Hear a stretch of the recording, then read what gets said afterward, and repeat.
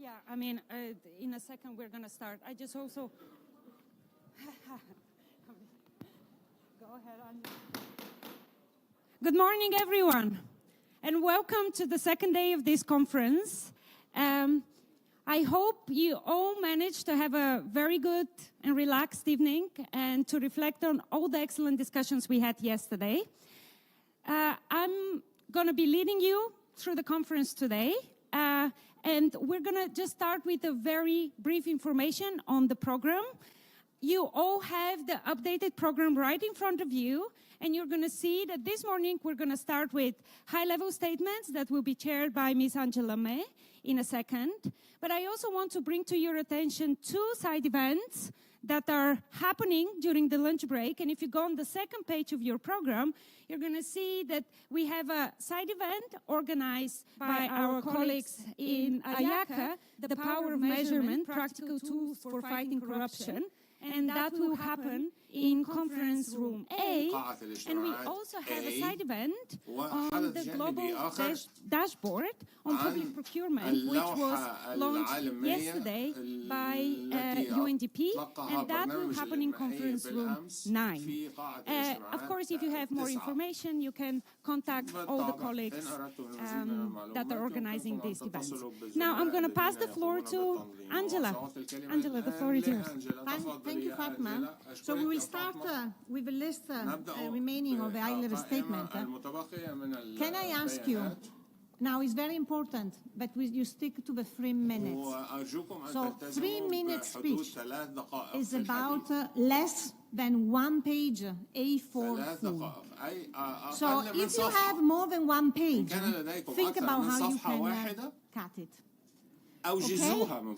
So we will start, and we have, I'll tell you the next 3 so that you can get ready. We are going to have Dominican Republic, Ecuador, and Armenia. So I will start with Ms. Milagros Ortiz Bosch, the Director General in the Dominican Republic.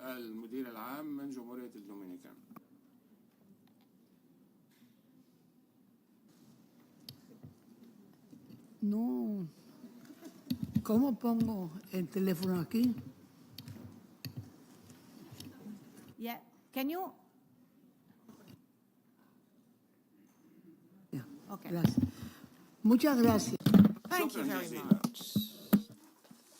Thank you all for those organising this, and to all of you, and to all of our friends from all of the different nations of the world who have come to this event. The Dominican Republic is cognizant that this is an extremely important meeting for all countries in the world, wherever the country may be, whatever continent it may be in.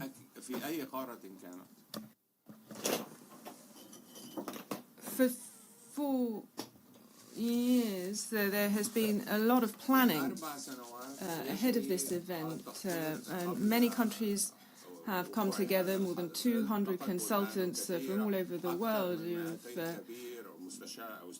contributed to bringing together the agenda today.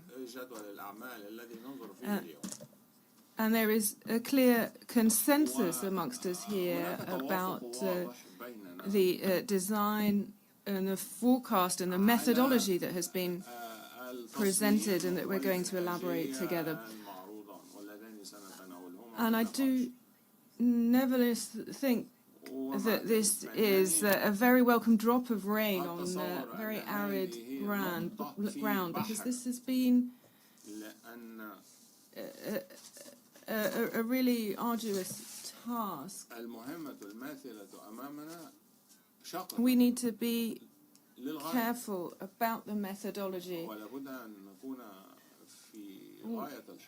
It's very important that we contrast experiences that are based on reality so that we can combat corruption together.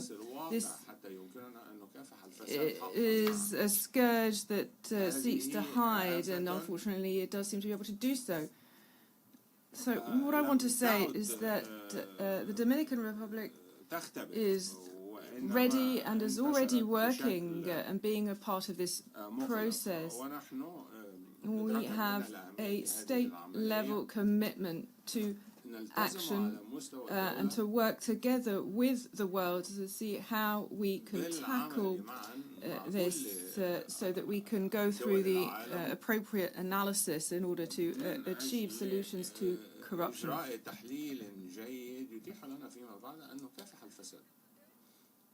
There are two ways of looking at this data. But we must begin with the data, of course. The future depends on what we are able to do here and to coordinate together. This project represents an added value, and it is a multiplier force for everything that we can achieve together. The Dominican Republic is very grateful to have been chosen with Colombia and Kenya to be part of the pilot project, and we are ready to share with you step by step to achieve a just vision of what we want to undertake following on from this meeting. Nevertheless, there are two aspects I want to draw your attention to. The future is always provisional, but there are two things that we must never forget. Firstly,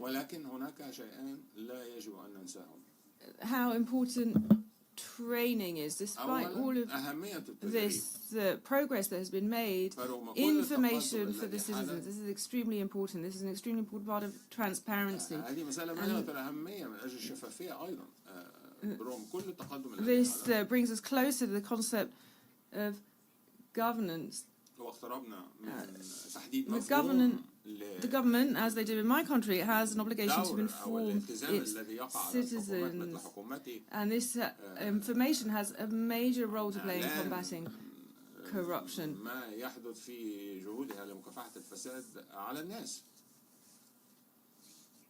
Global action that is coordinated here at the United Nations. And the next issue is financing. Very often we speak of this money that isn't going to be used or that isn't needed, and I want to remind you all that we are talking of data, and data is more valuable than oil today. Even more valuable than rare earths. But I have to ask you to wrap up, otherwise we cannot go through the program. So if you Ya termino. I'll be wrapping up quickly. I'm just saying that we should encourage the G20, the G10 to use this data to give this back to individuals as it's their data. Thank you very much for listening. Thank you. Thank you also, because indeed you bring a lot of passion. And I'm very sorry, so I just ask also the next speaker, please. It's very also embarrassing, but I don't need to, remind you to be short. So we go to Mr. Rodrigo Iván Constantino Zambrano de la Procuraduría General del Estado de Ecuador. Prosecutor General of Ecuador. Do we have Ecuador? Just a second to upload the documents.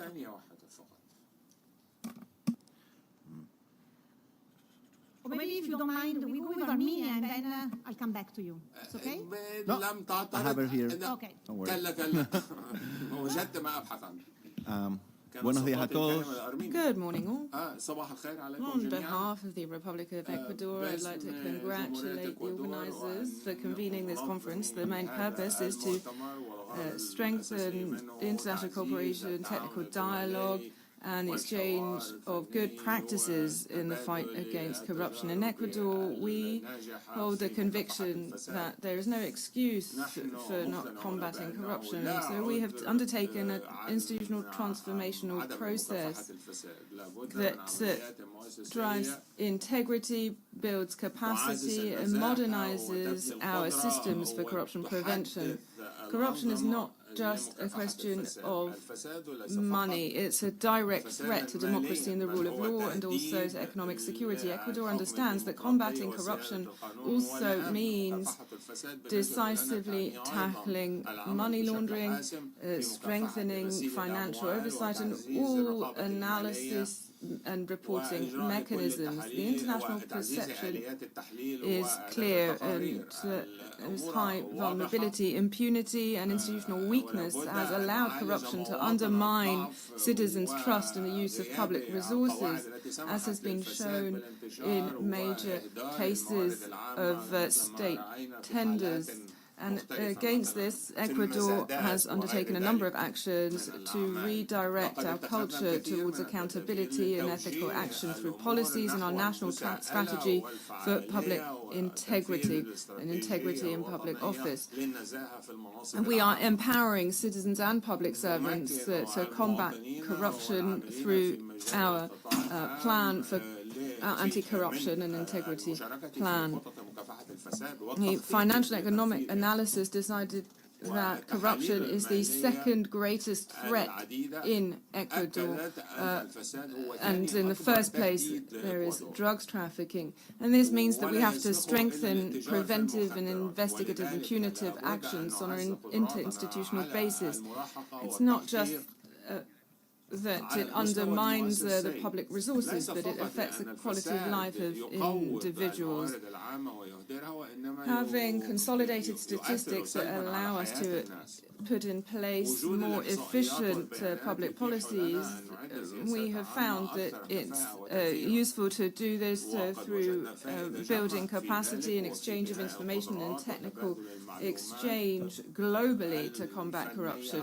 Ecuador reaffirms its will to continue working with all of you to strengthen integrity systems to promote transparency and build more resilient democracies. The fight against corruption is a complex one, but it is possible to do this when we confront it with assistance and cooperation. I thank you. Now we have Ms. Anna Karapeteyan, Deputy Minister of Justice, Armenia. Chair, Excellencies, distinguished colleagues, ladies and gentlemen. It is a privilege to join you at this important global forum as the Deputy Minister of Justice and newly elected member of the ICA Board of Governance. The forum is dedicated to strengthening the ways we guarantee, analyze, and use data to better understand and measure corruption. We increasingly rely on data to assess integrity risks, evaluate the impact of policies, and monitor the effectiveness of institutions, ranging from anti-corruption bodies to judicial system. So strengthening data quality, transparency, and interoperability is therefore central to ensuring accountability and preventing corruption across all levels of government. Armenia is pursuing an ambitious anti-corruption agenda designed to eliminate systemic corruption, reduce the shadow economy, address monopolies, and reinforce democratic oversight. This vision is reflected in successive national strategies. So the strategy prioritizes prevention, institutional strengthening, public education, business integrity, effective monitoring, and digital governance. One of Armenia's greatest achievements in the creation of a professional, independent, and interconnected three-level chain of anti-corruption bodies. This includes the Commission, the Committee, and the specialized anti-corruption courts. So, to conclude, Armenia's anti-corruption progress reflects a clear national commitment to build a state in which public authority is exercised transparently, responsibly, and in service of citizens.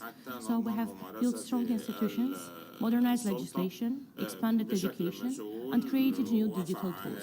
So much work remains ahead, but the foundations are stronger than ever. So I would like to express my appreciation to the organizers for bringing together such a diverse and expert community, and I'm confident that the insights shared here will not only enrich our understanding, but also help to shape global standards and practical instruments that countries can adapt to their national priorities. I thank you. Thank you. So now I'm going to call on Kuwait, Mozambique, and Kyrgyz Republic. So Mr. Nawaf Al-Mahemel, Vice President, Nzahah, Kuwait. نائب رئيس هيئة نزاهة من الكويت. سيد الرئيس Madam Chairperson, ladies and gentlemen, peace be upon you all. I would like first to express our appreciation to all international partners who have organized this important gathering and for their efforts that take into account our vision and our strategies and ambitions for the proper use of technology in preparing the data necessary to combat corruption and provide the best tools and patterns of analysis and measurement with a view to dealing with the causes of corruption nationally and internationally. I participate with you as a representative of Kuwait, and I am honored to be here to conduct our study of the best experiences and practices and take them into account in our efforts to combat corruption and its measurement.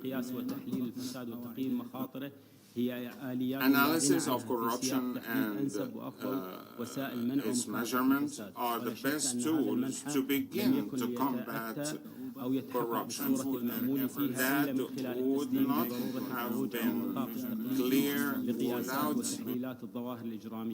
the clear necessity to think outside the box and utilize the best technological and digital tools that strengthen our efforts at national, and regional, and international levels.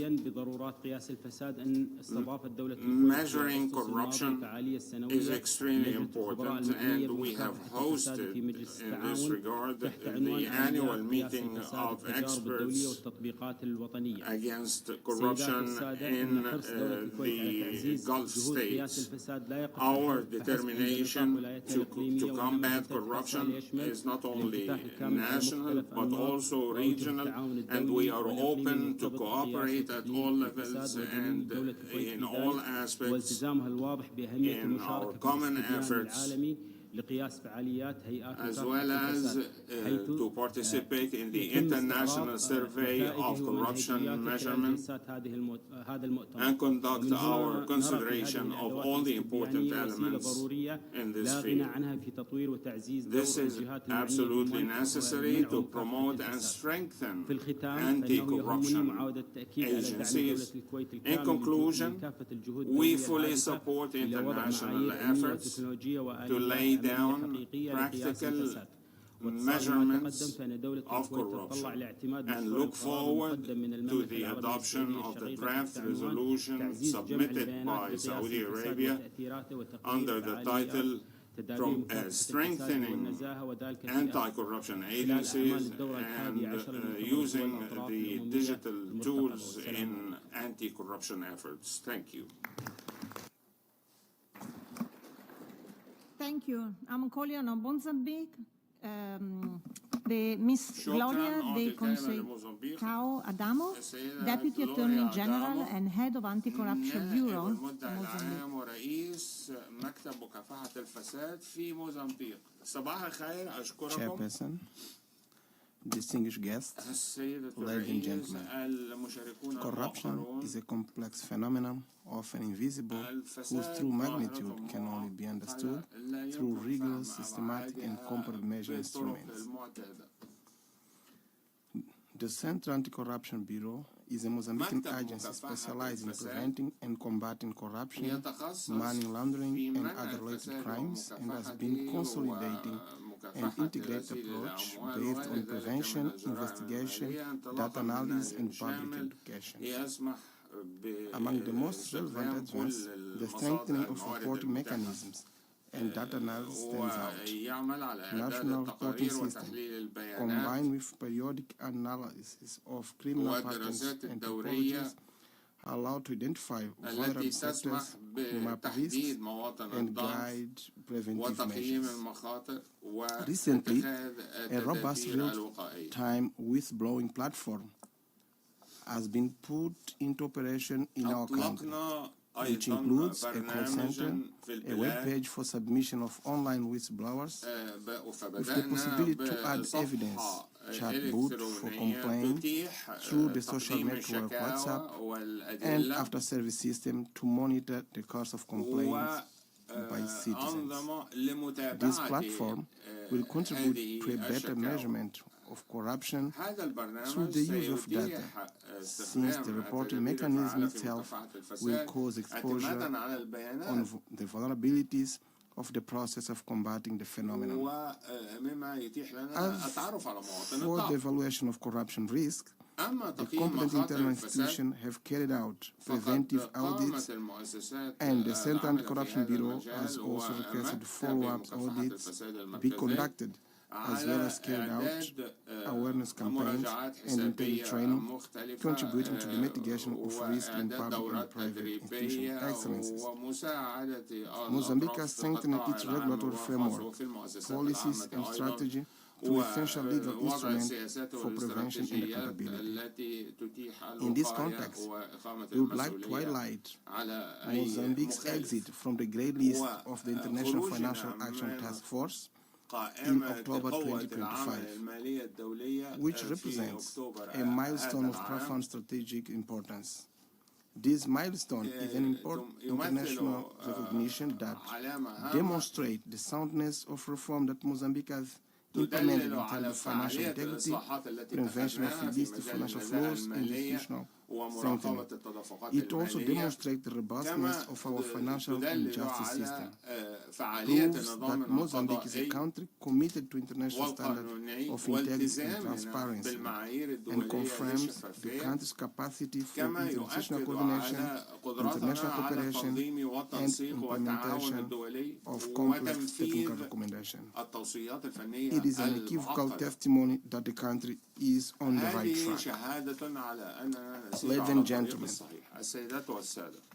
the establishment of a global data panel for the measurement of corruption, which is foreseen as one of the results of this event, shows itself as a strategic platform of great value for countries like Mozambique, because it provides access to updated comparative data on multiple dimensions of corruption, planning and identification of global and regional trends relevant to national strategic planning, harmonization of national indicators with international standards, better monitoring of the implementation of national strategies, and support to national transparency and accountability objectives.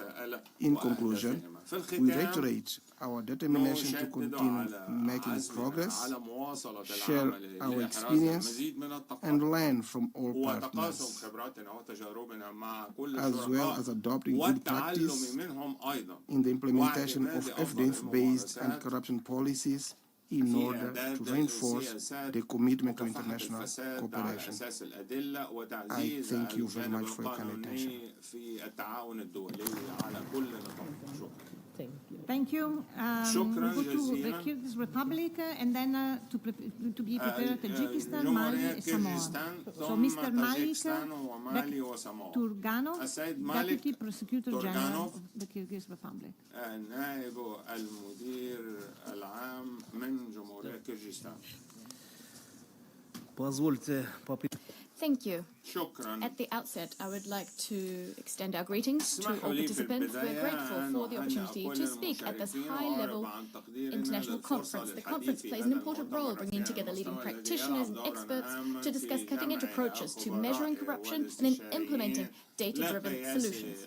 The Kyrgyz Republic believes the prevention and countering of corruption is one of our key national priorities. In 2024, the government adopted the State Anti-Corruption Strategy covering the years 2025-2030.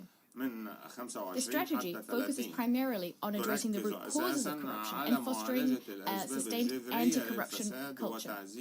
The logical continuation of this work was a historic decision, the decision to designate the Prosecutor General's Office as the authorized state body tasked with corruption prevention, in line with its role as the central authority under the UN Convention Against Corruption, the UNCAC. Recently, the President of the Kyrgyz Republic signed a decree enhancing the institution of anti-corruption officers, transferring them under the authority of the Prosecutor General's Office. This significantly strengthened coordination and ensured uniformity across anti-corruption policies.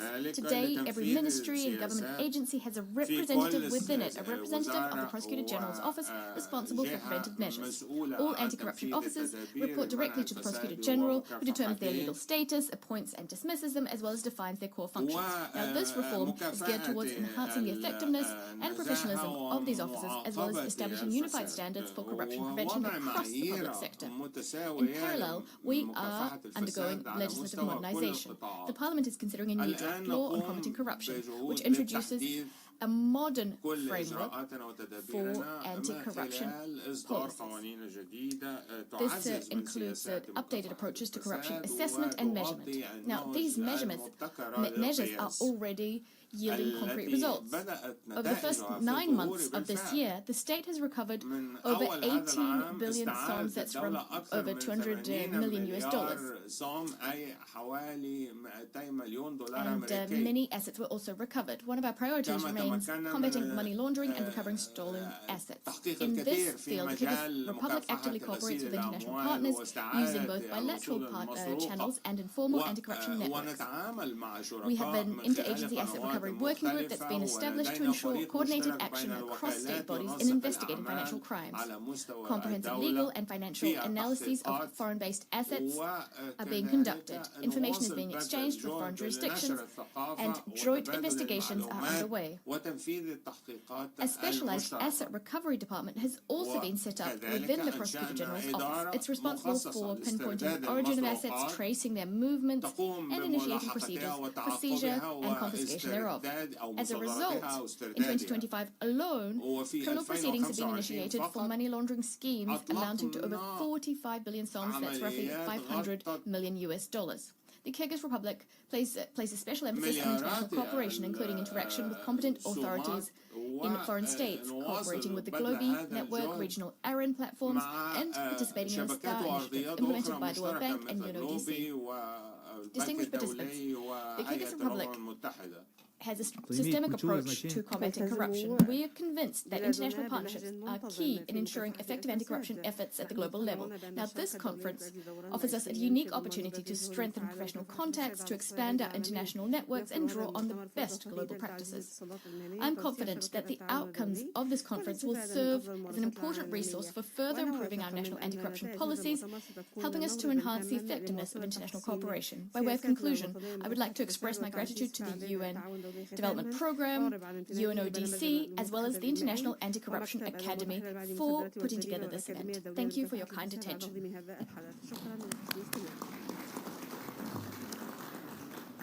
Thank you. Now we move to Mr. Kamolodzoda Virus, the Deputy Director of the Agency for State Financial Control and Combating Corruption of Tajikistan.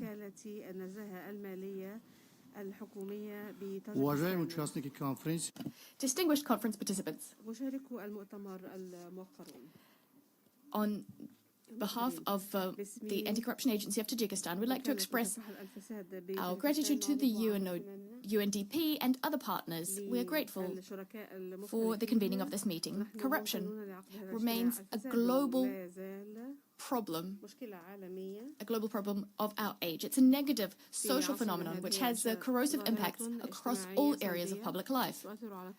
The government of the Republic of Tajikistan places particular emphasis on countering corruption. In order to combat this phenomenon, we are undertaking legislative and practical measures. Over the last few years in Tajikistan, we adopted 3 national anti-corruption strategies as well as plans of actions under each strategy. We have a specialized anti-corruption agency. We've updated our public procurement system and established a national testing center for combating corruption in education. Moreover, we have a new piece of legislation on combating corruption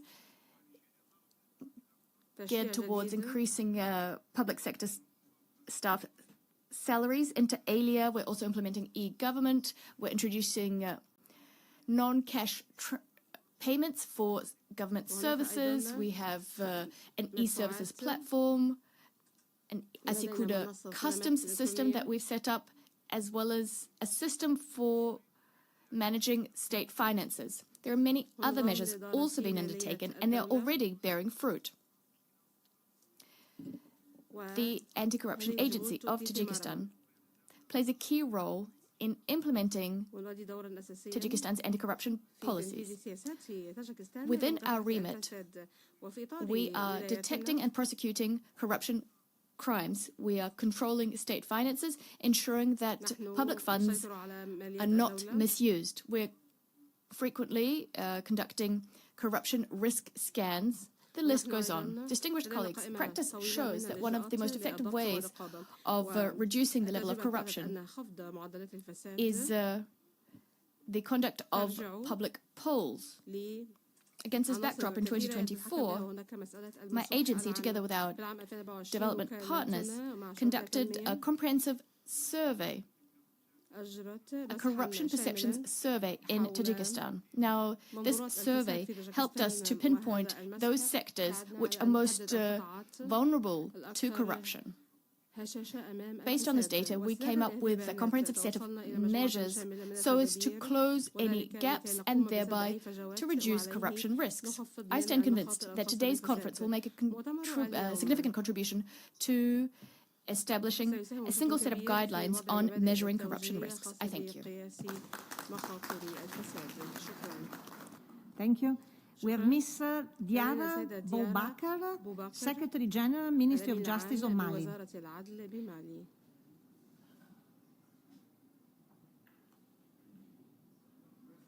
Madam Chair, thank you for giving me the floor.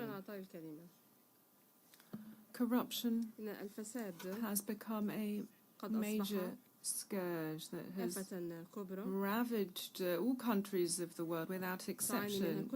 Corruption is a major obstacle to peace, to security, and to development, and also to the socio-economic development of countries. The main topic of this global conference is harnessing data to improve corruption measurement. And this is extremely important for Mali. Mali has undertaken significant measures and mobilized forces against corruption through structural and comprehensive reform that is starting to yield some very encouraging results. Our country is a party to the UN Anti-Corruption Convention, UNCAC, which seeks to measure the impact of anti-corruption actions through direct and indirect measurement and through international cooperation. And there is a strong political determination and political will to combat corruption. The decline of impunity and recovery of assets and building structures specifically devoted to combating corruption are all signs and evidence of our intentions. The National Economic and Financial Center that is dedicated to this is the Office of New Procedural Rules, such as continual ongoing prosecutions of corruption activities,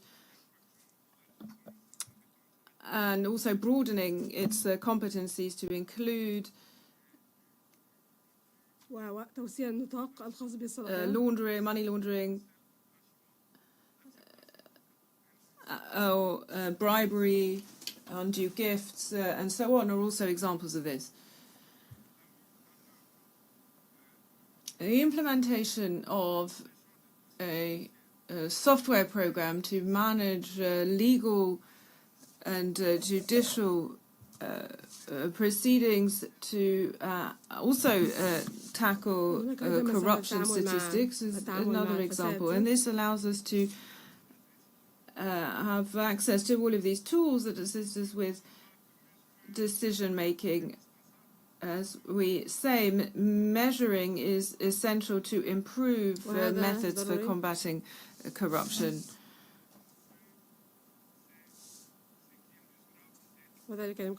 What we can measure, we can improve, after all.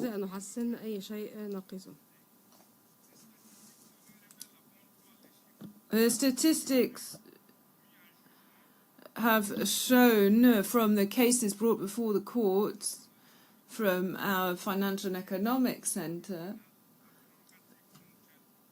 which is an ad hoc judicial structure. And so this leads us to say the following. Mali has undertaken major changes in combating corruption and economic and financial crimes more broadly. And this has given us an insight into the tangible reality of what our country has achieved over recent years. And this conference for us represents an opportunity to exchange ideas, to share experiences with other countries on good practices and solutions for corruption, with UNCAC being our collective barometer. My country stands ready to share the experience we have, such as the National Cybercrime Center, a first in Eastern Africa. Cybercrime, as you would know, there is a strong link between cybercrime and corruption. We have also adopted and gradually implemented a land use center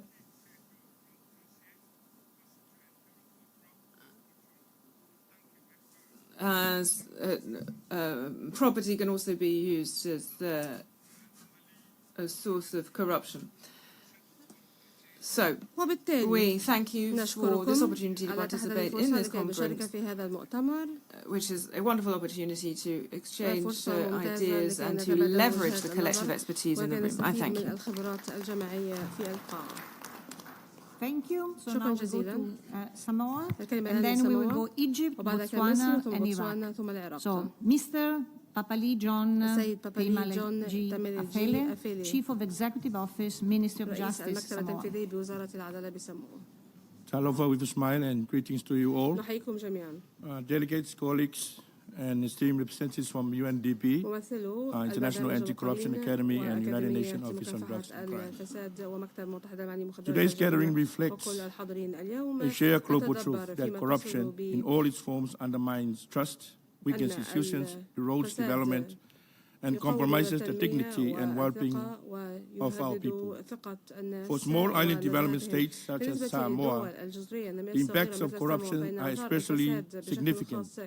Our size, our limited resources, and our close-knit communities means that any misuse of public trust in government, in service delivery, or within the justice system can have far-reaching consequences.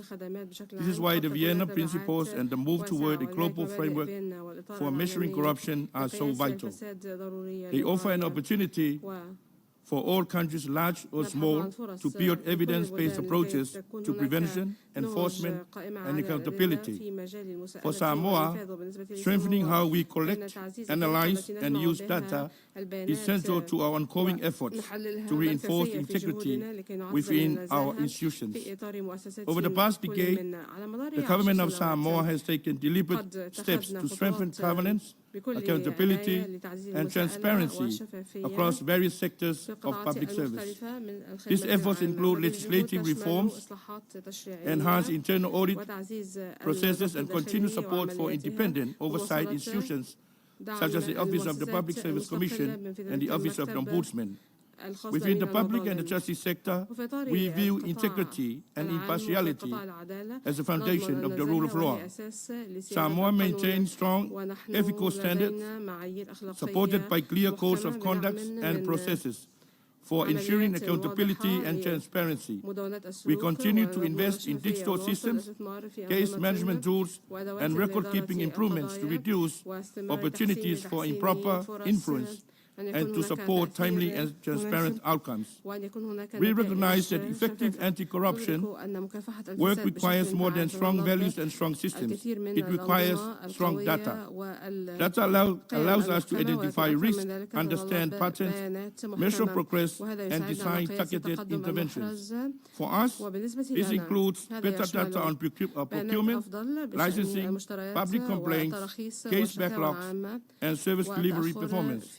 It also includes addressing capacity needs to ensure that data is collected consistently, shared responsibly, and analyzed meaningfully. We are encouraged by global efforts such as this conference that aim to harmonize approaches to corruption measurements. The Vienna Principle resonates strongly with Samoa's priorities, particularly the emphasis on transparency, comparability, context sensitivity, and inclusion of diverse data sources. For small jurisdictions like ours, a framework that recognizes capacity constraints while enabling participation in global measurement efforts is essential. We want to ensure that the narrative around corruption is not solely shaped by perception surveys, but also by administrative data, independent oversight findings, and evidence-based assessments that accurately reflect institutional realities. As we look forward, Samoa remains committed to deepening our cooperation with international partners, strengthening national capacities, and ensuring that our justice sector and public sector continue to uphold fairness, integrity, and the rule of law. We welcome opportunities to collaborate, to learn from global best practices, and to share our own specific experiences grounded in the principle of Samoa, respect, service, and collective responsibility. In closing, let me affirm Samoa's unwavering commitment to preventing corruption, promoting transparency, and safeguarding the trust of our people. With improved data, strong partnerships, and shared global principles, we can all contribute to building more resilient, accountable, and corruption-resistant institutions. Thank you. Thank you. We have Mr. الآن لدينا السيد علاء عبد الله من مصر وهو وكيل أول وزارة بهيئة الرقابة الإدارية بمصر. السيدات والسادة. Ladies and gentlemen. بالإنابة عن الوزير عمرو عادل. On behalf of my minister, the head of the Administrative Control Authority, I am proud to take part in this high-level conference on corruption measurement. I would like here to thank the representatives of the states and the entities, particularly Nزاهة at the Kingdom of Saudi Arabia and the UNDP and the UNODC and the International Academy for Combating Corruption for their effective participation in providing realistic measurement of corruption. We focus on this dossier as one of the main tools to understand risks and to direct public policies. We were one of the first countries that have adopted a national anti-corruption measurements, and we have developed a gradual approach. Over the past years, we have enhanced this system so that we can have better management of corruption, and we have a national program for database linkage and networking, and this allows us to discover corruption at an early stage. Ladies and gentlemen, the new measurement approaches are a matter of consensus, and this is through the Vienna Principles for 2023 and the framework that was launched by the OCAC COP.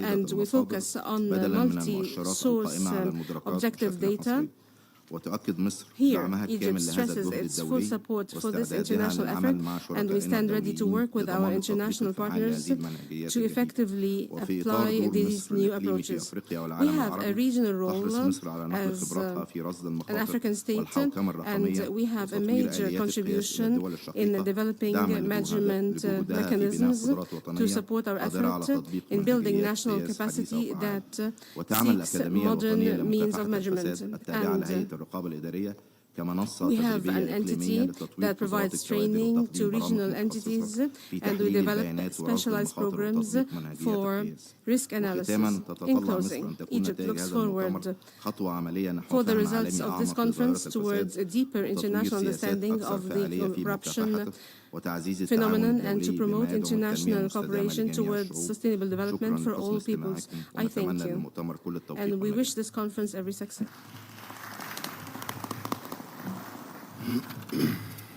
Ms. Grace Ntereke, Director, Corruption Prevention Unit of the Ministry of Finance of Botswana. السيدة جريس نتريكا من بوتسوانا. Good morning. This conference comes at a very critical time, also when the emerging economies like Botswana are still struggling with the aftermath of COVID-19, and the corruption appears to have spiked up after the COVID. Harnessing data involves leveraging various data sources, technology, analytical techniques to enhance transparency, accountability, and governance, which are direct benefit to public finance management systems. Having quality and accessible data empowers institutions to fight corruption, as will have targeted and relevant anti-corruption initiatives, above all strengthening credibility of PFM systems. Also, readily available and accessible data facilitate the early detection and diagnosis of all types of corruption and associated PFM leakages. With data-driven insights, we can identify corruption risk early and track spending in real times and be able to have targeted spending and save the resources from unfruitful expenditures. All of us here, we are all looking forward to learn more how multidisciplinary collaborations can effectively be driven, how modern technologies like AI can eliminate biased data collection and analysis, how data literacy for anti-corruption agencies and civil society organizations can be improved. We will appreciate the modern technologies for harnessing data to reduce mismatch of anti-corruption initiatives, the reduction of corruption perception within our nations, especially the small economies, and we believe the take-back is the best methodologies that will kickstart and fast-track all the initiatives that will regain our PFM systems, overall enhancing also our PFM reforms, especially under procurement and revenue collections. This, we feel, benefit will enhance our economic recovery and be able to have direct initiatives that will save our economies and also buy back the public trust and overall have the finances or the PFM systems that benefit our economies. And overall, I can close that I foresee direct linkage of harnessing data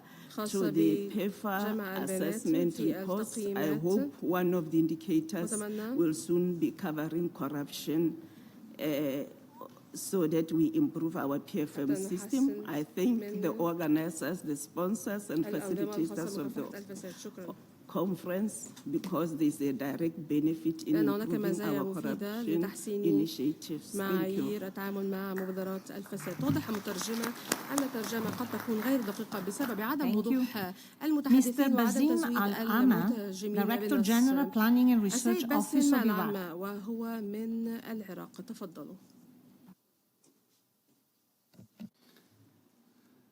السيدات والسادة ممثلو البعثات Ladies and gentlemen, delegates, Your Excellencies, representatives of the states, parties, and observers.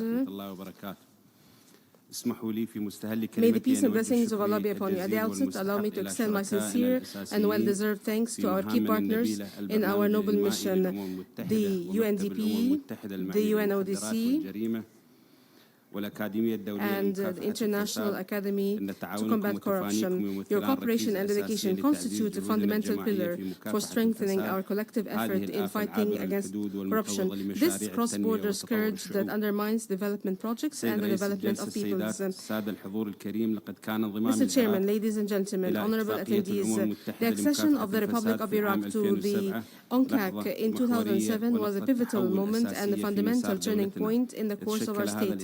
This accession constituted the solid legal framework that obliged public and private institutions to work according to a clear and unified vision. This step reflected the state's thinking and strategic management of this dossier, especially as it acceded to an international system that strives to establish the principles of transparency, accountability, and good governance in all aspects of public administration. Iraq realized early on that the fight against corruption cannot be just a reaction or just a one-time-off campaign, but rather required long-term institutional approach based on sustainable national policies that adopt approaches in gradual and tight time-bound stages. Here, Iraq was very active in the formulation of these policies.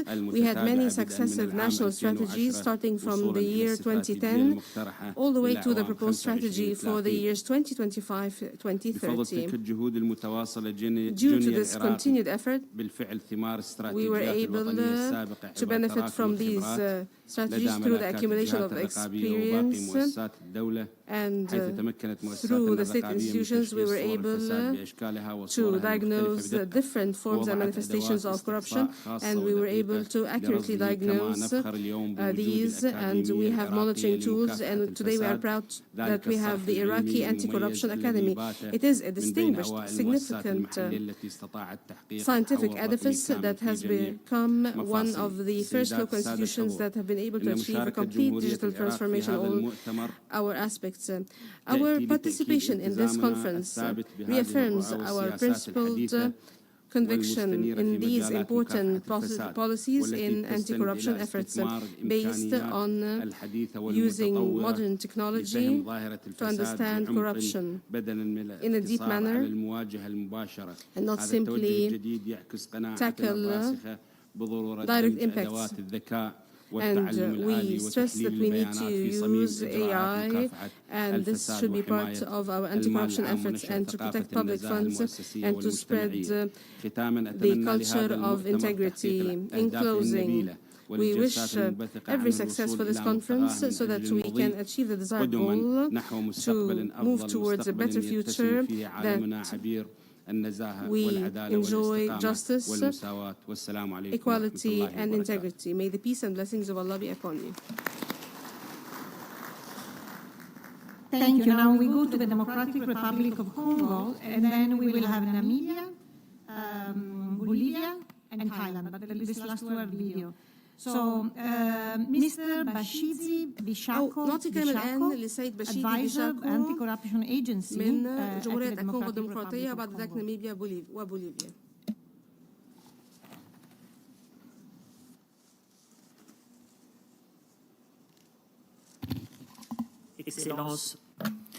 Excellencies,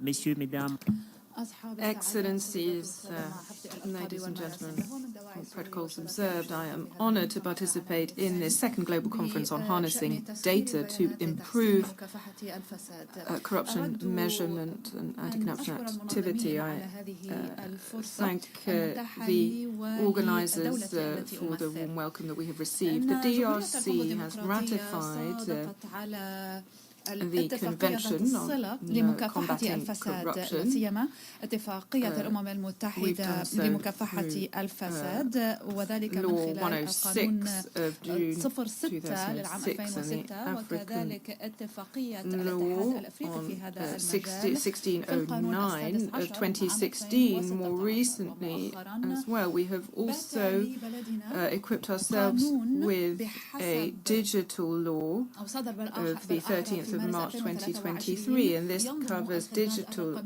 services and IT systems. The President of the Republic, Félix Antoine Tshisekedi, and I'm part of his cabinet since he became president, has highlighted his priority as being effectively combating corruption by bringing a new life to anti-corruption institutes and to strengthening anti-corruption activities in March 2020.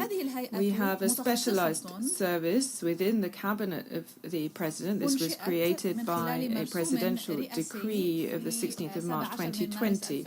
This is the benchmark national authority for combating corruption, and as such, it coordinates all of the services and bodies tasked with combating corruption, money laundering, and simulated crimes in the DRC. Current coordination is managed by Mr. Michel Vittori and his two assistant coordinators as they discharge their mission.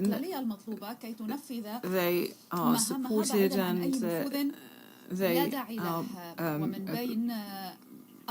protected, and they are tasked with defining the indicators and measures for socio-economic indicators, anti-corruption, defining programs to detect actions that may be considered as corruption or assimilated crimes. They are tasked also with pressing legal charges against individuals that may be involved in money laundering and similar activities. وفي ممارسة هذه المهام تتعاون الهيئة بوصف السلطة المعنية بمكافحة الفساد تتعاون إذن مع غيرها من الهيئات المعنية بدورها بمكافحة الفساد وغسل الأموال وكذلك الجنحة الخاصة، ومن بينها على سبيل الذكر لا الحصر Observatory for Surveillance and Professional Ethics, the National Center for Financial Information, and other centers.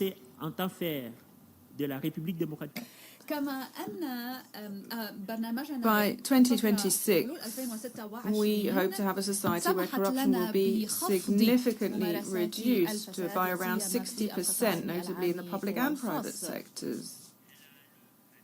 انطلاقا من ذلك ومن خلال الهيئة We have used our centers to build a national strategy for combating corruption, which has three axes: prevention, detection, and repression.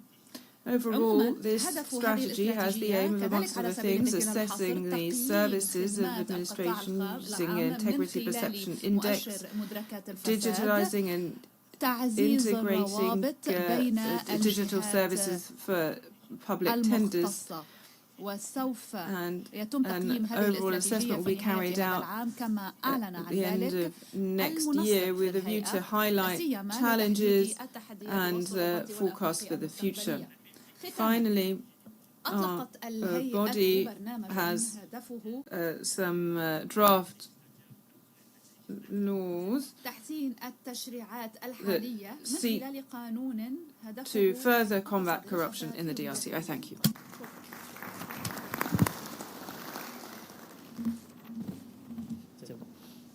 Then we have Ms. Marina Matundu, Chief of Public Education and Corruption Prevention in Namibia. for the opportunity, Madam Chair. It is an honor to join you at this second global conference on harnessing data to improve corruption measurement. Namibia appreciates the United Nations Development Programme, the International Anti-Corruption Agency, the United Nations Office on Drugs and Crime, and the World Bank, as well as OECD for creating this critical platform to strengthen global integrity systems. In Namibia, we recognize that corruption is not static, its illusory and dynamic nature means it constantly adapts to reforms, technologies, and oversight mechanisms. This demands that we apply diverse tools and methodologies and harness data from different angles to understand, detect, and prevent corruption entirely. Data collection is essential for designing targeted, measurable, and impactful interventions. At the regional level, the SADC Secretariat is currently conducting an assessment of member states' readiness to enhance corruption prevention and enforcement under the SADC Protocol Against Corruption. Namibia fully supports this important initiative, which helps evaluate institutional capacities, identify data gaps, and strengthen our ability to measure corruption in a harmonized and comparable manner across the region. This shared commitment should inspire confidence in regional collaboration. Through our National Anti-Corruption Strategy and Action Plan 2021 to 2025, which is currently under evaluation, Namibia continues to prioritize data-driven approaches in corruption risk assessment, procurement oversight, and citizen reporting. This effort underscores our dedication to building resilient data ecosystem that supports early detection, improves service delivery, and fosters accountability, reinforcing our resolve to combat corruption effectively. Our focus on data should reassure partners of Namibia's commitment. We acknowledge, however, that challenges remain, particularly relating to fragmented data systems, resource limitations, and capacity constraints. This is why a platform such as the second Global Conference on Harnessing Data to Improve Corruption Measurement is invaluable for fostering international collaboration, sharing innovative approaches, and building networks that advance global anti-corruption efforts. Our collective effort is very vital for the progress. Finally, Madam Chair, Namibia remains committed to working with international regional partners, strengthening data-driven prevention mechanisms, and ensuring that our institutions uphold public trust. Very, very important. As we engage over the few days as we started yesterday, we look forward to exchanging insights that will help us respond to corruption in all its evolving reforms. Thank you very much.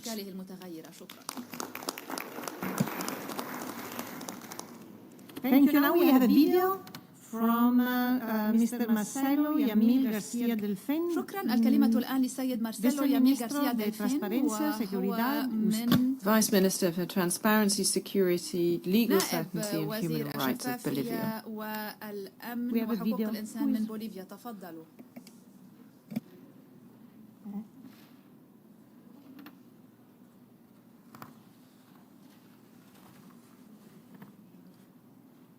Okay, maybe until we sort out the two videos, we can conclude with our, that will be the last speaker, Jasper from OECD. Oh, we have a video. Okay. تستدرك الرئيسة سويت المشكلة الفنية، لكن صوت الفيديو لا يصل إلى مقصورة الترجمة للأسف.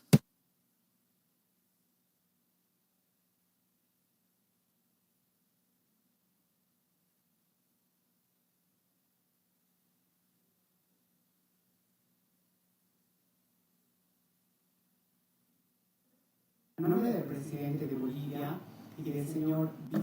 behalf of the distinguished authorities, representatives of international organizations, distinguished experts, ladies and gentlemen, on behalf of the President of Bolivia, and the Vice Minister of Deputy Minister of Transparency, Legal Security and Human Rights. I bring a warm greeting to this second global conference on harnessing data to improve corruption measurement. This forum is a strategic platform for strengthening international cooperation and to build innovative mechanisms that are evidence-based so that we can detect and evaluate corruption. Bolivia reaffirms its commitment to institutional transparency and the fight against corruption as part of digitized governance under our laws. This policy involves the digitization of interoperability, coordination with civil society, training in ethics and integrity, as well as access to information.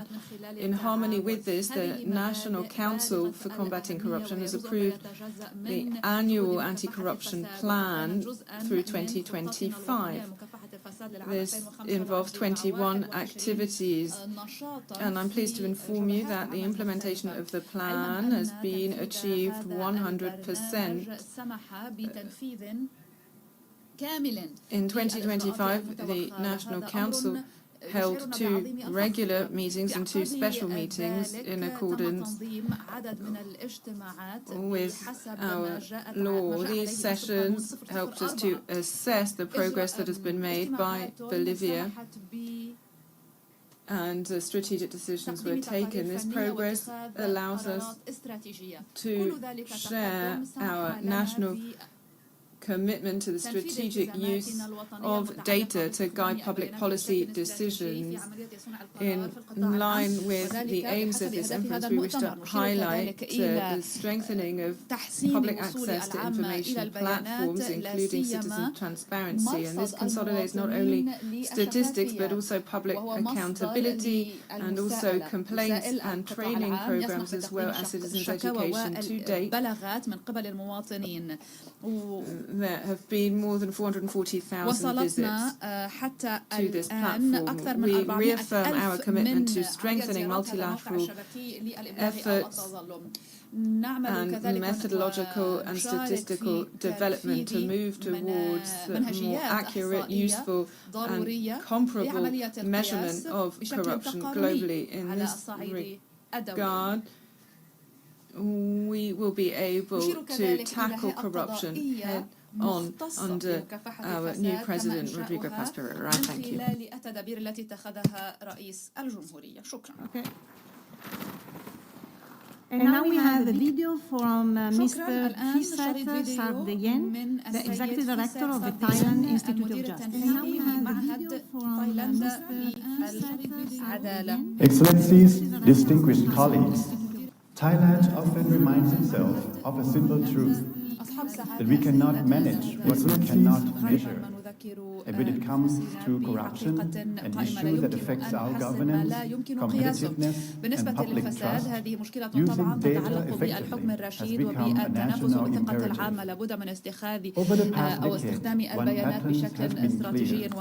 Corruption thrives where information is fragmented, concealed, or inconsistent. نعرف أن الفساد ينتشر عندما تكون البيانات غير متسقة أو في صوامع منعزلة، ولكن عندما نحسن البيانات وتصبح تقارنية قابلة للاستخدام يتراجع الفساد. لهذا السبب نركز على عملية إصلاح من خلال نهج يشارك فيه المجتمع ككل. وفي العام المنصرم قامت هيئتنا بالتعاون مع هيئات أخرى في تايلاندا وكذلك مع شركات ومؤسسات في القطاع العام. عملت إذن على استقصاء مجموعات بيانات مهمة في جهود التصدي للفساد، بدءا من المنع إلى التحقيقات، ويتضمن ذلك ما يتعلق بالملكية النفعية والإنفاقات الحكومية وكذلك المشتريات العامة. وطبعا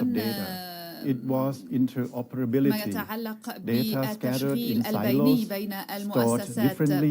and unable to speak to one هذا مهم another. لأن البيانات في We are now الماضي addressing كانت this منفصلة أو through shared منعزلة standards and واليوم unified نقارب formats هذه so that المشكلة من systems خلال across معايير agencies can مشتركة connect. وصياغات Our goal مشتركة is تسمح open by بربط default, هذه البيانات. هدفنا timely, إذن هو accessible, الانفتاح usable, and وقابلية participatory. الوصول We are also والاستخدام putting the Vienna وكذلك الأنظمة principles into التشاركية. action, نطبق especially مبادئ data فيينا ولا quality, سيما جودة البيانات inclusivity, and shared والشمول ownership. والملكية One key example is المتشاطرة. the ACT أضرب مثل AI, على a civic tech ذلك. platform that integrates هذه scattered منصة government data متعلقة بالذكاء using big الاصطناعي data and تدرج AI. البيانات It الحكومية allows التي كانت citizens, منفصلة journalists, باستخدام and البيانات investigators الضخمة to detect وكذلك الذكاء anomalies in real الاصطناعي time, ويمكن للمواطنين identify والصحفيين rigging وغيرهم أن patterns, يحددوا and uncover مواطن links between العيوب politicians في and الوقت businesses. الحقيقي ويحددوا الأنماط TIJ's role ويقيموا is to الرابط بين act السياسة as a bridge والشركات. between global دور standards الهيئة and domestic هو أن نكون reformers, جسرا بين between المعايير data الدولية وجهود availability الإصلاح and actual الوطنية accountability, وكذلك إتاحة and between البيانات institutions وتطبيق and مبادئ society. المسؤولية كما We وأن bring نكون جسرا بين ministries, المؤسسات regulators, والمجتمع. private sector partners, نجمع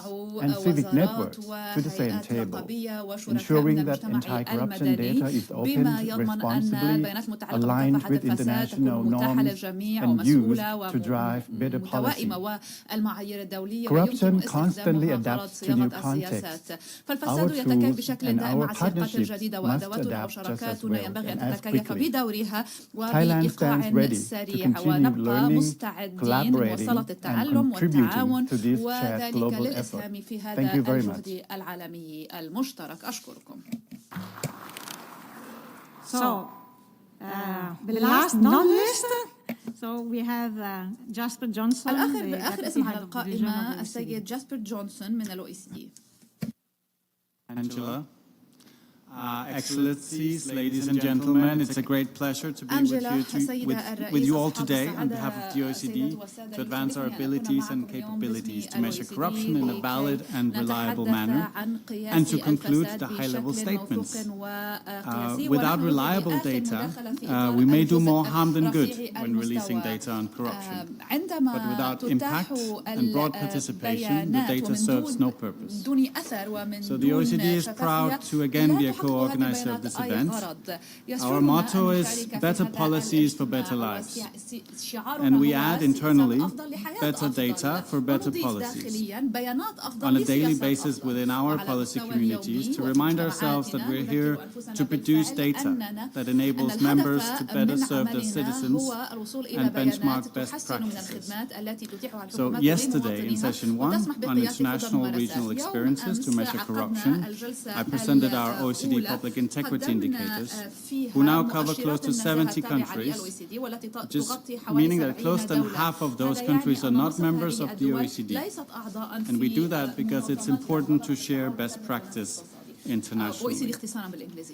They show governments what steps to take to strengthen anti-corruption and integrity safeguards, and they compare corruption risk indicators based on administrative data at the national, regional and global level. Today, my colleague Helene Wells will present in session 6 on the application of AI and machine learning in measuring corruption.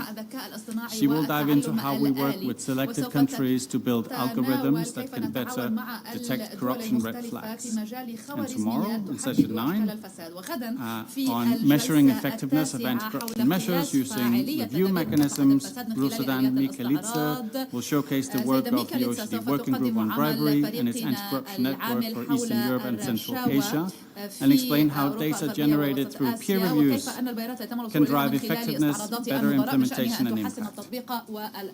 So, to conclude, I think at the end of this conference, the questions we are all going to ask ourselves are, how close are we really to be able to credibly measure corruption and integrity at this point in time? I think more importantly, what pieces of the puzzle are still missing? What are the most crucial data gaps that we need to fill?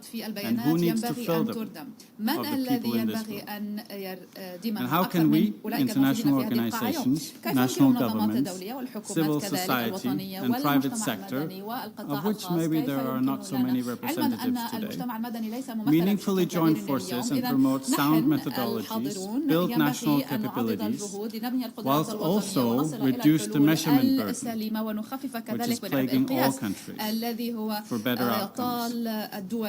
I think that going forward we need better quality data, both survey and administrative data, for both enforcement and prevention. Investments in actual data production are still meager in practice in most countries, and most data consumers tend to recycle old-style data based on perceptions, not practice. In our experience at the OECD, the best data is always of direct value to countries, and it's integrated in national policies and statistical systems. And the data must be available to citizens, researchers, and journalists. I think we do have the knowledge, we do have the methods, we do have the experts, the people, we do have the guidance, and I think we even have the principles. And going forward, we need to focus on producing more high-quality data and promoting greater uptake of such data. Thank you. Thank you. So this concludes شكرا. نكون بذلك قد انتهينا من جزء البيانات. Thank you very much, Angela. Thank you for leading us through this high-level statement. And thank you very much to the esteemed delegates for these statements. Now we're going to proceed with the next session, and I would like to invite to the floor Ms. Natalie Lino, which is Deputy Director on Health and Development Practice at UNDP, and she's going to lead us through a session on tackling corruption risk in public service delivery in infrastructure. I also would like to invite all the other speakers on the floor. Natalie, the floor is yours. Thank you so much. Thank you so much, colleagues. And I know it's, if you need to stretch, I give you permission to stand up and stretch for a second while we get the three government speakers who will join us today. So I'd like to extend a warm welcome to this session, which is focused on building integrity through tackling corruption, risk in public services and infrastructure. And our session is, builds on what we've heard, that corruption in public services and infrastructure is not just a governance challenge, but it really undermines trust, it diverts resources, and slows progress towards sustainable development. And addressing these risks is essential to ensure that every dollar spent delivers benefits to people. So while mainstreaming anti-corruption, transparency, and accountability has become increasingly important, and we talk about it, the measurement is what we are here to discuss today. And we are honored to have three government representatives and then a thematic panel that will really think about practical tools that we can all discuss. We have 1 hour together, and my role as moderator is to, first of all, introduce the esteemed colleagues, but also to keep us on track. So I apologize in advance to people if I have to rush along, but I will not do that with our first speaker, Her Excellency Ms.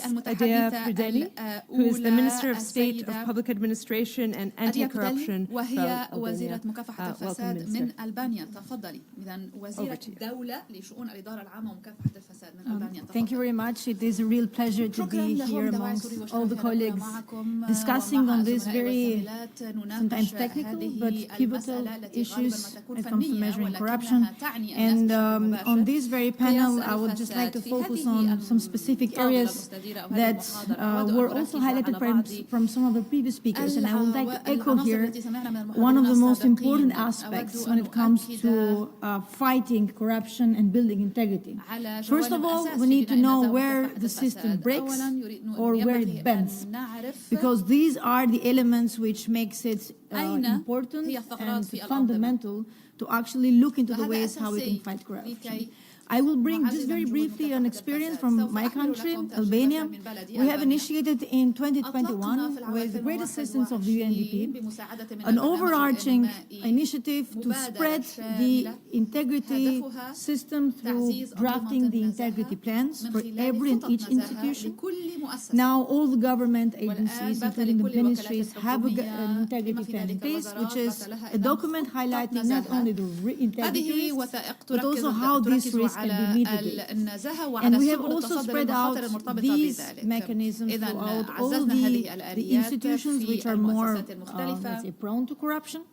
And in the 2024 OECD Competitiveness Outlook for the Western Balkans, Albania was considered as a leading country in spreading out this integrity mechanism throughout all the line ministries. One important point is that we did not left aside the local government. We know how important local government is to make sure that services delivered to the people closest to them. And in that sense, out of 61 municipalities in Albania, 31 of them have an integrity plan in place. And what we did is that we connected the implementation of the integrity plan with what we call the performance grant, which means that municipalities that have in place an integrity plan and that they make sure that they successfully fulfill the requirements of the integrity plan, that they are actually rewarded. And we've seen a change in culture when you somehow, from a way to another, you connect the incentives with the change in the mentality on integrity. It is also important to highlight the fact that we know very well that spreading out integrity and rolling out integrity plans sole as an initiative will not suffice. This is why we thought that we should also move from the horizontal approach of instilling integrity in public service to what we deem very important, that what we call the sectoral approach. So what we did is that we identified sectors which are more vulnerable to corruption, where corruption can be more prevalent. So in that sense, we have identified 5 priority areas and sectors so that we can have a much more deeper look and much more deeper scrutiny into these areas. And they span over, as you have mentioned in your opening remarks, also areas including infrastructure investments, public procurement, concessions, but also other areas which are closer to the life of citizens, such as, for example, healthcare provision, and also tax and customs. It is also important to say that it is sometimes thought that governments are mostly judged by, and most of the time when corruption happens, but not when corruption is prevented. So nobody speaks about prevention because prevention, of course, is not as attractive as when cases of corruption are being brought to light. We believe that both these sides of the coins are equally important. And what we also did in that sense, that apart from building an integrity system, is trying to make sure that we cut the possible integrity breach ties with the help of digitalization. We consider that digitalization is our biggest ally in this sense. We have digitized 95% of our public services in the country, which means that almost all public services are now offered online to the citizens. And this has cut not only petty corruption, but this has also given us, as policymakers, an important mechanisms to ensure accountability, to ensure who is responsible for what and who should be held liable for what. So in that sense, we do believe that digitalization has made has enabled us to make a big leap forward in that sense. And what we're doing lately, it is an initiative that we started to include elements of AI and machine learning in the public procurement sector. By the end of 2026, we aim to finalize what we call the overarching system of public procurement through AI, including the phase of the design of the technical specifications up to the very implementation of the procurement contract. And by this, we just aim to ensure that AI, of course, is not run by itself, but that it learns from our experience, it learns from our practice, and it enhances it as much as we can in order to make sure that integrity lies at the very core. So last but not least, I would very much like to bring into attention that we do not aim that through these reforms we will be delivering miracles, but we do believe that prevention and integrity-based mechanisms are not a quick fix, but these are mechanisms that make sure that day by day, in a cumulative way, we make sure that we have a system which will respond to the risks at the best way possible. So this is just an opening, but I would very much appreciate also any comments or discussions on this point. So thank you very much for your attention. Thank you so much, Your Excellency. I want to say that we have begun with a very strong speaker talking very practically about what Albania has achieved, and I look forward to this being a very practical, interactive discussion. And just to say, the focus on sectors that you talked about, the focus on digitization as both service provision and accountability, echo very true. And let me pass now the floor to His Excellency, Mr. Ankvair Nyamdorj, the permanent representative of Mongolia to the United Nations. Thank you for joining us this morning. Thank you, Madam Chair. Excellencies and distinguished colleagues, ladies and gentlemen. It is for me an honor to address this important and very timely discussion. And allow me in my capacity as the PR of Mongolia to contribute a perspective rooted in both national experience and in our shared multilateral objectives, particularly those embodied in SDG 16. My first point relates to the direct impact of the corruption risks in public service on the progresses of SDG 16 and by extension on a broader sustainable development ambitions. Corruption in public service is not an abstract phenomenon. It manifests concretely in procurement misallocation, in opaque construction contracts, in administrative discretion over permits and inspections, and even in how citizens interact with frontline officials. When corruption infiltrates the delivery of essential services, it undermines the people's fundamental expectations of fairness, impartiality, and equal access. For instance, in health sector, Mongolia's State Audit Office recently uncovered irregularities in medical procurement processes, where implicated pricing and supplier favoritism compromised budget efficiency and impacted the availability of essential equipment. Similarly, in construction and infrastructure sector, several municipality-level audits revealed discrepancies in the use of materials and compliance with the building safety standards, practices that led to paying public funds for infrastructure that later required remediation and reinforcement. These are not only merely financial distortions, they affect the communities directly and undermine trust in public authorities.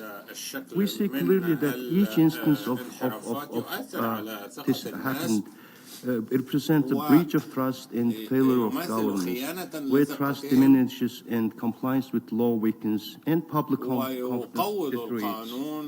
This goes to the very heart of the SDG 16, which is building peaceful and just and effective institutions. Without integrity in service delivery, the principles of equality before the law and rule-based governance become fragile. As we all often note within the UN legal and development frameworks, corruption is not only a thief of resources, it is a thief of opportunity, of rights, and of dignity. And therefore, the fight against corruption is fundamentally a fight for fairness and justice. My second point concerns the importance of the strengthening systems to track and manage these corruption risks in line with the session's objective. It is not enough to condemn corruption. We must be able to identify it, measure it, predict it, and prevent it. This requires capable institutions with clear mandates supported by technology, data, and transparent processes. In Mongolia's own experiences, strengthening institutions such as public audit authorities, administrative inspection agencies, and anti-corruption bodies has proven essential. In recent years, the Independent Authority Against Corruption has expanded the use of assets and income declarations for public officials and introduced digital verification tools to identify inconsistencies. The adoption of gloves account law a decade ago has also played a crucial role by requiring all budgetary entities and state-funded institutions to publish contracts, expenditures, and financial reporting openly. This mandatory transparency not only allows civil society, media, and citizens to scrutinize public spending, but also serves as a preventive mechanism by discouraging irregularities before they occur. Likewise, the introduction of the e-Mongolia, very much like Albania, the e-Mongolia digital platform, providing over 600 public services online, has significantly reduced the face-to-face interactions where discretionary decisions and informal payments could occur. This digitalization has contributed to both improved efficiency and major reduction in opportunities for petty corruption. But institutional strength alone is insufficient if the information they handle is inaccessible, siloed, or non-comparable. That's why data governance, not simply data gathering, is so critical. The sessions focus on open data, citizen engagement, digital tools, and an SDG alignment governance is particularly relevant. When data on procurement, permits, infrastructure budgets, and inspection reports proactively accessible, corruption risk can be detected early by oversight agencies, civil society, and even ordinary citizens. In Mongolia, the recent shift to publishing selected government contracts and budget execution data has improved the NGOs, journalists, and local watchdog groups to scrutinize public expenditures more effectively. Digitalized systems also reduce human discretion and standardize procedures, closing off avenues for manipulation. Public audit, in particular, has a defining role. Audit institutions must not only review irregularities after they occur, they must be equipped with the audit proactively identify systematic vulnerabilities and implement structural safeguards. In this way, audit becomes a tool of risk management, not merely accounting. At the same time, strengthening data systems is not solely a technical endeavor, it is a cultural governance transformation. It requires political will, interagency cooperation, and citizen participation, and more importantly, commitment to transparency as a public value rather than public relations slogan. In this context, I'm pleased to note that Mongolia, together with Albania and Ghana and Norway, has jointly tabled a new draft resolution for adoption to the 11th conference of the state parties of the UN Convention Against Corruption, aimed at enhancing transparency in funding of political parties, candidatures for elected office, and electoral campaigns.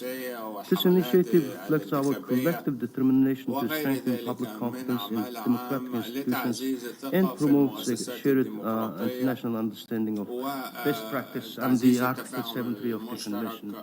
But taking this opportunity, I would like kindly ask your colleagues to support our resolutions in the coming conference parties. Let me conclude with the forward-looking perspective. We are all aware that corruption cannot be eradicated by single ministry, single database, or single piece of legislation. It requires a whole-of-government, whole-of-society approach.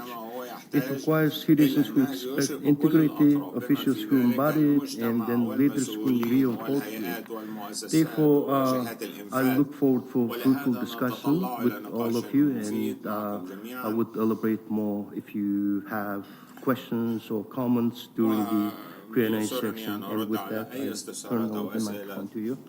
Thank you so much, Your Excellency. And it's fantastic to hear how much your two presentations from very different geographies resonate, especially the point around prevention that, you talk about systemic vulnerabilities and identifying them early and doing the risk management as part of the conversation.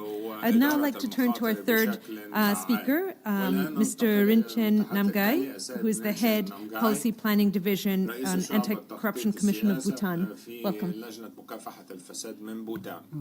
I have a presentation, maybe. I believe there's a presentation, if that's possible. Thank you so much. Excellencies, distinguished delegates and colleagues, a very good morning to you all. At the outset, I would like to express my sincere appreciation to the UNDP, IACA, and other partners for convening this timely and consequential global conference. In Bhutan, we often say that integrity is not an idea we pursue, but a value we must live. And in a world where corruption is becoming more sophisticated, more digital, and more transnational, the only sustainable defense we have is credible data and collective resolve. It is in that spirit I share Bhutan's experience, not as a model, but as a humble contribution to this global learning community. Next slide, please. Listening to the distinguished speakers yesterday and also today reaffirmed a universal truth that without credible data, corruption risks remain opaque and reforms remain reactive. Bhutan has always been fortunate to draw strength from an unequivocal tone from the top, from His Majesty the King, and from the unwavering political will of the successive governments. This sustained commitment has enabled anti-corruption to be woven firmly into the fabric of democratic governance and public service culture. Next slide, please. Corruption is multifaceted, evolving, and deeply contextual. From the very beginning of our journey, we recognize that meaningful action must rest on credible data and rigorous analysis. Under this three-pronged approach of investigation, prevention, and education, the ACC has reviewed over 7,000 complaints and investigated more than 500 cases, resulting into 314 prosecutions, implicating more than 2,700 individuals, both public and private, including PEPs. We are continuously refining our institutional performance metrics. On average, regular investigations completed in 51 working days, and proactive investigation ratio now constitutes 31% of our overall case portfolio.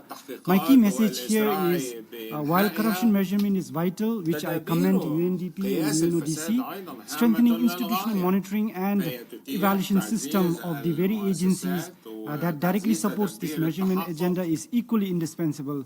For this, I commend IACA for coming up with a tool to measuring effectiveness of ACA. Next slide, please. From Bhutan's experience, every data points matter, whether perception-based or experience-based. As practitioners, we have learned to deep dive into the underlying sources of international assessments like CPI and other assessments to validate international assessments and generate nationally grounded evidence. We have been implementing measurement frameworks like National Integrity Assessment, National Corruption Barometer Survey, and Organizational Integrity Assessment, which are more field verification combined with survey and experiential insights. Next slide, please. However, even the best assessment tools or instruments that are being developed risk becoming elegant publications unless they are embedded into institutional processes. In Bhutan, we mainstream these tools into national planning, budgeting, and performance evaluation frameworks, whether as national key result areas, KPIs, or recently as mandatory deliverables for all public agencies. This ensures that integrity measurement is not a one-off exercise, but part of daily rhythm of governance. Next slide, please. One of our flagship national tool is National Integrity Assessment, conducted every 3 years to assess corruption vulnerability in public service delivery. Bhutan's most recent national integrity score is 8.24, originally adapted from South Korea ACRC in 2009. The NIA that you see in South Korea and then NIA that you see in Bhutan has evolved significantly. We have introduced ethical leadership under the internal integrity as a measurement dimension to capture leadership tone and organizational culture. In 2022, we have expanded the tool by adding Parliamentary Integrity Index. And this year, in our 6th NIA, we have further extended coverage by introducing Private Sector Integrity Index, beginning with the construction sector. Next slide, please. Over time, the NIA has consistently mirrored trends observed in international indices. It provides comprehensive, context-specific view of corruption vulnerabilities across agencies, including the judiciary. Next slide, please. It also enables us to map corruption hotspots across the entire service delivery cycle, whether it is before, whether it is during or after the services are processed. It sheds light on how cultural norms and social expectations shape integrated risks. Most importantly, it quantifies the frequency and forms of experienced corruption, thereby guiding highly targeted sector-specific or agency-specific anti-corruption actions. Next slide. And as we all recognize, corruption is multifaceted and cannot be addressed through one-time intervention. The real test lies in operationalizing measurement findings into everyday institutional behavior. To deepen this integration, Bhutan is now introducing a new tool called an Agency Integrity Maturity System, in short AIMS. And AIMS generates a scorecard for every agency, assessing integrity maturity, incentivizing proactive anti-corruption measures. At the same time, conversely, the scores are automatically deducted when corruption occurs in that particular agency. This tool is especially timely as Bhutan embarks on a transformational national project, the Gelifu Mindfulness City, a special administrative region where integrity is envisioned as foundational pillar. Over time, we expect that AIMS will be integrated into the performance-based budgeting and incentive frameworks, enabling us to reward institutions that demonstrate sustained leadership in promoting integrity. And lastly, as His Majesty reminds us, especially Bhutanese, accountability must begin with ourselves. If we each hold responsibility, corruption will find no place to thrive. Thank you. Thank you very much, Mr. Namgay. With that, I'm not going to open up for questions just yet because our session is only 60 minutes. It was supposed to be more, and we have the panel discussion. But I do want to acknowledge if any of your excellencies need to leave. But if you can stay, you join us. And I'm going to invite up to the stage Ms. Camilla Frederickson and Ms. Natalia Rodriguez. I'll introduce everyone, and Mr. John Hawkins. We also have one online presentation. I think, you want to step back? Okay. Do you want them to stay? No, switch? Oh, we will be switching panels, but... Oh, name tags will change, that's why. Oh, that's right. Thank you. Apologies for that. So we have actually Mr. Martin Benderson online, and while we do the shift, Mr. Benderson, can you hear us? Wonderful. Wonderful. Mr. Benderson is the Chief Partnership Officer of the Maritime Anti-Corruption Network, and will be sharing with us a presentation on the data dashboard that they use. So we're delving in now to some thematic discussions. We're going to talk about the Maritime Corruption Network. We're going to talk about the sort of justice sector. We're going to talk about construction sector. Unfortunately, our colleague from the World Health Organization is not able to be here today, so we're not going to talk about health, although as the Deputy Director of the Health Team, I should say that I was delighted to hear health mentioned in the earlier presentations, because we do know that the health sector is one that is very vulnerable to corruption. And I should say that the WHO estimates that about 10 to 25% of global health spending is lost to corruption. That is a huge amount of money, especially at a moment when the global financing for health is decreasing. So, you know, the 5.6 billion lost annually in procurement fraud alone is something that we should all care about, and I was delighted that Mongolia, Albania, and others have mentioned health itself. So with that, Mr. Benderson, please, your presentation before we move to the discussion here. Thank you. Thank you very much. I think I do have some slides. Yes, we can see them. You can see them. Okay, very well. I'm here to speak about the Maritime Anti-Corruption Network and how we're using industry data to both identify and understand corruption risk in the maritime and port sector, but more importantly, how we're also driving advocacy and reform efforts to strengthen transparency and accountability in the port and maritime sector. This initiative, the Maritime Anti-Corruption Network, it's an industry-led collective action initiative. We're working in partnership with the industry, governments, civil society, and jointly we're trying to eliminate corruption in maritime trade. The initiative was established 15 years ago by a small group of companies from the shipping industry who wanted to take collective action against corruption in the maritime sector. Since then, we have grown quite rapidly. We now have more than 225 companies from the maritime sector represented. which means that we as a network represent a substantial share of global trade.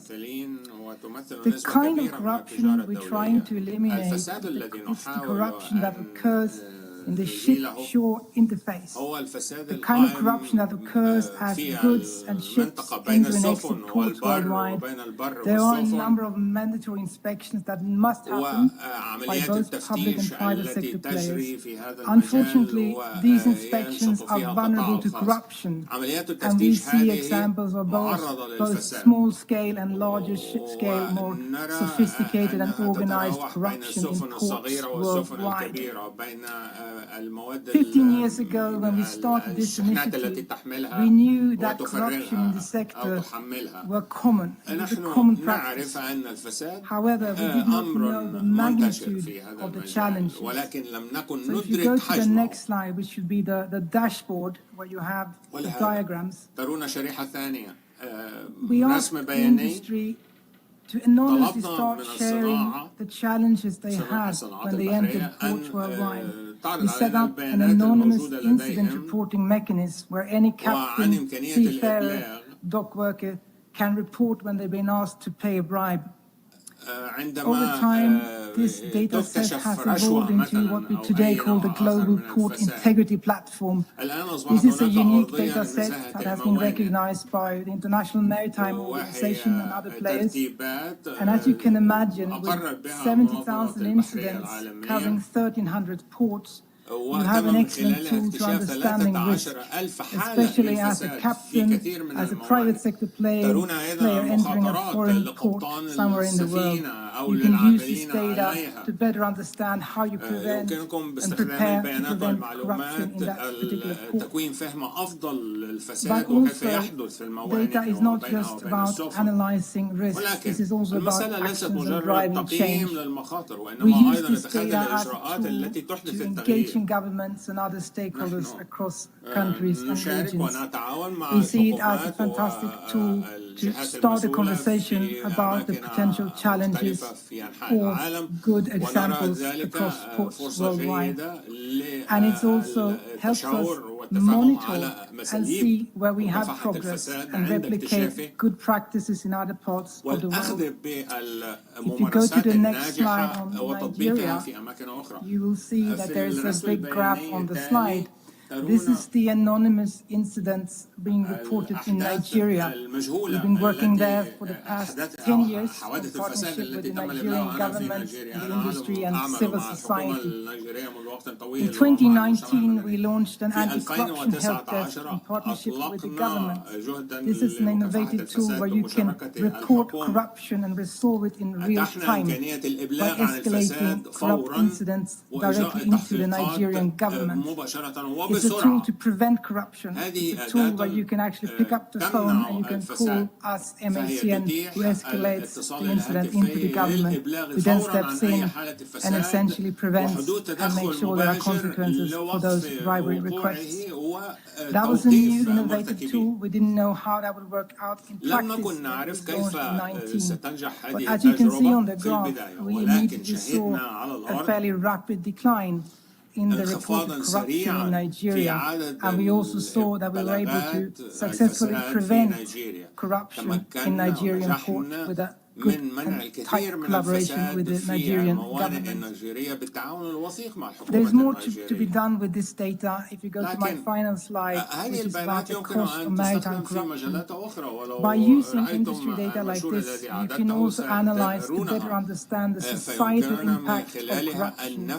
Last year, we commissioned a study on the cost of maritime corruption to the industry, but also to society, and in this case, the Nigerian society. By taking the data we collected in Nigeria, we looked at what does it mean to reject corruption in the port sector? How does this affect the Nigerian economy? How does it affect GDP growth? How does it affect custom revenue for import and exported products? And also, how does it affect the jobs that we are creating in Nigeria? We found some very interesting results that is hard to ignore. These are real gains that you really can't oversee. if we're fighting corruption in the port, you also have a wider impact to the rest of society, as ports are the lifeline of many societies and businesses. So to wrap this up, what I would like to say is that just measuring and collecting data alone will not move the needle. I think it's important that you connect the data you have to advocacy and action. That's really how we also can build stronger society and also a stronger business, private sector to fight corruption together. Thank you. Thank you so much, Mr. Venderson, for that really interesting presentation and to take us from, thinking of what countries are doing across sectors to a deep dive in the maritime sector and the impact it has. And I fully agree with what you said about citizen engagement around advocacy. And with that, I am delighted to have a panel conversation with me. Let me introduce them formally now. To my left here, we have Ms. Camilla Frederiksen, who is the Senior Manager of Intosai Development Initiative. To my right, I have Ms. Natalia Rodriguez, Senior Data Analyst, Data Analytics Unit at the World Justice Project, and Mr. John Hawkins at the Infrastructure Transparency Initiative. So we have three very different perspectives, and my hope is that we will have enough time for 2 questions, one targeted to each of you and then a more generic one. I have been told we have about 20 minutes, so we will go quickly through this. And let me start with Ms. Frederiksen. What data do you believe needs to be collected through public audit from the anti-corruption perspective, and what indicators could be designed to inform the policy reforms? Thank you very much for that question. And before I start to answer it, I would like to thank the organizer for having the Intosai Development Initiative here and speaking on this panel. When we talk about public audit, we talk about supreme audit institutions who are mandated to oversee public spending and program implementation. So it's a very important element of any anti-corruption strategy because it helps strengthen the integrity of the public systems, and it also has this preventive effect and can sometimes act as a deterrent with the public audits that the entities knows that are coming. So when you talk about the data that's needed, one thing that I would like to highlight first is that supreme audit institutions publish many important reports which can provide a lot of useful information about risks and vulnerabilities in the public sector and how, whether it's intentional mismanagement or whether it's just incompetency, it can really shine a light on corruption risks. And I want to give you an example of what we saw during the COVID-19 pandemic, where we worked together with IMF on reviewing audit reports of emergency spending that was released to alleviate, the effects of the pandemics. And there we saw that really the audit uncovered significant losses and also intentional misdirection of funds.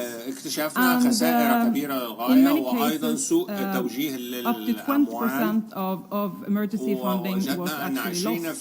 So, and of course, in each case, it has to be an evaluation of whether it's just mismanagement and incompetency or like lack of capacity, or whether it's actually intentional. And that leads me to the next point, because we see in our global size stock-taking report that we publish triannually that size reports, 60% of them report to have a mandate to investigate fraud and corruption, and some do this through forensic auditing techniques, and others also have the mandate to sanction public managers and accountants. So this is also interesting data for measuring corruption and also like the indirect measures that you have to fight corruption, I believe. When you talk about more on the measurement directly and the indicators, I would say that we have to look at what and the how and the who of the public audit and what they do. So first I'd like to point out what we see as maybe like an institutional capacity of the Supreme Audit Institution, which is related to their audit coverage. Now, audit coverage means that it is the extent to whether they're able to cover all the public entities that they have the mandate for during an annual audit exercise. And here we can also see that there are lots of indications of specific entities not even submitting financial statements. So this is a very good indicator of looking at whether there are actually certain sectors or certain agencies that are very prone to vulnerability when it comes to sound financial management. Another thing is the how, and here we can also look at how the size and are reporting the results of the audit. So are they quantifying the funds that was lost or even saved for audits? Are they actually publishing the reports? That's a very important point. And are they doing follow-up of the audits that they've done in the past? So by that I mean that are they monitoring, for example, the implementation of the recommendations that they gave in the audit? And are these recommendations actually being implemented? So that's also like a very important point. And then the last point is regarding referrals. And referrals means like whether the sites are actually providing information to other actors, and that's the who in the public audit. And are they collaborating, for example, with courts and the judicial system? Are they submitting evidence on indications of fraud and corruption to other agencies? Are they collaborating and coordinating with anti-corruption agencies, for example? So I'll stop there, but to summarize, these are all very important elements that can provide additional information. Thank you so much. This was really interesting. I think I want to just, your point about our recommendations being actioned, I think a broader point is when we have measures or indicators, how do we actually use them? Like there's one thing about building the systems and the platforms, but really it's how are then they used to inform policy and to take action. So with that, let me pass over to Mr. Rodriguez. And I understand that the World Justice Project's Rule of Law Index is what you'll speak to us about. Strengths, limitations, lessons learned, how we can take that to transfer to this audience. Thank you so much. Well, thank you, and thank you for the organizers for this wonderful invitation to participate in this panel. So to give some context on our work in our organization, the World Justice Project is an independent and multidisciplinary organization working on creating knowledge, building awareness, and stimulating action to advance the rule of law worldwide. And our flagship report, which is the Rule of Law Index, is the world's leading source for original and independent data on the rule of law. Our index is produced annually and focuses on measuring the perceptions and experiences of the rule of law, but in practical and everyday situations. What does this mean? That we're not focusing on the law by the books, but in practice, and it's output-oriented. Our index is calculated using two primary sources of data that are collected by World Justice Project. The first one is an expert's assessment, which are surveys to legal practitioners and academics in 4 disciplines or 4 areas of the law: civil and commercial law, constitutional and criminal law, labor law, and public health. We're talking about independence. These experts are vetted by our team and need to be independent, meaning that they don't have an affiliation with the government. So we don't survey judges, we don't survey prosecutors or public defense attorneys. And our second source of data is a household survey that measures the public's perceptions and interactions with state institutions and rule of law mechanisms. This includes instances and experiences on corruption and bribery, for example, the availability of dispute resolution mechanisms in the civil justice system, trust in public institutions, and interactions with law enforcement. And one of the strengths that the index has is that these two sources of data complement each other and bring different perspectives of the rule of law that we wouldn't get if we focus on only the expert's assessment or in the public opinion. The index evaluates and ranks countries across key rule of law factors, or as we call them, or dimensions, including the constraints of government powers, measuring government accountability, legislative oversight, judicial independence.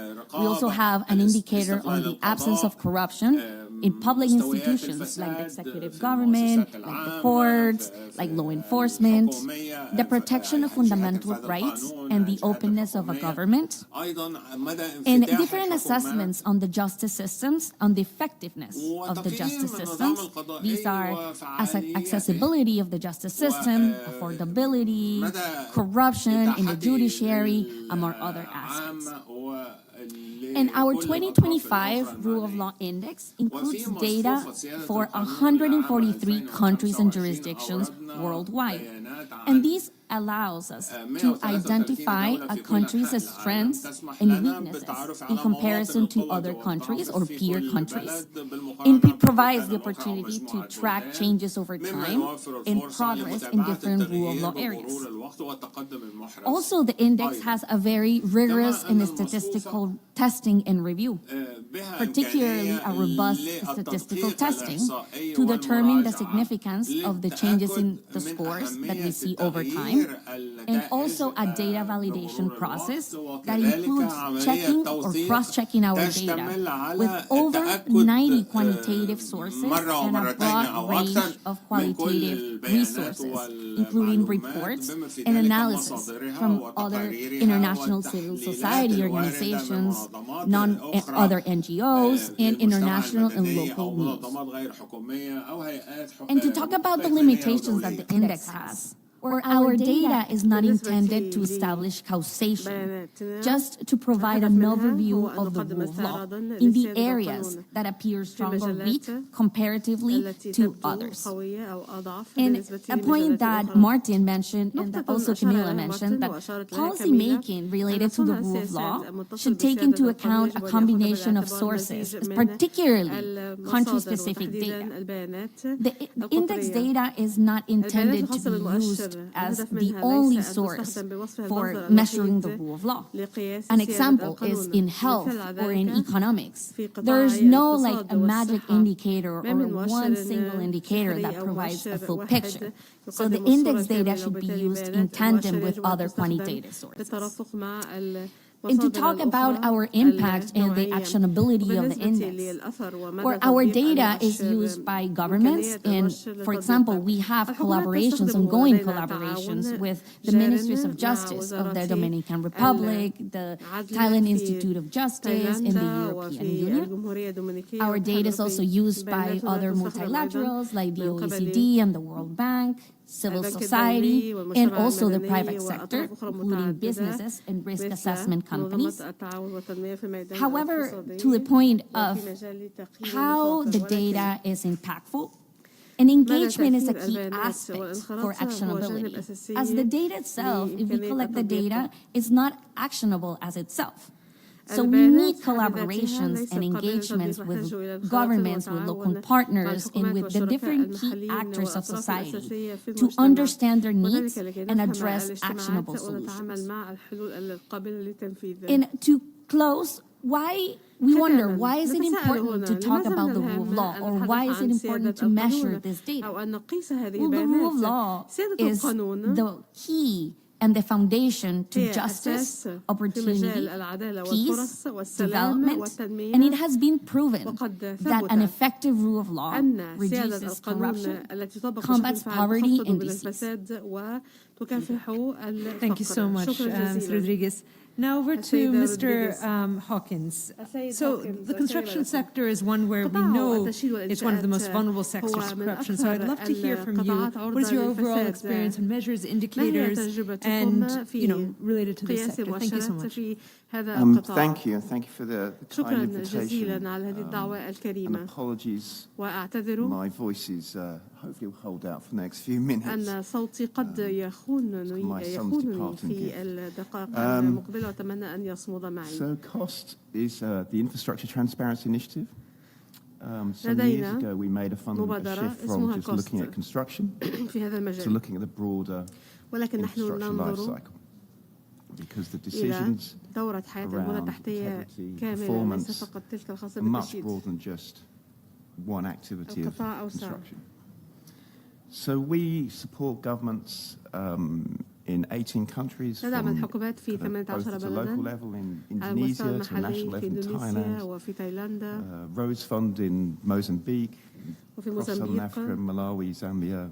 We've got quite a significant وفي network زامبيا in Latin لدينا America as شبكة well, to في أمريكا really اللاتينية أيضا improve the transparency and participation and accountability of the sector, to really understand integrity risks, but not just integrity, performance as well.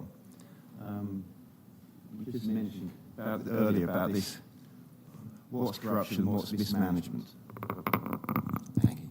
وهذا يحدد سوء It's often الإدارة hard to ويحدد tell. الفساد وبالتالي One of the, just a very simple example, if there's a change to the cladding of a building and it adds 30% to an increase, إذا كانوا سيغيرون من الحواشي في مبنى وأضافوا 30% So our approach is هل really هذا فساد really أم three parts of هذه our زيادة methodology. مستحقة We وبالتالي we نحن لدينا kind of منهجية support نستخدمها governments to publish standardized نطلب open الحكومات data أن تقوم right throughout the project بإصدار cycle, right البيانات from project inception right through to المعيارية completion. بشكل It's not just عام متاح procurement لعموم contract الجماهير data, it is وليس فقط العقود what's happening والبيانات in those early الخاصة phases of بعقود the cycle. المشتريات وذلك حتى We're قبل بدء supporting a دورة multi-stakeholder المشروع coalition وندعم with government, civil التحالف society and the متعدد private sector أصحاب المصلحة to really set a local standard based on a product, a tool that we have called the Open Contracting for Infrastructure Data standard that we've developed with OCT. نحن قد وضعنا ذلك بالتعاون مع منظمة التعاون والتنمية في المالية government الاقتصادية Ecuador to publish data on 30,000 وبالتالي نحن لدينا from the مثلا last 5 years. Now that data's gold dust. استثمارات على مدار 5 سنوات مثلا البيانات هذه ليست مفيدة إلا إذا استخدمناها وبالتالي نحن نحدد الطريقة التي نستخدمها بها وبالتالي تحليل البيانات يزداد أهمية والحكومات دائما ما تتردد قليلا ويكون لديها علامات استفهام وبالتالي نحن ننظر إلى مسألة زيادة التكاليف والحكومات تتعامل مع هذه المسألة بشكل حذر ونحن نشجعهم خطوة لدينا خطوات تتصل بالذكاء الصناعي أيضا ما من أسلوب موحد civil engineering expertise, architects, quantity surveyors through a third-party independent review. نقوم باستعراض من أطراف ثالثة وهذا يشمل مهندسين مدنيين ويشمل أيضا مصممين معماريين وبالتالي نحن نحدد الخطاب بشكل بناء ونستخدم ذلك رأينا ذلك في هندوراس استخدموا ذلك لإغلاق الصندوق الوردي والذي أفسدته العصابات الإجرامية هناك كارتيل ورأينا هذا في ملاوي وهناك مستشفى تم افتتاحه في شهر تموز يوليو والتقارير التي عدها الخبراء حددت الفجوات المتصلة بالتمويل وبالتالي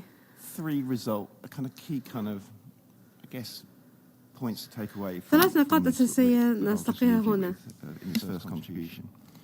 Firstly, it seems as though transparency can be a deterrent. And it really goes around slightly reversing the whole measurement question. وبالتالي هناك مسألة القياس ولكن ننظر لها من زاوية مختلفة. لدينا الزملاء في تايلاند يحاولون أن يفهموا هل هناك عجز أو ردع. وضعنا المنهجية تحدث عن 8 إلى 9% وفر في التكلفة لكل بلد في حالة الردع وتطبيق هذه المنهجية وبالتالي أرقام اختلفت قليلا في بعض البلدان ولكن هذا يبين أننا ليس من السهل أن نقيس هذه المسألة لكن ننظر لها من زاوية أخرى. مثلا في طريقة قياس الفساد دائما ما نرى أن هناك استفادة من منهجية الموضوعة حتى وإن لم تطبق بشكل دقيق ونحن لدينا مشروعات مع البنك الدولي من 12 بلدا على أساس البيانات التي قمنا بجمعها من مصادر الاستعراض المستقلة. We all know نحن جميعا the نعرف sector is beset with delays. The road sector data we're looking at, half the projects at least were delayed. ونصف المشروعات تقريبا the symptoms often appear during construction. The drivers are in project preparation. And a lot of these integrity indicators, we talk about procurement. هناك الكثير من المؤشرات في مجال المشتريات. هناك الأمر به الكثير من العناصر الأخرى التي هي أكثر من ذلك. إن لم يكن هناك معلومات كافية بشأن التصميمات ودراسات الجدوى وتفاصيل الموقع، عندها يكون الشخص يحضر نفسه للفشل. وبالتالي نحن يجب أن نفكر بمسألة تحضير المشروعات بوصفها أحد المسائل التي تنضوي تحت مظلة المخاطر. Around that issue, this kind of reflected some survey work we did with the private sector and civil society. لقد قمنا بإجراء مسح مع القطاع الخاص يودون معرفة كيف يتم اختيار المشروعات، والمؤسسات التجارية تحاول أن تفهم ما هو from the investor market, what should we be investing in? Civil ما هي الخطوات المستقبلية، والمجتمع المدني يرغب في معرفة ما الذي يجب أن نحصل عليه من خدمات نتيجة هذا الاستثمار. وبالتالي نحن مع البنك الدولي ومنظمة التعاون والتنمية في الميدان الاقتصادي OECD قمنا بوضع عناصر حتى نتجنب أي مخاطر، ونحتاج لمعرفة or a long-term drain on public resources. And as I mentioned earlier, we were going to have the WHO here to give a deep dive on the health sector.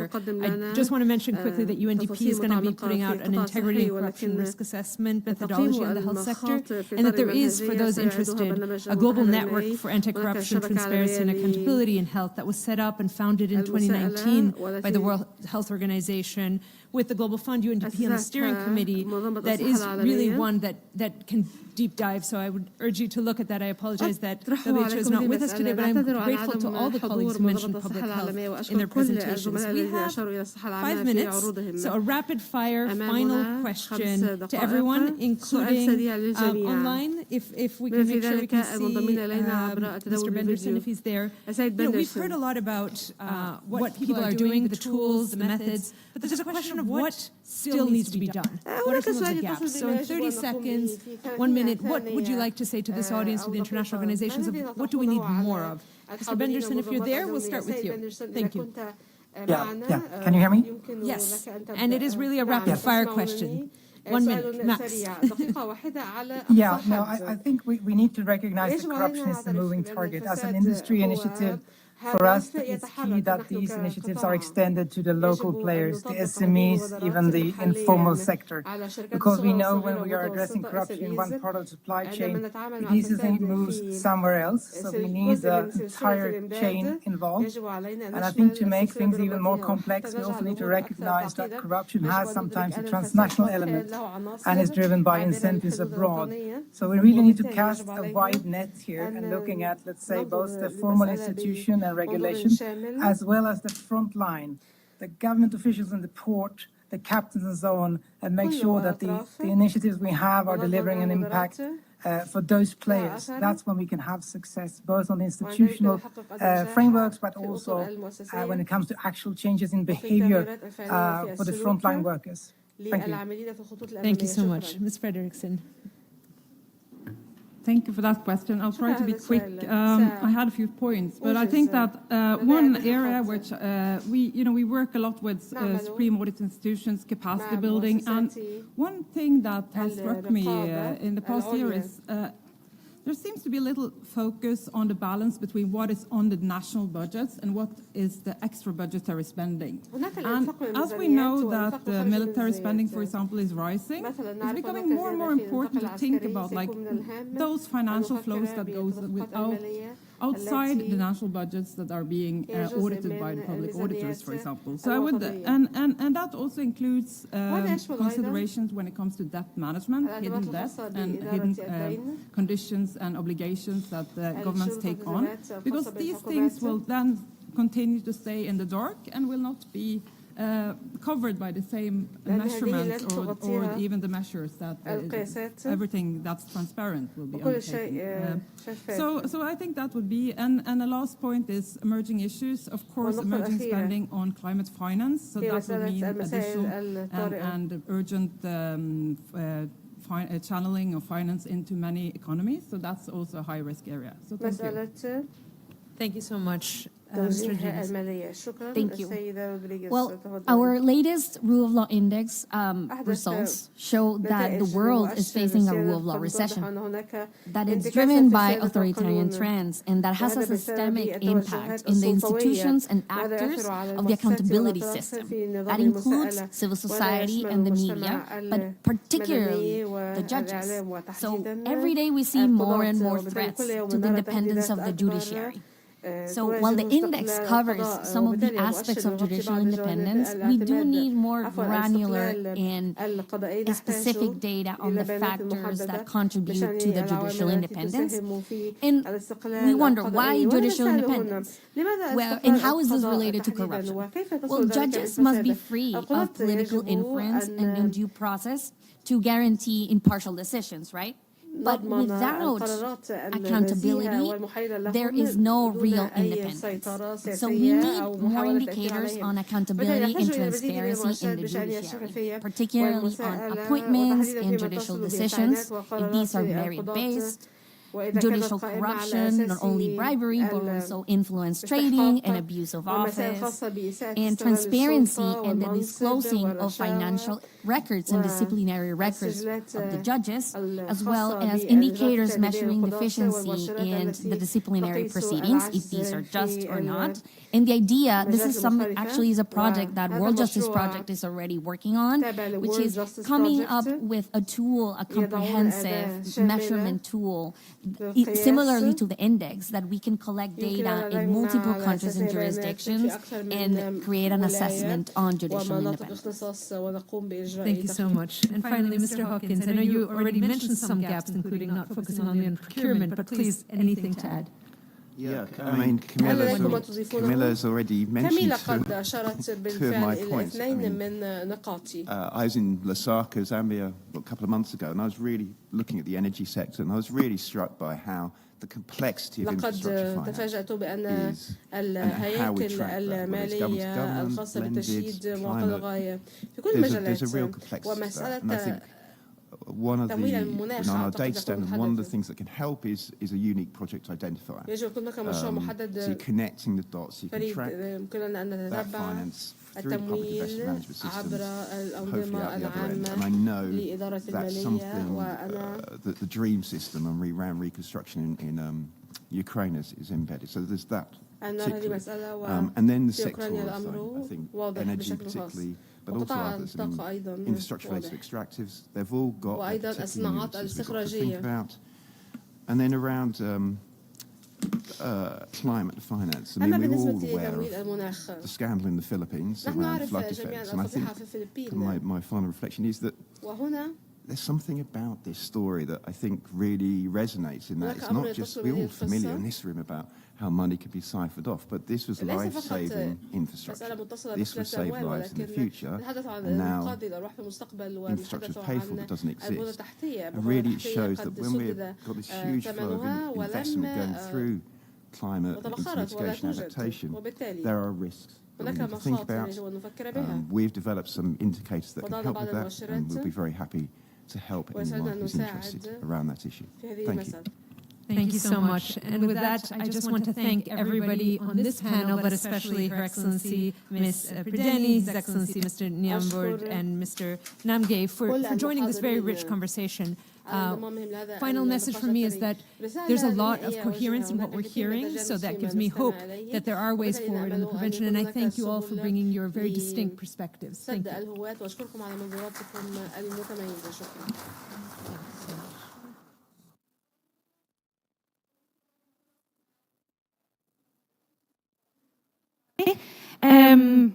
Are we taking a photo before? Yes. So if the panelists could stand here right next to the banner. And while we're taking a photo, I also would like to invite participants and panelists for the next session. Our moderator would be... Okay, let's just take a second. Please go ahead.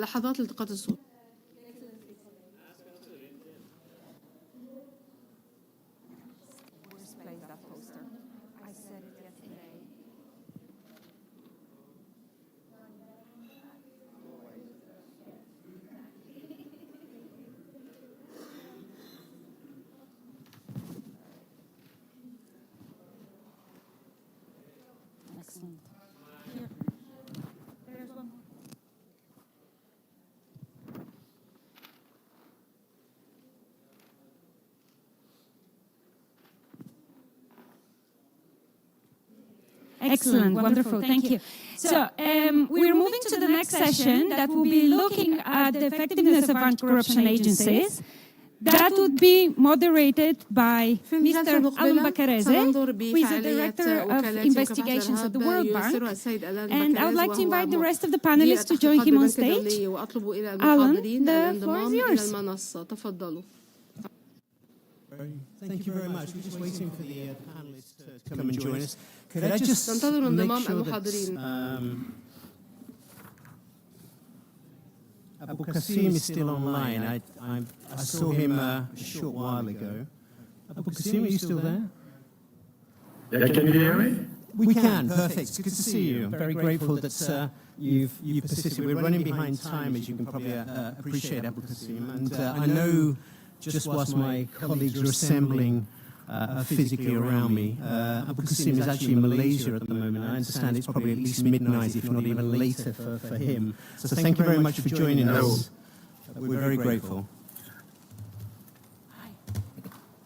Yeah, all good.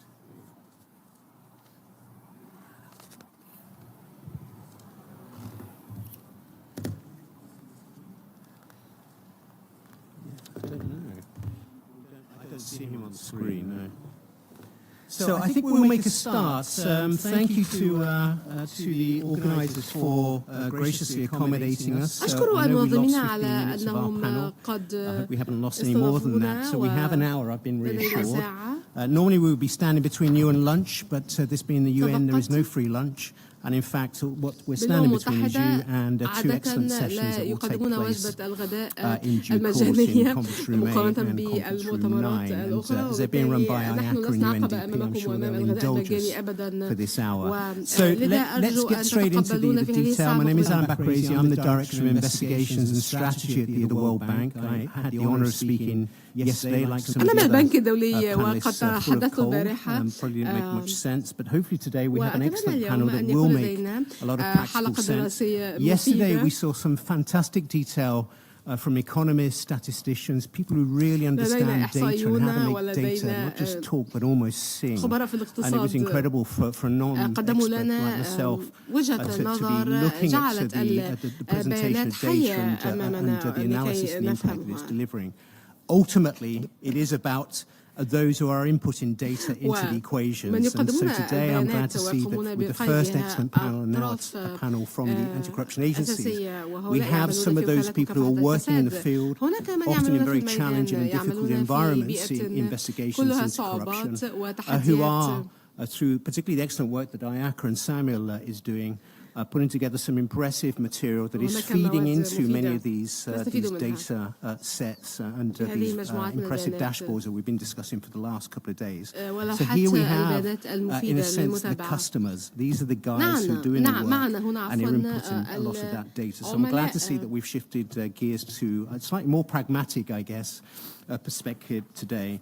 So I'm joined, just by way of quick introduction, I've already made reference to Mr. Abu Qasim bin Mohammed. He's the former chair of the Malaysian Anti-Corruption Commission. Some of you may have heard him speak previously.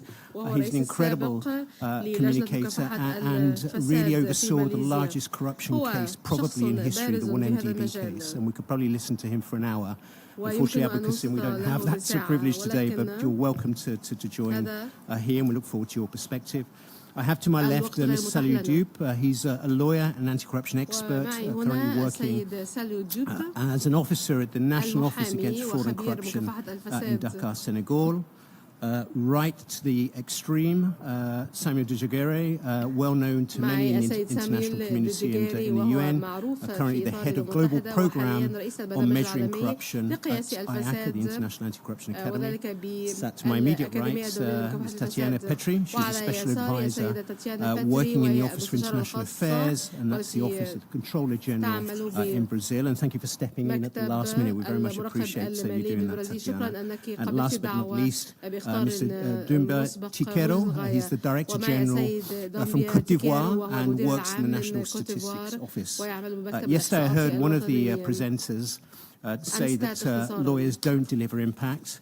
We're about to see. This is a panel made up of lawyers, and I hope that we're able to convince you that we have a role to play and that our work is impactful. So let me start with Abu Qasim. Abu Qasim, I didn't get a chance to speak to you yesterday. We're aiming to do about 10 minutes sort of presentation each.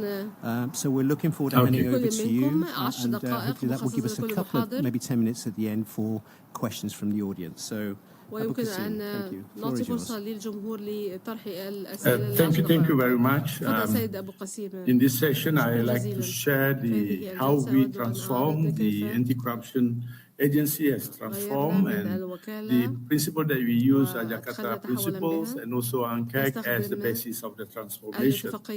And for that purpose, I would like to really allow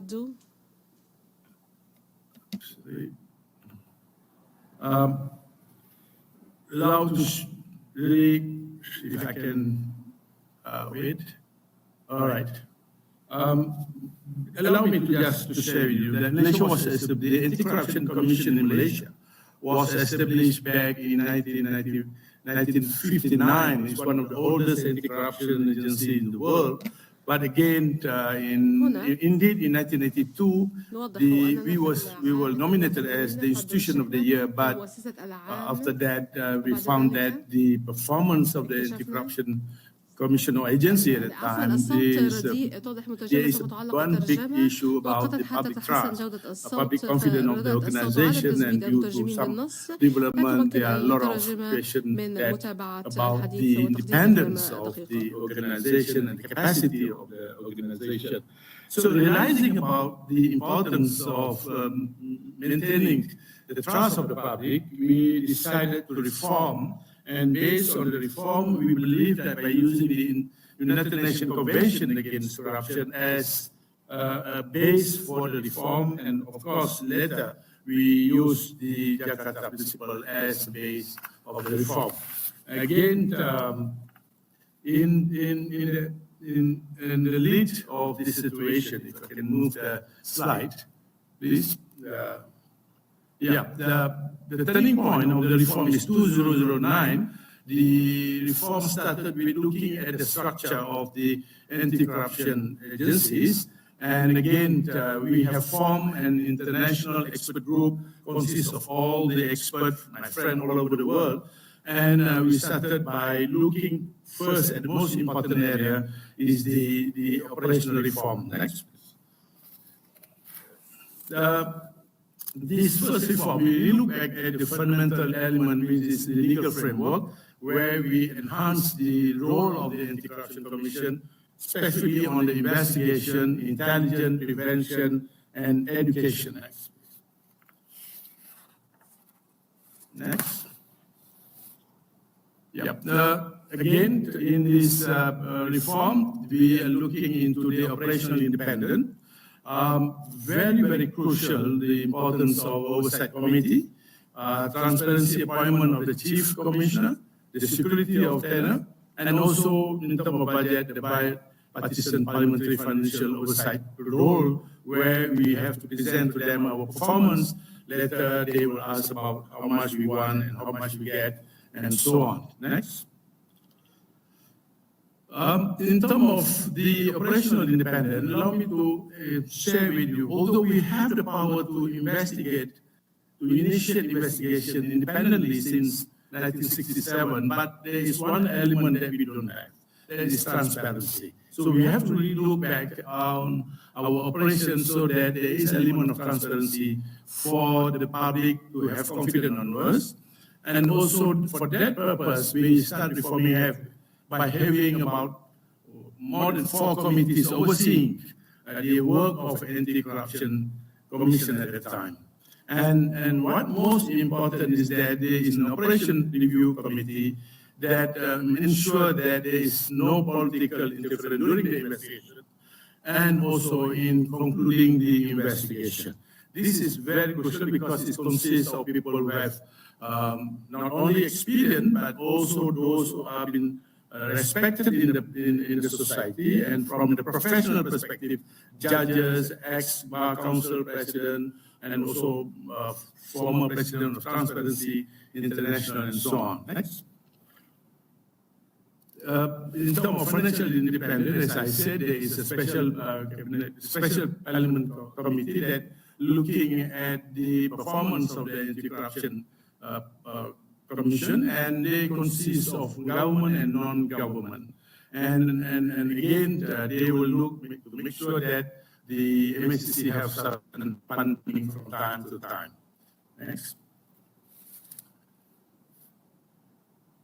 And in terms of the professional capacity, of course, the merit-based and having reform in terms of the way we do work on intelligent investigation, intelligent-based investigation, and most importantly, we are using team-based investigation. At the same time, we expand our capacity on the AMLA, cyber investigation, and forensic accounting, especially. We have expanded into a very capable organization or department that can really have the capacity to investigate complicated cases. But previously, we don't have so much expertise in investigating complicated investigation. Next. And these are the area of transformation that we have. Next.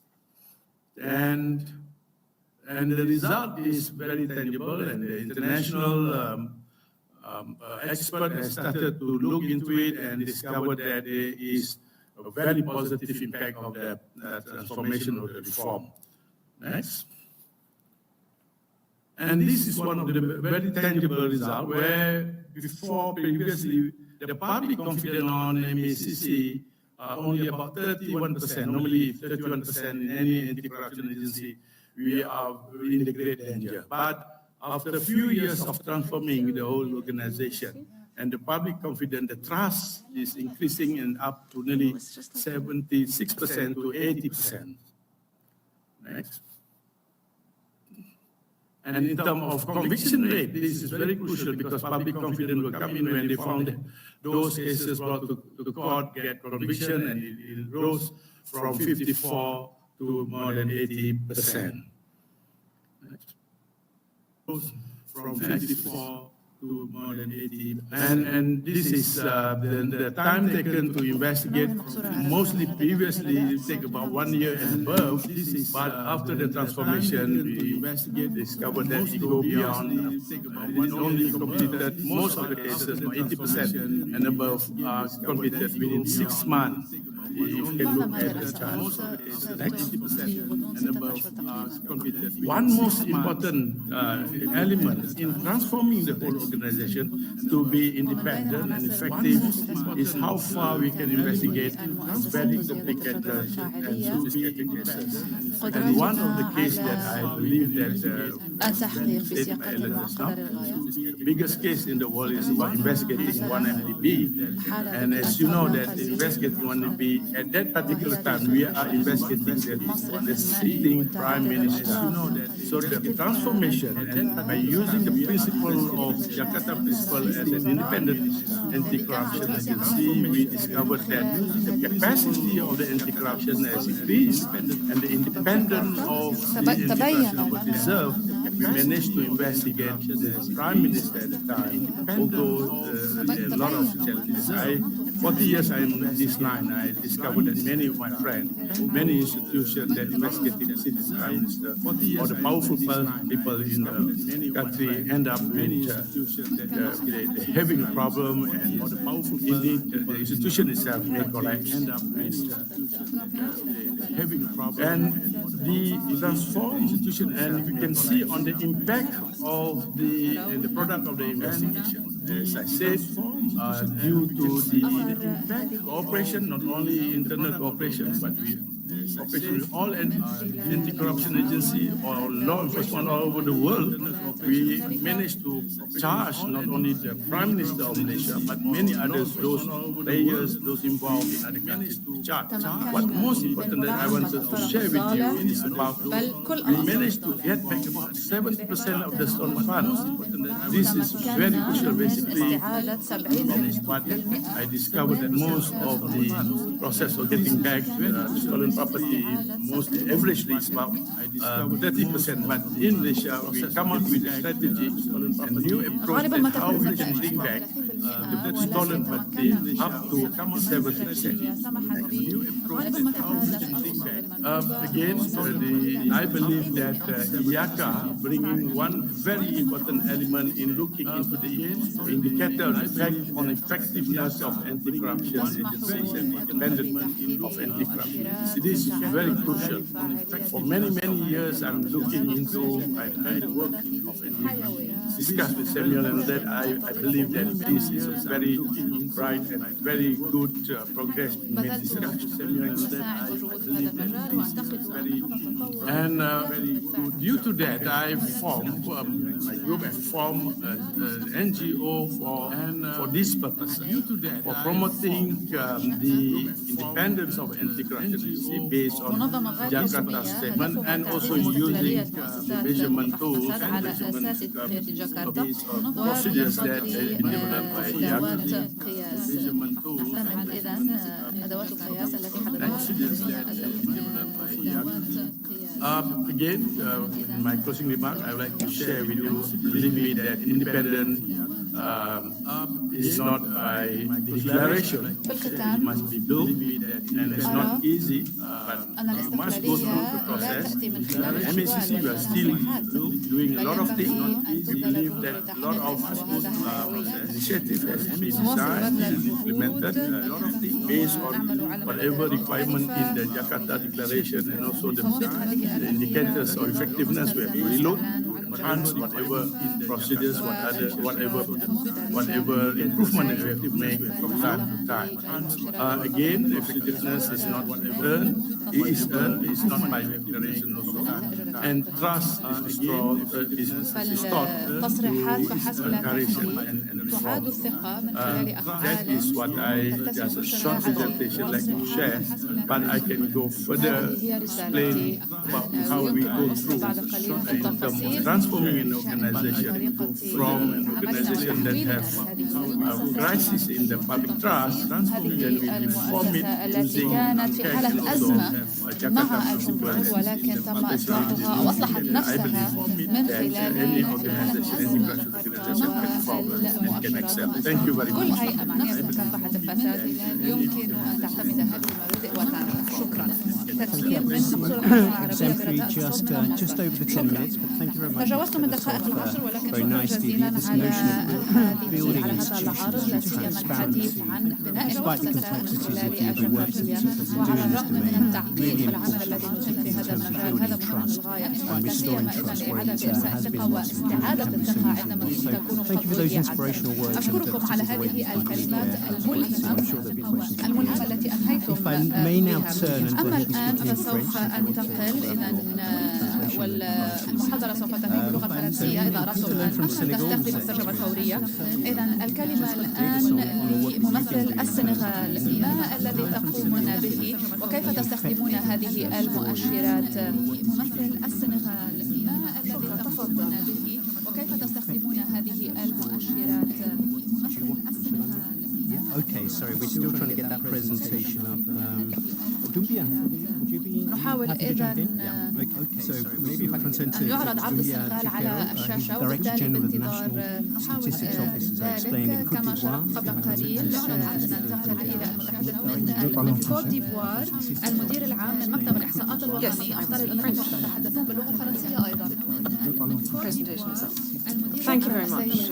الميسر بالفعل عرضي سوف يتناول نموذج كوت ديفوار في تقييم فاعلية مكافحة الفساد. الهدف الذي نسعى من تحقيقه في هذا العرض هو على مستويات I would like first of all the goal to show that in order to effectively assess anti-corruption actions, go beyond perception indicators, and you actually need to look at and evaluate indicators that are linked to the experiences of users, user experiences, not just individuals, but business users, companies. user experience, and not just. Then we will look at the perspective of public agencies, and then we have to disaggregate the data by sector to find out which sectors are most impacted by corruption, and then we'll look at the disaggregation of data regionally to find out which sectors are most impacted, and look at the specificities in relation to public services. I'd like also to share with you the tool that we are deploying in Côte d'Ivoire. I'd like also to, and I will show you at the end, the dashboard that we use to follow up on anti-corruption tracking. At the end, the dashboard that we use to follow up. Thirdly, I'd like to share with you our perspective on statistics and combating corruption. I'd like to share with you our perspective. So, at the outset, let me say that combating corruption is firmly rooted in our national development plan. And so combating corruption is an absolute priority for our national development plan. And so combating corruption is an absolute priority for our efficiency and measuring the efficacy of anti-corruption agencies is confronted with two challenges. On the one hand, you have the challenge of bias on perception, and we very often use indicators that are linked to perception, but these indicators bias are to some extent disconnected from reality. When an agency is doing its job properly, it is possible to reveal issues linked to management and governance, and if this gets media coverage, then it can have a very negative impact on the perception of the users and the population more broadly. And so, even though anti-corruption agents are doing their job properly, perceptions will take a very long time to change. So it's not just about the technical work, but it's also about the communication about it, so to change people. So it's not just about the perceptions, but it's also about communication about it. And then how do we have to separate the impact of what they're doing from what they're actually doing? How do you come to measure the impact on reducing corruption and what they're actually doing? How do you come to measure the impact on reducing corruption? This one. The architecture that we have deployed for this one is based on two main agencies. We have the High Authority for Good Governance that drives all of the anti-corruption policies, and then we have the National Statistics Agency that produces and disseminates data, official statistics, and notably statistics on corruption as well. Produces and disseminates data. Starting point was in 2018, where we had a full study mapping the sectors that are exposed to corruption risks. And we wanted to go beyond this generic term corruption to identify all of the different forms, the risk factors, vulnerabilities in 10 key sectors: health, customs, transport, justice, and a number of others. Sectors, health, and this first diagnostic tool allowed us to highlight three structural realities on the ground. Firstly, the main issue is linked to the administrative complexity that we have to deal with. And what this means is that many users systematically have to resort to intermediaries in order to ensure access to public services. And so there is this gap, also another issue that we found, between the perception of public servants and the experience of citizen users. Between the perception of the agents themselves and the experience of citizens. That favoritism is an issue, and On the other hand, the users, the citizens found that there had been an abuse of power. Another issue is a lack of knowledge as to ولدينا كذلك مشكلة ثالثة متعلقة بنقص المعارف بشأن القواعد والأصول. How one should have access to public services, الوصول إلى الخدمات العامة، التعريفات الدستورية، الإجراءات المستخدمة إذا ما procedures to follow in order to have your voice heard if you are faced with corruption. But we found that the issue is that these rules are not communicated to the users of public services, they're not aware of them. And so we found that actually there is a real issue with public services communication here and in terms of just disseminating this information.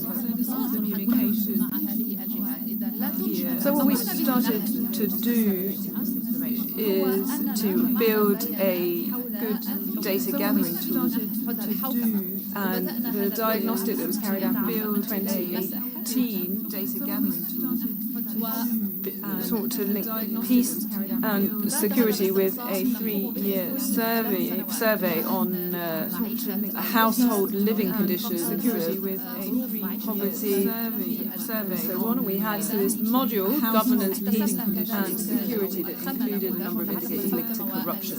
And this was included in the survey. And this allowed us to measure indicators linked to perception, but also those indicators linked to the lived experiences of the users. So to what extent is corruption an issue in our country? To what extent are public servants involved in corruption? And to what extent, in your view, is the government effective in tackling corruption? Those are the issues about perception. هذا السؤال هو هل كان عليكم have you ever had to pay a bribe in the last 12 months? That allowed us to assess one of the indicators for the SDGs, 16.1.2, to assess so we weren't able to assess the how bribery and corruption occurs, nor the why. So we weren't able to assess other two issues, how bribery and to what extent why corruption and the issue have you to pay a bribe and corruption. So on the next slide, we're thinking now about setting up a survey for about 5,000 households and 800 companies, and this would allow us to assess the prevalence and the amount involved in corruption and bribery, but also examine those areas that are at highest risk bribery, corruption, and also measure other breaches as defined by the United Nations Convention Against Corruption and UNCTAD, and that will allow us to go into more granularity with more data. مستوى الرقابة الوطني كما قلنا ولدينا مستوى آخر nationally with the High Authority and the Statistics Agency, and there's also a regional aspect that allows us to compare the data with other countries in the region. Regional aspect. And what I wanted to say also is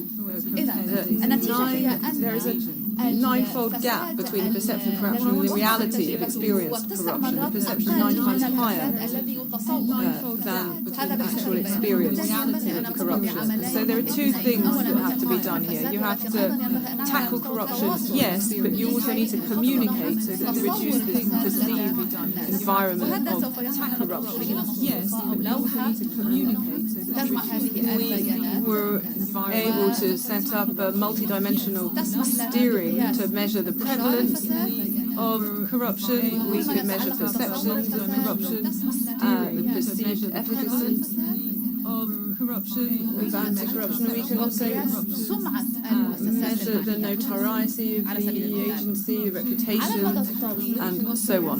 Our long-term vision is to move from measuring corruption to having true anti-corruption intelligence based on disaggregated data, as I described, regionally, sub-regionally, and by sector. And we could even move one day to predictive analysis to anticipate new vulnerabilities to corruption.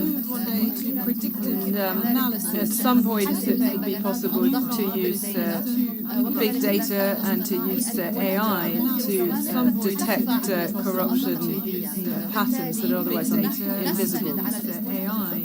Methodological rigor and data is part of our commitment to good governance, I think. Methodological rigor and data is... Thank you very much, Dumbia. I think there's probably many people in the room sort of caught by the impressive work that's been done in Côte d'Ivoire. Thank you very much in this respect. It was a genuine surprise to me. And this statistic that you quoted of the difference between the gap between perception of corruption and reality seems to be 9 times higher. I suspect that was what the result was. It probably catches many of us by surprise. So, fantastic piece of work, and we look forward to the next iteration of the work which you've been describing. Let me turn to Senegal again in West Africa, and hopefully some of you will be. Let me turn to Senegal. Thank you very much, moderator, for giving me the floor. First of all, allow me to thank the United States for hosting this, and the UNDP and the UNADC for hosting this important discussion on measuring the efficacy and effectiveness of anti-corruption. My presentation will cover two main points before I come to a conclusion. I will be talking about the effectiveness of the Senegalese agency. I will talk about the indicators that need to be considered in measuring the effectiveness of an institution, and then I will tell you about the indicators, the results of our experience in Senegal in this area. Measuring the effectiveness of anti-corruption agencies essentially means, in a structured and objective way, measuring to what extent the agency fulfills its mission. Cooperation for the purposes of prevention. And so what real impact does this have on public governance?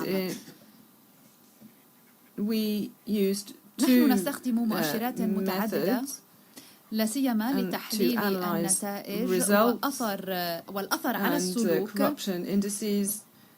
وتصور المواطنين لهذا الفساد من خلال مؤشرات التابع للترانسبيرنسي انترناشونال وكذلك مؤشرات مختلفة في البنك الدولي فاعلية القياس ترتبط كذلك بالموضوعية وبالموارد المتاحة لكي نتمكن من مكافحة الفساد، ولدينا تجربة واسعة. كما ذكرت إذن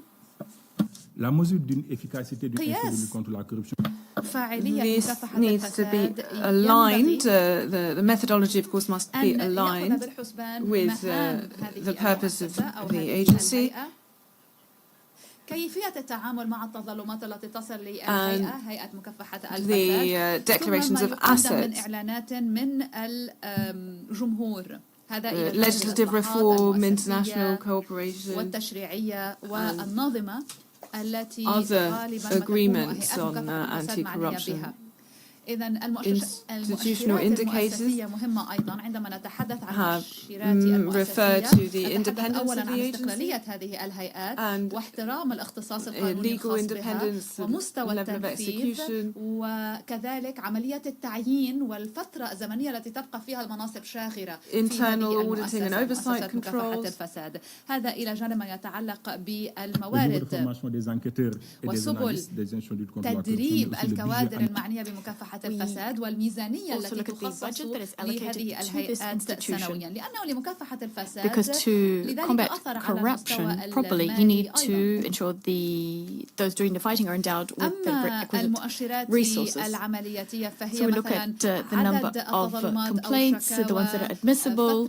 We process all of those files. They are then transmitted to the Justice Department. We look at the next stages, for instance, public sector corruption. عدد الشكاوى التي تتم We مراجعتها look at the number of, we keep statistics on everything, the number of files that are opened, the way the processing works. This includes, for instance, income and asset declarations, compliance, the amount of time it takes to process all of this, the number of cases of undeclared assets that are processed and then passed on to the requisite bodies which deal with this. Now, this is basically the prevention side of things. There's also a lot of awareness-raising work that's done by the Anti-Corruption Agency. There are many agents who receive training, officers who receive training about how to combat corruption, the need to do so. We also have sector-specific integrity plans. We have various guides and handbooks which are drafted. وتحسس. Impact indicators, that's also something to take into account. لأنه عندما نتحدث عن مؤشر So we can track changes in the public sector. We وهل وقع بالفعل تراجع في مستويات الفساد؟ risk analyses. هل اعتمدت إصلاحات لمكافحة الفساد وإلى أي مدى تم الامتثال level of implementation across the various public bodies, that is compliance with anti-corruption norms. What's important to emphasize is public trust. Citizens' perceptions, the transparency of public institutions, international indicators such as the transparency, international ones and the OECD ones as well.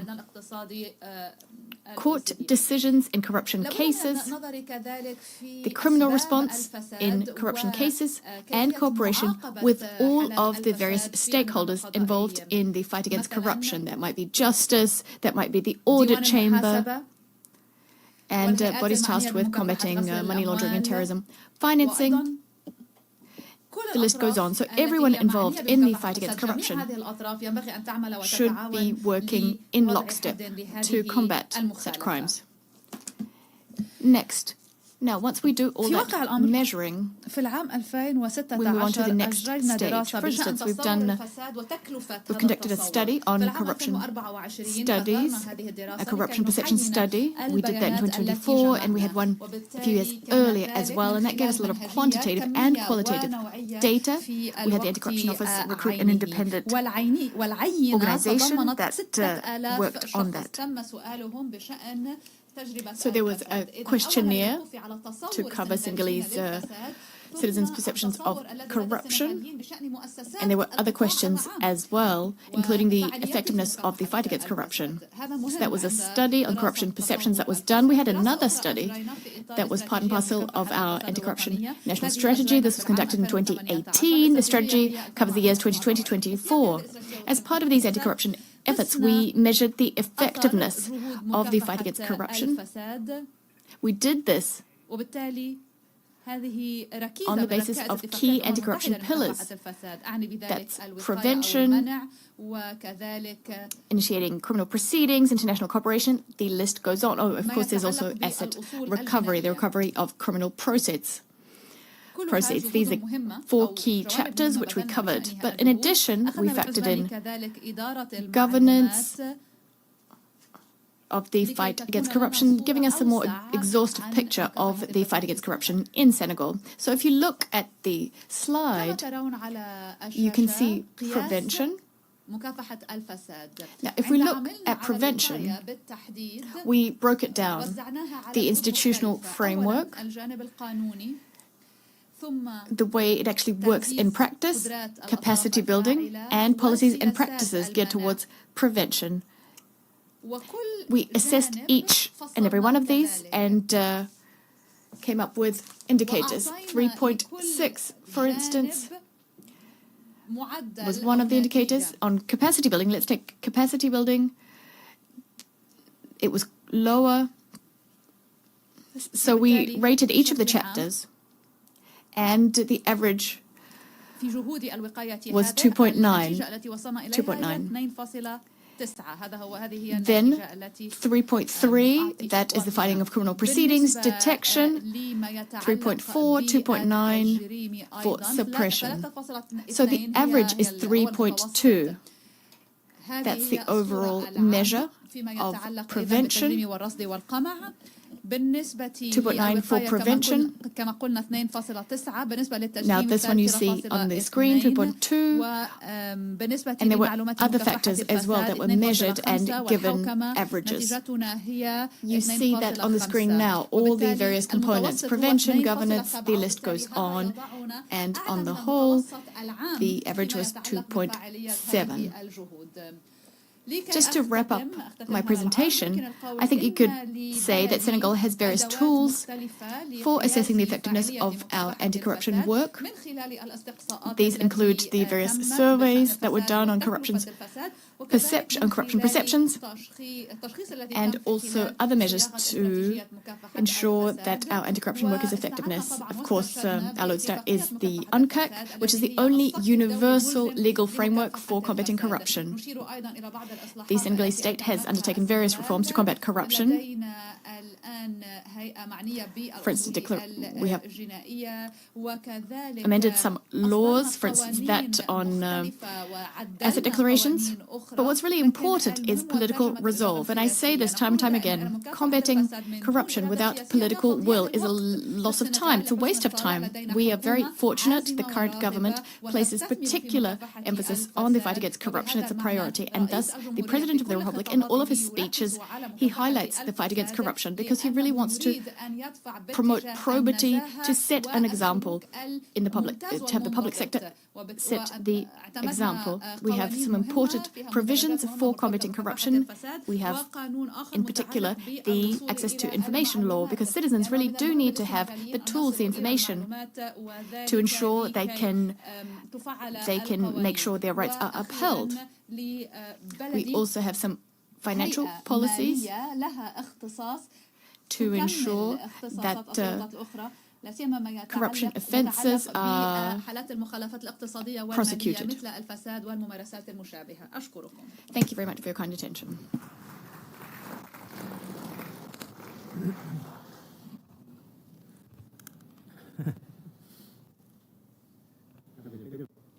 I'm having a bit of a problem with the microphone here.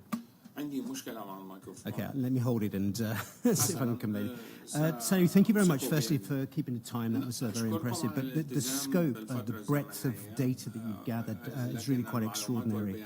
I mean, you touched upon so many of the data reference points, but also the fact that you actually did a lot of the analysis yourself. You spoke at the end about the political world. We know the political changes in Senegal and the remarkable work certainly that's been done at the investigation level. So I'm glad to see that that's feeding through to this remarkable piece of work. So thank you again for sharing that with us. And I want to turn to Samuel. I'm not sure, Samuel, when you started this journey with IACA gathering this type of data, that you would be awash with such impressive data. Left to me when I was a prosecutor, I'd given you the basic facts about how many cases were opened and closed, but our colleagues here have demonstrated a remarkable expertise, and hopefully that's fed through into the product that you've been producing with your colleagues. So we'll turn to you. So thank you very much. Thank you so much, Alan. Good afternoon, ladies and gentlemen, distinguished delegates. It's my pleasure and honor to speak on behalf of the International Anti-Corruption Academy to present our work from the past year on measuring the effectiveness of anti-corruption agencies.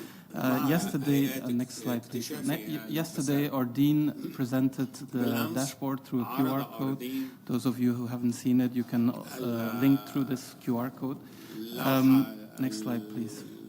And this is what you will get, a dashboard that provides data for agencies around the world. We have collected data from 50 anti-corruption agencies so far from 46 countries, and these are global averages that are being presented here. Next slide, please. So some of the initial findings. First of all, we find that anti-corruption agencies are young agencies. If you compare these public institutions with other public institutions like the police, ministries of interior, ministries of justice, parliaments, other public institutions that have been around for centuries, anti-corruption agencies are very young bodies. They are kind of teenagers. They're still learning. They're in a learning phase, most of them. Some of them have been around for a long time, like the Malaysian one, the Singaporean, the Hong Kong agency, but many are still young, as young as the UN Convention Against Corruption, actually. Staffing varies from a handful of staff to nearly 6,000 staff. So, in average, about 600 staff working in anti-corruption agencies. That's the data that we've received. And these are male-dominated institutions so far, 2/3 male, 1/3 female. Next slide, please. The median anti-corruption agency budget is around $6 million, and the average budget is around $30 million. And the budgets, they vary really very wildly from agency to agency. If you look at what is the expenditure that governments are making on anti-corruption agencies, it only represents now 0.03% of national budgets. And I believe that it should go up to at least 0.1%. In some legislations, you will find that this is a minimum standard, and it should probably even go further to 0.2% of national budget. Per capita expenditure at the moment on anti-corruption agencies is around $1.50 annually. So annually, citizens around the world spend about $1.50 on anti-corruption agencies. If you compare it to military expenditure that is above $300 per capita, it's about 200 times less.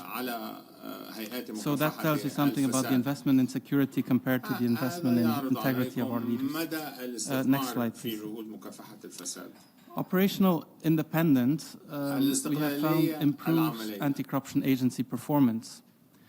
Now, many of you know that the UN Convention Against Corruption provides in Article 6 and 36 that independence is necessary, but I think this is the first evidence that we have on record that actually shows that agencies perform better when they are more independent.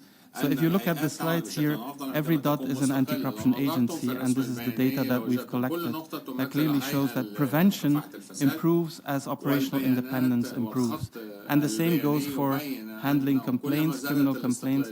If the operational independence is stronger, also the handling of complaints will be better in the agency. Next slide, please. Now, operational independence at the moment only stands at about 64% in average. So this means there's a huge potential for growth, about 36% that can be increased around the world in terms of operational independence for agencies. Ideally, all anti-corruption agencies should be scoring 100% here and should be fully independent, especially in terms of finances, in terms of leadership, and in terms of oversight. There's improvements that can still be made. Next slide, please. The good news is that anti-corruption agencies get better with age. So the older agencies seem to be doing better in terms of operational independence. And this is probably explained by trial and failure and then improving over time. Agencies become better and better over time. Next slide, please. Agencies also get better with better oversight. So what we find, and this is one of the clearest correlations that we have found, is that oversight, and what we mean by oversight is judicial oversight, parliamentary oversight, citizen oversight, through public reporting, improves the quality of the anti-corruption agencies. Next slide, please. Where there is still really a lack, I mean, some agencies are doing quite well, but many agencies are really scoring low on international cooperation and on asset recovery. And what we can see is that both formal international cooperation and informal international cooperation is very low at the moment. And this also translates in terms of asset recovery, which, as you can see on the slide, is very low. Next slide, please. The good news is that for those agencies that are better in international cooperation, they are also better in terms of asset recovery. So if we can improve international cooperation, we will improve asset recovery. Next slide. This is quite logical. It's worth mentioning. Here we see some of the factors where there seems to be a correlation with international cooperation.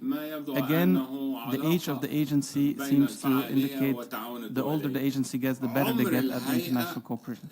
Two, leadership. We find a correlation between leadership and informal cooperation. So the better the leadership, the better the informal cooperation. And the higher the anti-corruption agency budget per capita, also the better the international cooperation. So these are some of the correlations we have displayed. Next slide, please. Another area where anti-corruption agencies can do better is in terms of investigations. And here we can see that they're doing quite well in terms of complaints handling. Also, in terms of prompt investigations, the data is not that bad, but there's still quite a bit of room for improvement. When it comes to proactive investigations, this is where there's really very little happening in terms of proactive investigations. Next slide. Public trust we find increases with a number of other indicators, and one of them is prompt investigations. So as investigations are done more rapidly, more efficiently, the public trust increases. The same goes with the adjudication of cases. So, in other words, accountability seems to be correlated with public trust. Next slide. Two other factors that seem to determine public trust is operational independence of the agency and also the financial resources. Next slide. And the other two factors are public outreach and engagement with civil society, which also positively correlate with public trust. So these are some of the findings that we've made in terms of global findings. Now, for every agency we have data, so every agency actually is able to see its own data and to see where it stands compared to global averages and compared to regional averages. This data will be provided through secure access because it stays confidential, it stays only accessible to the agencies. Next slide. Now, we conducted this work over the past year in collaboration with a lot of experts from around the world, over 100 experts. Some of you are here in the room, and I would like to really thank all of you for having participated in this process, in developing the methodology. This is the methodology that we've used for this work, and this was developed with many of you here and from around the world. Next slide. We had another expert meeting in August where we improved the methodology, where we have now more indicators, so we hope next year to have more indicators, more data, and more findings to share. Next slide. So some of the principles that are underlying our work is, first, this is voluntary and this is confidential. So we are not sharing the data of anti-corruption agencies, we are just aggregating, but we are providing the data to the agencies involved. It's a self-driven process, it's self-assessment, and the aim is not to criticize, but really to help grow the agencies to become more effective. There's also no ranking, and there will be no ranking. The idea is simply to compare with global and regional data, and we are very much involved now in vetting and validating the data. At the moment, this is still ongoing, and this will continue as we get more data from other countries. Next slide. So looking ahead, we are hoping to have broader participation of anti-corruption agencies from around the world and to have these cycles of data collection on an annual basis so that we can have more reliable data to assess the effectiveness of agencies, create collaboration between agencies, also provide technical support for collecting data. One of the areas where we still need more data is in terms of reduction of corruption, tolerance of corruption. This data needs to be collected together with national statistical offices. This has been said before in this conference. We need stronger collaboration between anti-corruption agencies and national statistical offices to collect that data, and then we can also feed it into this methodology. The last point, last but not least, is I would like to thank also the funders of all of this work, which is the Oversight and Anti-Corruption Authority from the Kingdom of Saudi Arabia, because without their support, none of this research would have been possible, and we believe this is very important research to help anti-corruption agencies around the world improve their effectiveness. Thank you so much.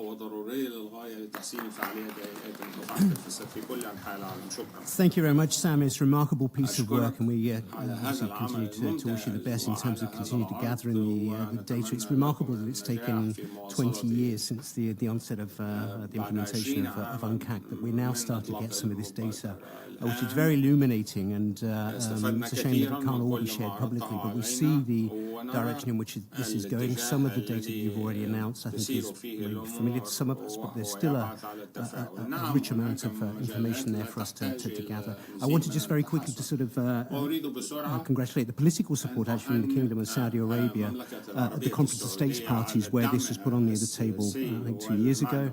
And actually, little known, but Mauritius about 4 years ago actually also put forward some very strong proposals at the Conference of States Parties that we should actually, as the member states, as international organisations, be doing more about the gathering of data so that we can inform this very important work and struggle that we're involved in. So thank you to both Saudi Arabia and to Mauritius, who are not in the room at the moment.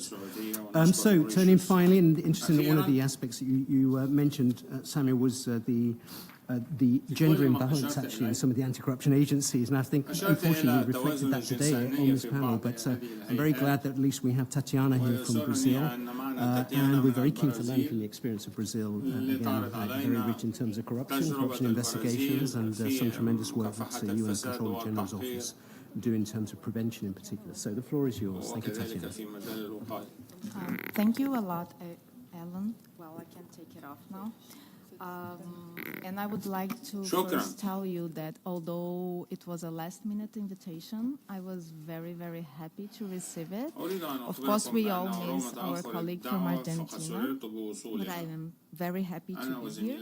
I was actually one of those little persons that Samuel showed in the pictures, so I was part of this work through the year.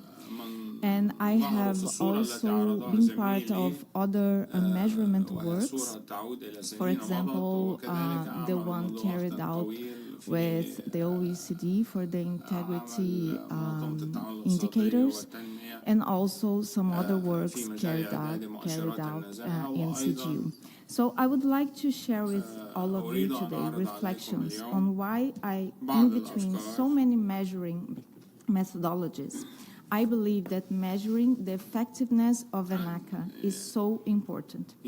Since yesterday, we heard of many methodologies to measure progress on the integrity and anti-corruption agenda. We heard about successful experiences and their challenges. We also heard of many reasons for us to measure this kind of efforts, right? We have been questioned on whether the integrity and anti-corruption work provide meaningful results. And that happened by economists, lawyers, and probably shareholders, right? So it's natural that those investing resources, beginning with citizens, want to see results. And as it has been said before, as results appear, resources come together. So measurement is important. But why should we measure specifically this effectiveness of anti-corruption agencies?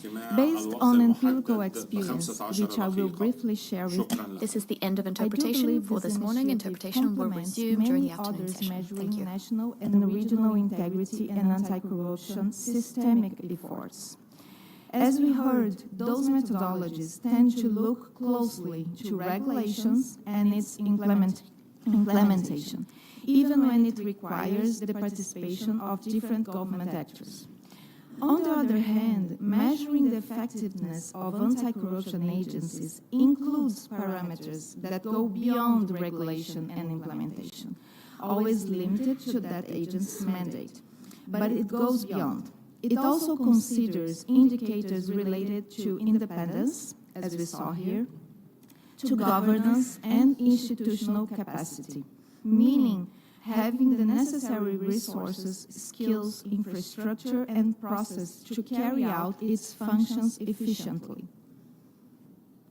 The level of complementarity of these two approaches is remarkable. By experience, I can tell you that many of the gaps identified in the integrity and anti-corruption regular assessment approach may be related to institutional capacity. And the contrary is also true. Difficulties on progress on the institution's mandate may be related to regulation and procedural gaps, for example. In 2023, the Office of Comptroller General of Brazil challenged me with the following task. You will carry on a pilot project to provide support to 2 institutions of the federal government, and you will demonstrate in practice that investing in integrity will help them achieve their mission. That was hard. Note here that our bet, or our thesis in this case, was that integrity policies should be able to help a public institution to achieve its mission. And that is because we believe that we should all bear in mind that integrity should not work for itself. It should otherwise support public institutions' mission. So after the shock of receiving such a task, what we did was, first, to check compliance. So we checked whether the 2 institutions had all expected processes and procedures in place and if they were running properly. As a second step, we then literally studied recent reports from audits, from ombudsman services, and from administrative correctional units to learn what they would tell us about the institutional challenges impacting the accomplishment of their mission. The third phase was then to interview different units with their leaders accompanied by technicians, with the purpose to understand the context behind the facts identified within the first 2 phases.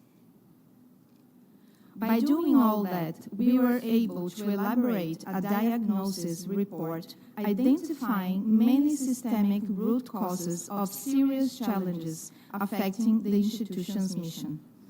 And we also demonstrated that audits, ombudsman services, and correctional units do not only serve their own purposes. Instead, they provide relevant information that, when analyzed together, can provide the institution with a diagnosis which will indicate gaps of various natures, from regulations to better governance. So, as I said before, we saw it in practice that many of the gaps identified in integrity and anti-corruption assessment approaches may be related to institutional capacity. And the contrary is also true. Difficulties on the progress of the institution's mandate may be related to regulation and procedural gaps, for example. Said that, while watching all the interesting debates being held in this conference, I could not help myself from thinking of how great it would be to have both approaches working together, measurement related to regulation and its implementation, closely associated with measurement of ACA's effectiveness. And that's what, that was the thought that I was really willing to share with you today. Thank you. Wonderful. Thank you, Tatiana. It's an important point, isn't it, that as we embark on this measurement process and gathering the data, that actually we are identifying gaps and challenges, not just for our own institution, but those others who are also involved in the broader governance sort of framework of our countries. And it's important to self-reflect and to learn lessons and to have the confidence, I think, and maturity to sort of accept that. So it's very powerful that you mentioned measurement of data and the use of data in that context to improve governance. So we're very grateful. I'm particularly grateful to my panelists because everybody has stuck to their 10 minutes pretty religiously. We are 3 minutes short of our 1 hour, which I didn't think we would do that when we had an hour and 15, but here we are. I don't know whether, because I know the translators have gone, whether we have a couple of minutes. No, we have no time even for any burning questions, even though we've behaved ourselves incredibly well and deserve the gold star. No? Okay. I'm looking at our colleagues from the UNDP. They are running the show. So, well, with that in mind, I know that there are two. Let me just take the opportunity, at least, Samu, to advocate for you and Conference Room A, the power of measurement, practical tools for fighting corruption. That's IACA. That's following very shortly. And in Conference Room 9, our colleagues from UNDP, global data dashboard on public procurement. Difficult choices to make, but I encourage you to attend one or the other sessions. Thank you very much, and thanks again to the panelists. Really appreciate it.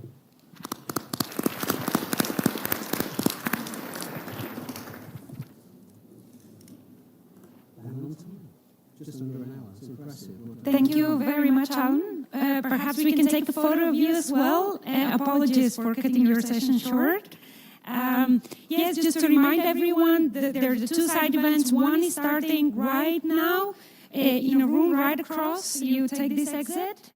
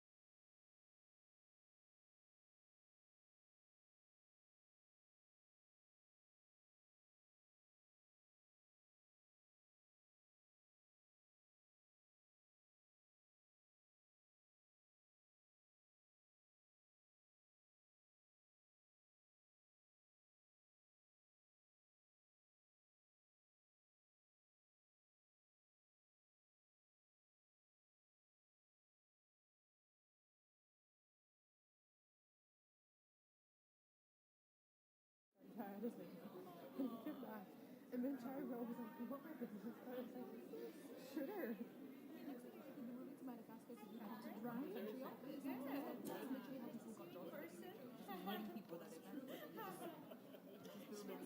I want to get better at this. I have to like send messages.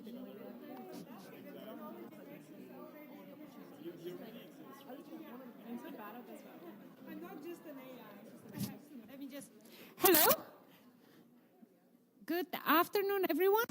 طاب مساءكم جميعا، أهلا بكم من جديد. آمل أن تكونوا قد استمتعتم باستراحة الغداء أو إحدى الفعاليات الجانبية. سننتقل الآن إلى نقاش حول الذكاء الاصطناعي والتعلم الآلي لقياس الفساد. هذه الجلسة سيقودها مارسيلو من البنك الدولي. تفضل يا مارسيلو.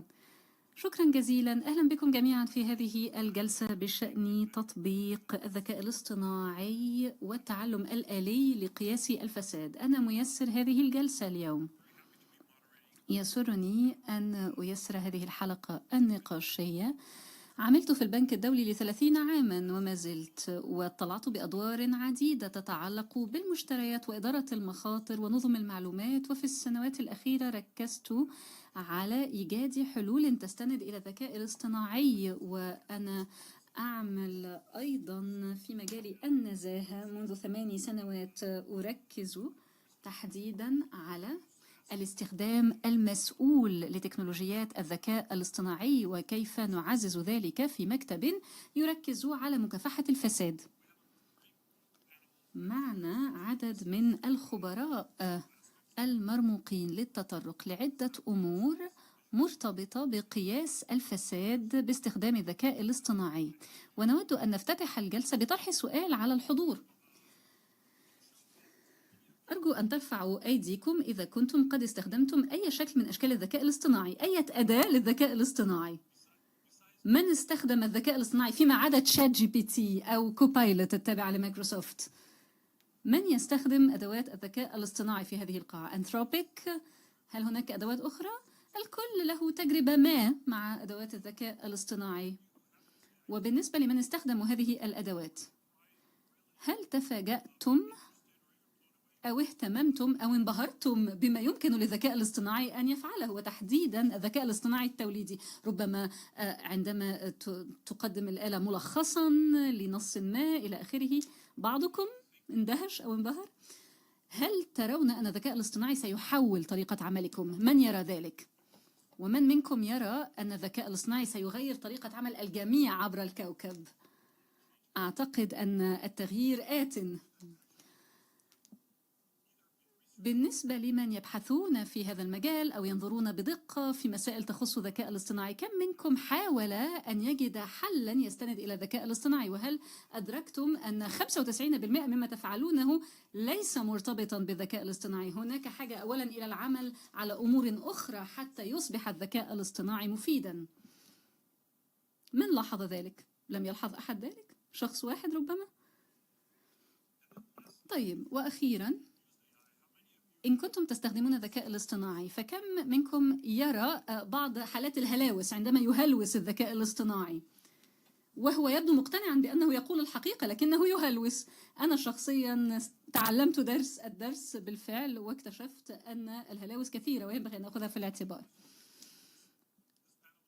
هذه هي بعض الأسئلة التي سنناقشها بالنسبة لقياس الفساد باستخدام الذكاء الاصطناعي. سنبدأ بعرض بعض حالات استخدام الذكاء الاصطناعي، وبعد ذلك سنركز على الفرص والتحديات المرتبطة بالبعد التقني، بالاعتبارات التقنية، المسائل المالية والموارد ذات الصلة، التعاون، العمل مع آخرين باستخدام الذكاء الاصطناعي، وكذلك أمن البيانات والاستخدام الأخلاقي والمسؤول للذكاء الاصطناعي.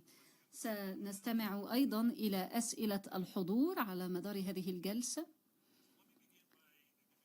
وسوف أقدم الآن المحاضرين، ونبدأ على اليسار بالسيدة هيلين ويلز، وهي لها خبرة تفوق 20 عاما، وحاليا هي رئيسة شعبة التكنولوجيا والتحليل لمكافحة الفساد والنزاهة بمنظمة التعاون والتنمية في الميدان الاقتصادي في باريس، وقد عملت أيضا مع إحدى الهيئات المعنية بمكافحة الفساد في أستراليا، وهي تحب ممارسة الرياضة الجبلية وتصوير المشاهد الطبيعية في أيسلندا وتاجيكستان ودول أخرى. ومعنا أيضا السيد يرأسه وهو الأستاذ المساعد للاقتصاد التطبيقي في جامعة يوترشت في هولندا، وهو أيضا خبير في مجال مكافحة غسل الأموال، يعمل مع الشرطة الوطنية الهولندية في هذا المجال. وشهادة الدكتوراه لم يحظى خلال دراسته بأي تمويل حكومي أو بأي منحة، وبالتالي اضطر إلى ممارسة لعبة البوكر ليمول دراسته، وسوف ندعوه للانضمام إلينا ربما في لاس فيغاس. ففي لاس فيغاس تعقد أيضا قمم تتعلق بالذكاء الاصطناعي، ربما يمكن أن يحضر ويلعب معنا البوكر أيضا. معنا أيضا السيد سافيريو دي جورنو، الحاصل على دكتوراه في مجال مكافحة الفساد، وهو حاليا أستاذ زائر في جامعة غوتنبرغ وكذلك جامعة يوترشت، ومعه أيضا عدة شهادات، منها شهادة من جامعة بيسا في إيطاليا، وهو قام بعمل صحفي تحقيقي في منطقة كالابريا في جنوب إيطاليا، ويعرف ما يحدث في الميدان. وعلما بأن نصف عائلتي من جنوب إيطاليا، فأعتقد أننا سنخوض في نقاشات شيقة أيضا. على يميني السيدة تاتيانا بيتري، وهي أم لطفل يبلغ 9 من العمر، وفيما عدا ذلك فهي مراقبة مالية، تعمل في مكتب المراقب المالي العام في البرازيل. على مدار السنوات الماضية هي عملت على تقييم النزاهة في القطاع العام، وحصلت على شهادة من جامعة جورج تاون في واشنطن دي سي، وتركز على مسائل تتعلق بالامتثال في مجال مكافحة الفساد. ومعنا السيد جايان بيريس، رئيس شعبة البيانات والتكنولوجيا في برنامج الأمم المتحدة الإنمائي، ويقود عملية التحول الرقمي في هذا البرنامج الإنمائي، ويركز على استراتيجيات البيانات والحوكمة والثقافات والتكنولوجيات والشركات ذات الصلة. السيد جايان يسدي المشورة ل170 من المكاتب القطرية التابعة للبرنامج الإنمائي، ويركز على حوكمة استراتيجيات الذكاء الاصطناعي. أعتقد أنك لا تنام كثيرا، لا تحظى على بما يكفي من الوقت للنوم والاستراحة، إذن أنت تهتم بالتحليل وتحلل كل البيانات بشكل مفرط أحيانا، وربما هذا يضايق أطفالك. كاتالينا جيرلي لم يتسنى لها الحضور بسبب مشاكل تتعلق بالطيران، ولكنها أرسلت بعض الملاحظات بشأن أسئلة طرحناها سابقا، سوف أقدمها هي. إذن تكمل حاليا دراسة للحصول على شهادة الدكتوراه في جامعة بولونيا في إيطاليا، وتبحث تحديدا في استخدام الذكاء الاصطناعي في مجال مكافحة الفساد والتطبيقات في القطاع العام، كما أنها تعمل مع البرنامج الإنمائي لتجميع مختلف التكنولوجيات المستخدمة في القطاع العام لمكافحة الفساد. وفيما عدا أبحاثها فهي تهتم بالسفر ومسائل أخرى. إذن نبدأ مع السؤال الأول، وهنا سنستمع إلى عدة عروض من المحاضرين. كل من المحاضرين سيتطرق إلى حالات لاستخدام الذكاء الاصطناعي أو التعلم الآلي لقياس الفساد، وما هي التجارب الناجحة في هذا الصدد. وسنبدأ بتاتيانا، تفضلي. شكرا جزيلا يا مارسيلو على هذا التقديم المرح للغاية. أعجبتني طريقة عرضك وتقديمك للمحاضرين. أهلا بكم جميعا، أنا هنا من جديد تقول المتحدثة، ويسرني أن أشاطركم بعض المعلومات بشأن إنسان آلي هو أليس. مارسيلو كان يتحدث معنا يوم أمس وقال إن الCGU قد استثمر كثيرا في الذكاء الاصطناعي، وذلك لدعم عدة إجراءات، وتمت الإشارة إلى الإنسان الآلي أليس، وسوف أكمل ما قيل في هذا الشأن. نحن فخورون للغاية بهذا المشروع. هل يمكن العودة إلى الشريحة الأولى تقول المتحدثة؟ نحن فخورون للغاية بكل الشهادات التي حصل عليها هذا الإنسان الآلي. تجدونها على جانب الصفحة هنا على اليمين. على المستوى الوطني في البرازيل وعلى المستوى الدولي تم الاعتراف بهذا الإنسان الآلي.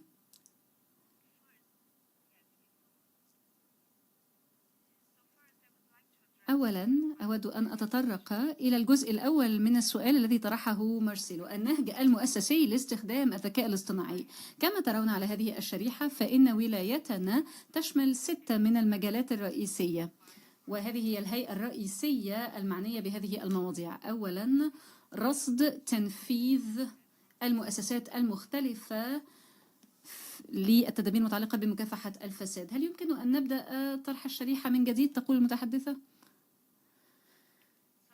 إذن يتم تغطية خدمات أمين المظالم، الشفافية والبيانات المفتوحة، التوعية والنهوض بمعايير النزاهة، الرقابة الداخلية، التحقيقات والإنفاذ، والتسوية الودية أو دون تقاضي. وكما ترون فإننا نستخدم الذكاء الاصطناعي في كل هذه المجالات. أريد أن أرى الشريحة تقول المتحدثة. لحظة، أمهلونا لحظة.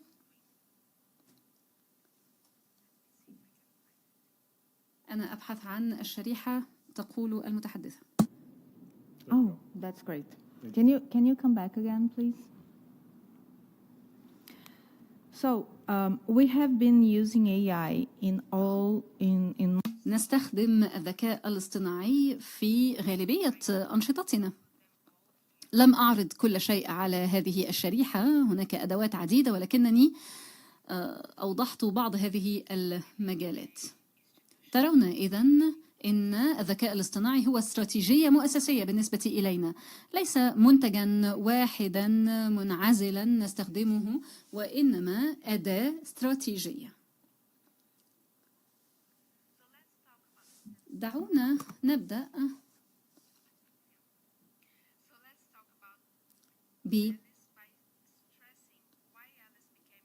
بأهمية هذه الأداة أليس. أكدنا خلال هذا المؤتمر على أهمية لوحة التحكم الخاصة برصد ومراقبة المشتريات الحكومية، وهذا أمر بالغ الأهمية في البرازيل. لقد واجهنا الكثير من التحديات في البرازيل بسبب بعض الأعاصير، وكانت هناك مشتريات ينبغي رصدها ومراقبتها ماليا، وفريق الخبراء المعني هو الذي أنشأ ووضع هذه الآلة أليس. كيف تعمل أليس؟ أولا تنظر في نظام المشتريات الحكومية لتحليل مختلف الإجراءات ولتقديم بعض المعلومات بشأن المخاطر، وبالتالي ينظر المعنيون في هذه المخاطر. لدينا تصنيفات 40 لمختلف أنواع المخاطر، وهذا يشمل عدة مراحل من المشتريات، بدءا من استدراج العروض لاختيار المزودين إلى آخره. وفي 2023 قمنا بتحليل 190,000 عملية بواسطة أليس، بعضها يخضع لاختصاص هيئتنا الCGU، و5% تشمل مخاطر. وبالتالي فإن الأرقام في 2024 لم تتغير كثيرا، ما زالت الإجراءات التي تشمل مخاطر لا تتجاوز 5%، وفي 2025 أصبحت هذه النسبة 8%. لاحظوا أن النظام لا يساعد فقط الحكومة الاتحادية على تحليل استدراجات العروض، بل الأداة تستخدم أيضا على مستوى الولايات وعلى المستوى المحلي، وبالتالي يتم توضيح المخاطر من خلال علامات تحذير Red Flags. المستخدمون يزداد عددهم على مر السنين. في 2023 كان هناك 571 مستخدما من أصل أو في 179 من الكيانات، والآن هناك 891 مستخدما في 2024، واليوم في 2025 هناك 963 مستخدما من 375 من الكيانات، أي ضعف ما كان الوضع عليه في العام 2023. وددت أن أعرض بعض الأرقام الإضافية التي توضح أثر استخدام هذه الأداة. في 2023 كانت هناك 203 من عمليات المشتريات التي حللتها أليس، وهذا أثر في عمليات بمبلغ 5.10 مليار دولار. في 2024 استخدمت أليس في 212 عملية مراجعة للمشتريات، وهذا يعني ما إجماليه 5.73 مليار دولار، وفي 2025 المبلغ هو 5.62 مليار دولار. إذن الأثر كبير كما ترون، وهذا ما لدي. شكرا يا تاتيانا. سأعطي الكلمة الآن ليورأس ولسافيريو ليقدما عرضهما. شكرا جزيلا على منحنا هذه الفرصة لتناول الكلمة اليوم. دانيال كوفمان قال يوم أمس أنه ينبغي أن نستعين بمنهجيات مختلفة لقياس وتحليل الفساد. هذا ما نفعله بالفعل من خلال فريق صغير من الباحثين في جامعة ووتريشت في هولندا. نركز على تحليل الفساد وغسل الأموال، ونحاول أن نقدر حجم الظاهرة بمختلف الأدوات والتقنيات المتاحة اليوم من خلال الذكاء الاصطناعي. ولدينا عدة مشاريع جارية حاليا، سأسلط الضوء على بعضها، وبعض هذه الأبحاث لم ننشرها بعد. لدينا مشاريع مدعومة من الاتحاد الأوروبي في إطار مشروع بريدج جاب الذي تم التنويه به يوم أمس. ومعنا الزميل فيليكس ألشوت الذي يقود مشروعا يتعلق بتتبع الأموال. الأمر لا يتعلق باحتساب عدد حالات الفساد، بل ينبغي أن ننظر في المبالغ المعنية لندرك خطورة حالات الفساد. إذن المهم هو أن ندرك حجم الأموال المرتبطة بحالات الفساد هذه، ونحاول بالتالي أن نفهم الأنماط الدولية لتدفقات هذه الأموال التي تعبر الحدود أحيانا في حالات فساد عابرة للحدود إذن. وهناك مشروع بقيادة أحد الزملاء يستخدم عدة أدوات للذكاء الاصطناعي والتعلم الآلي، وذلك لفهم كيفية الكشف عن مخاطر الفساد فيما يتعلق بالبيانات المتاحة، ونحاول أن نستكشف نقاط الضعف ذات الصلة. المشروع الأخير كان بقيادة سافيريو الذي ينضم إلي اليوم، وهو كان يزور جامعة يوترشت لإجراء أحد الأبحاث، وهو كان نجم المشروع. ونحن حاولنا أن نجد سبلا مبتكرة لقياس الفساد، وبما أنه هو نجم المشروع سأتركه يعرض هذا المشروع. تفضل يا سافيريو. شكرا جزيلا، شكرا لكم جميعا، وشكرا للمنظمين، وأشكرك يا يرأس على ما عرضته، وأشكر مارسيلو أيضا الذي قدمنا بشكل مرح وظريف للغاية. سوف نتطرق إذن للمشاريع. حاولنا استخدام بيانات السواتل لقياس الفساد. هذا أمر لم يفعله أحد بعد.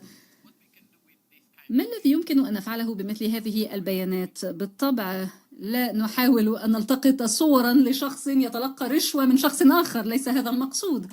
ما نقصده هو أننا نركز على شكل بعينه من أشكال الفساد. الفساد في قطاع البناء واستخدام الأراضي. هذا النوع من الفساد لماذا نركز عليه؟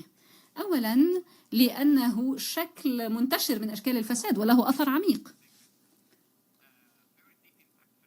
الأثر عميق كما أقول. هناك عدة أمثلة على استخدام الأموال العامة للاختلاس أو تحويل مسار الاستثمارات، وبالتالي يؤدي ذلك إلى إنشاء مبان غير قابلة للاستخدام، أو مثلا قرى سياحية لا يزورها أحد وغير مجدية، وبالتالي فإن هذه طريقة ما لاختلاس هذه الأموال أو استخدامها بشكل فاسد، أو استخدام تراخيص على نحو غير ملائم، التلاعب بالأرقام في هذه التراخيص لبناء منازل خاصة وليست مواقع عامة.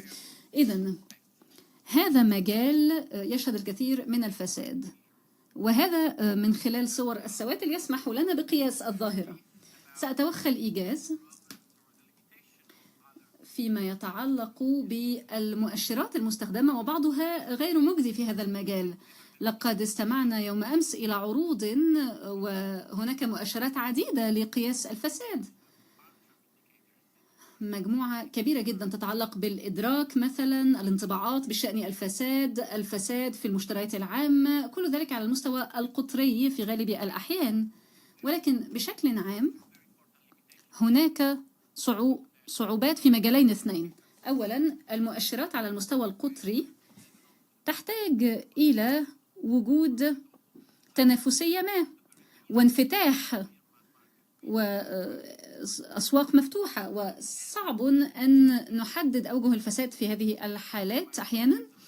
كذلك ينبغي أن تكون الإدارة العامة قادرة على تسجيل البيانات وعلى رصدها. والفكرة هي أنه عندما لا يكون الإنفاق فعالا في قطاع البناء بسبب الفساد، فإن النتيجة هي أن المباني أو الأراضي لا تستخدم على النحو الملائم، وبالتالي يمكن أن نرى بصور السواتل ما يحدث بالنسبة إلى هذه الأراضي، ونحاول أن نتنبأ قدر المستطاع بما يحدث لهذه الأراضي على أساس دراسات جيومورفولوجية سكانية إلى آخره. وبعد ذلك نحاول أن نرى النتائج ونقارن ما نراه بما كنا قد تنبأنا به. Like you can see in this picture that comes from وعندما يكون الارتفاع كبيرا كما ترون من هذه الصورة في مكان بعيد، فإن هذا قد يدلل على وجود تلاعب في الإنفاق العام. نأخذ بالاعتبار كل السمات والمعلومات الجغرافية والتضاريسية ونستخدم كل النماذج الممكنة حتى نغطي كل شيء، ثم ننظر في ما تم تشييده وما هي تكاليفه المحتملة. لماذا؟ حتى نجعل من المنهجية طريقة يمكن الأخذ بها عندما لا توجد البيانات المسجلة الكاملة ولا توجد بيانات كافية. وعلى مستوى المحليات، لأن السكان هم الطرف الأساسي في البناء والتشييد، 80%، أو نستطيع أن نحدد وضع ما يزيد عن 80% مما تم تشييده. على سبيل المثال نأخذ بنموذج إيطاليا لأنه مفعم بالمعلومات والبيانات، وترون مما أعددناه من تقديرات. وفي الرسم الآخر التقديرات المحتملة للجريمة على المستوى المحلي، مثلا الجريمة المنظمة أو الفساد الذي أصدرنا بصدده قوانين كثيرة في إيطاليا. ونحن واثقون على كل حال من أننا نبذل دائما الجهد لتغطية كل شيء. نحاول أيضا أن نغطي مشاركة النساء، لأن النساء يعتبرن أقل فسادا من غيرهن. إذن في هذه المجالات توجد أعمال تشييد كثيرة، أكثر بكثير من ما تسمح به تضاريس هذا المكان. إذن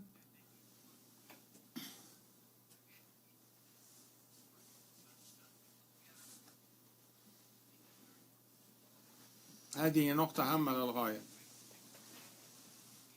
ثم نحاول استخدام هذا الأسلوب في بلدان أوروبية أخرى، في ألمانيا، في غيرها، في محاولة لنجد إن كانت هناك علاقة من نوع ما لإعداد مصفوفة إنفاق على المستوى المحلي. ربما تكون تفسيراتها مختلفة، ولكن على الأقل توجد بعض المعلومات الهامة، على الأقل من ناحية ما ينفق بشكل سليم ومن ناحية الشفافية، لكي نستطيع التوصل إلى افتراضاتنا. إيجازا للحديث، هذا ليس الطريقة المثلى، لكن فكرتنا هي أنه في المجالات التي لا تتوفر فيها أي مؤشرات أو بيانات، فإن استخدام بيانات الأقمار الصناعية على الأقل تبين لنا التوجه العام. كذلك فإن النتائج التي نتوصل إليها والتقديرات التي نضعها أو الاختلالات التي نراها في الإنفاق العام فهي تتركز على المستوى المحلي، حيث لا توجد مؤشرات كثيرة أساسا. بالطبع لابد من توفر الظروف المناسبة، مثلا المتابعة الإدارية، المبالغ المنفقة على التشييد،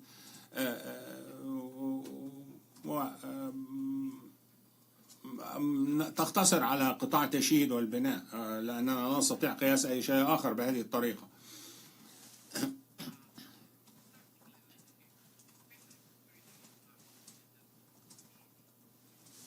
ولا سيما في المناطق النائية قليلا والتي لا أصلح فيها شيء آخر. أتوقف عند هذا الحد لنستمع إلى مزيد من التساؤلات إن أردتم. شكرا.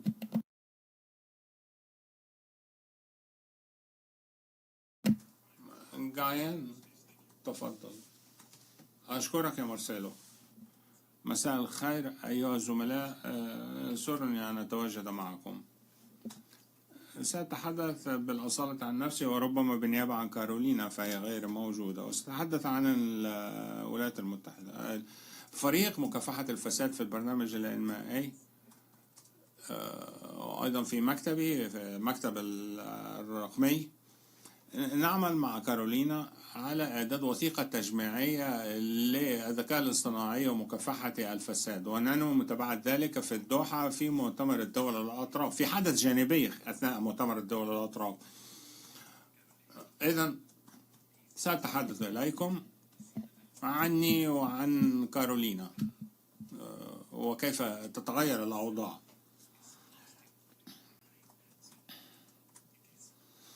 الأمور تتطور بسرعة كبيرة. في يوم نتحدث عن الأنماط أو اللغات، في وقت آخر نتحدث عن الأساليب والطرق، التطبيقات، كل شيء يتغير. أدوات كثيرة من التخطيط إلى التنفيذ إلى القياس أو التنفيذ على نطاق أضيق. الكثير من الأساليب تظهر طوال الوقت وفي كل المناطق من آسيا لأفريقيا لأمريكا الجنوبية أوروبا أيضا. ما نلاحظه هو أن الطلب يتزايد على هذه الأنظمة للذكاء الاصطناعي ولا سيما في مجال مكافحة الفساد. وبالطبع نرى الجوانب العديدة التي يمكن استخدام الذكاء الاصطناعي فيها: النظام القضائي، نظام الحسابات، الرعاية الصحية، متابعة الانحراف أو الفساد، إعداد التقديرات المخاطر، اكتشاف الاختلالات وما إلى ذلك. وأيضا فإن تجارب الناس وآرائهم فيما يستخدمونه هامة للغاية، لأنها تتيح التنبؤ بمشاكل قد تحدث، نراعي في الاعتبار استخدامات التواصل الاجتماعي. الذكاء الاصطناعي يزداد الطلب عليه باستمرار. الآن أتناول إلى حالة الولايات المتحدة من منظور البيئي للبرنامج الإنمائي وسأبين لكم لماذا.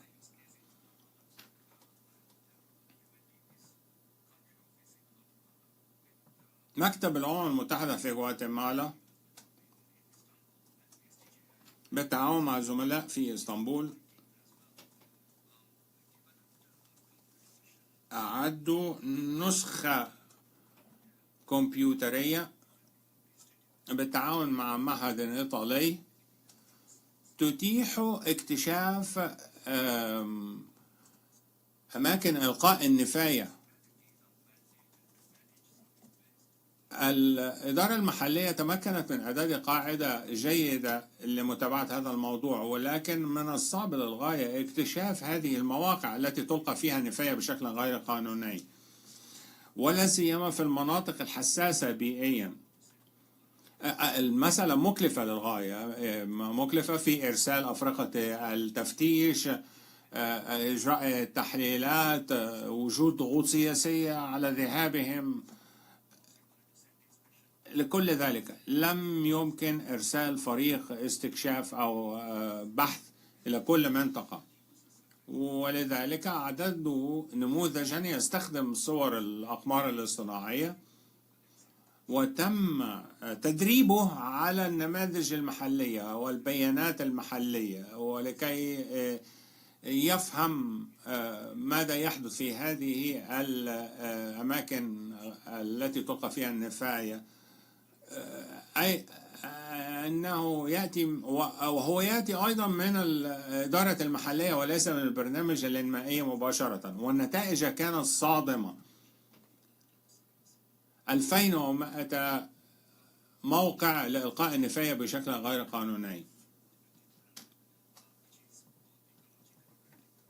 في مناطق هامة بيئيا واقتصاديا أيضا، كما أنها هامة للسياحة.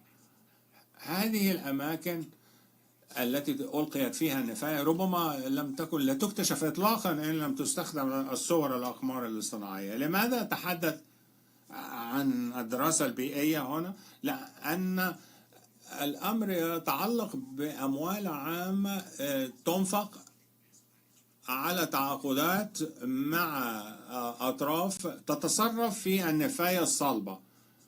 المفروض أنهم يتصرفون فيها بالشكل السليم.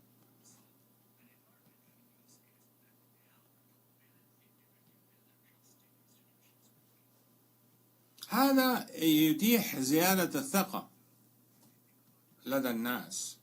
عندما نفكر في مكافحة الفساد فلا ينبغي أن نفكر فيه من منظور عقود الشراء والاشتراء وغير ذلك، وإنما إمكان تطبيقه أو استخدام الذكاء الاصطناعي في كل المجالات التي نريد أن نتابع ونراقب فيها هذا الفساد ونطبق تدابير مكافحته. شكرا. شكرا يا هالن.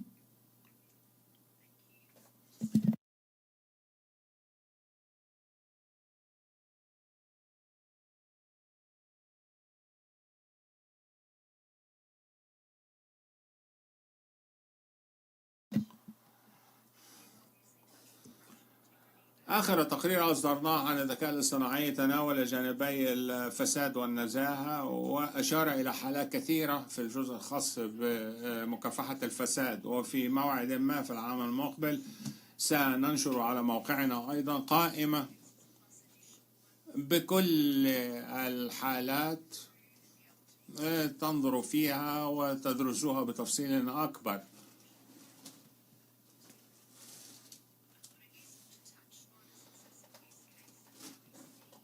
وأعتقد أن من المفيد أن أعرض عليكم ذلك، وأيضا ما يبين أهمية التعاون.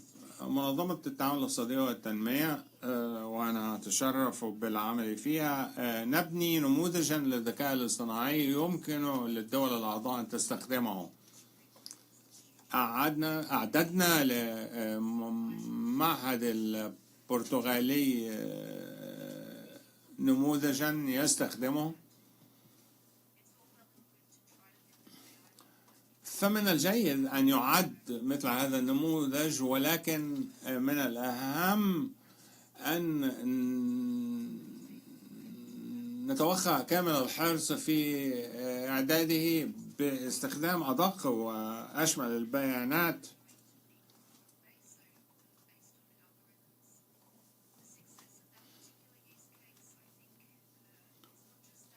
ونجاح هذا المثال الذي عرضه ليس فقط أنه يوفر التفاصيل المتعلقة بمخاطر الفساد وغيرها، إلا أنه كان جيدا للغاية في كل ما وفره من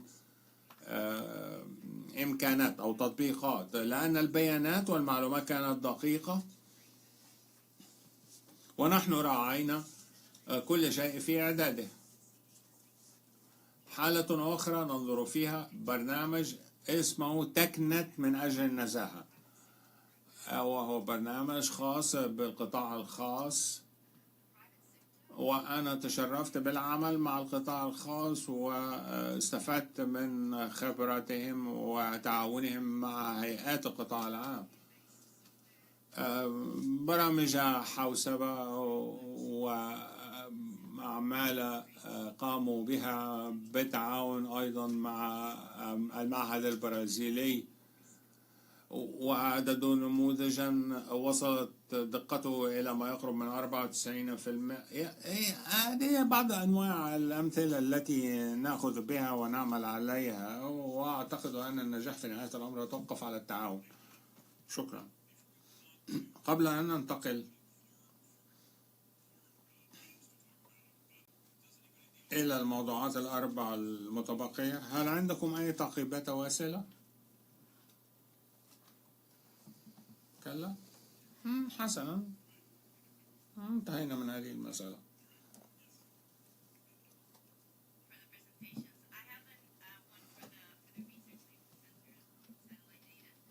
عندي سؤال بخصوص بيانات الأقمار الاصطناعية. إذن أنتم لا تستخدمون البيانات عن الاشتراء في أعمالكم كأساس أم تستخدمونها؟ كلا، لا نستخدم هذه البيانات أو المعلومات مباشرة، إنما نستخدمها فقط للتحقق مما هو متاح أو مما هو موجود.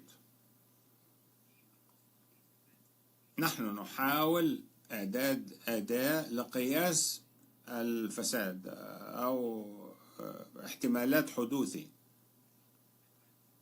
أرجو أن يكون ردي كافيا.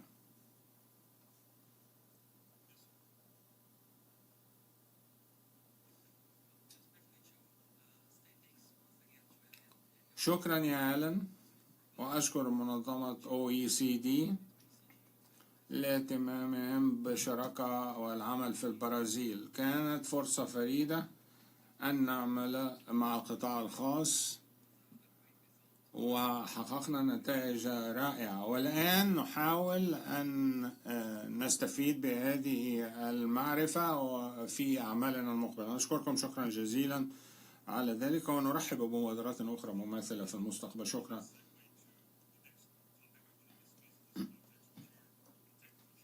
نعم، الصعوبات الفنية في محاولة القيام بهذا العمل كثيرة، وأريد أن أسأل الفريق، أعطونا صورة عن الصعوبات الفنية الأساسية التي تواجهكم في مجال عملكم وكيف تحاولون تجاوزها. أعطي الكلمة أولا لتاتيانا. شكرا. شكرا يا مارسيلو.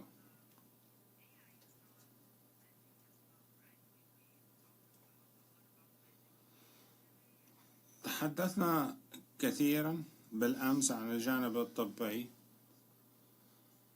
ونحن نحتاج إلى جهد طويل الأجل من عدة أفرقة متخصصة في إعداد هذا البرنامج للذكاء الاصطناعي. نحتاج إلى خبراء في تكنولوجيا المعلومات والبيانات، ونحتاج إلى مهندسين كمبيوتر أيضا، وكل ما نتواصل إليه يحتاج إلى التحسين المتواصل. إن أردنا لهذه الأدوات التي نبتكرها أن تبقى حديثة ومتماشية مع الزمن الذي تستخدم فيه، وأيضا صالحة في ضوء السياسات الموجودة، فإننا ينبغي أن نستثمر فيها باستمرار. إنها مثمرة للغاية، ويمكن أن تساعدنا كثيرا في الإجراءات وفي تحقيق نتائج لا يمكن تحقيقها بدون الذكاء الاصطناعي، لكنها تحتاج إلى الكثير من العمل، فهي لا تحدث وحدها. هذا ليس سحرا طبعا، وكلنا نعلم ذلك. كل من يعملون فيه يعرفون، ولكن من لا يعملون فيه ربما لا يعرفون ذلك، ويريدون كل شيء بسرعة رغم كثرة الصعوبات، ولا سيما على نطاق واسع. هناك حاجة لأفرقة، ليس أفرقة فنية فقط، ولكن أيضا دعم من القيادة ومن المصادر التمويلية المختلفة. سافيريو، أشرت إلى استخدام التعلم الآلي كواحد من النماذج التي تسعون إلى تطويرها. نعم، نستخدم التعلم الآلي في اختيار للحفاظ على الدقة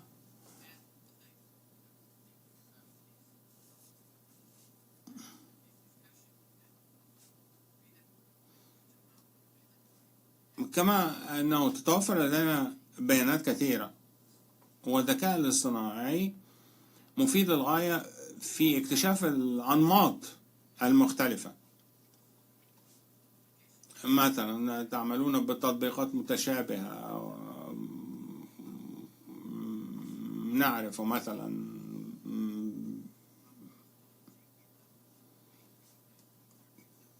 كيف يمكن تحسين المنهجية لكي تزداد قدراتها، تتعرف على الصور، تتعرف على الأنماط المتكررة أو أن تتعرف على أي شيء ربما يرتبط بالفساد. نعم، يمكن أن نستخدم الذكاء الاصطناعي والتعلم الآلي، ولكن في نفس الوقت من المفيد للغاية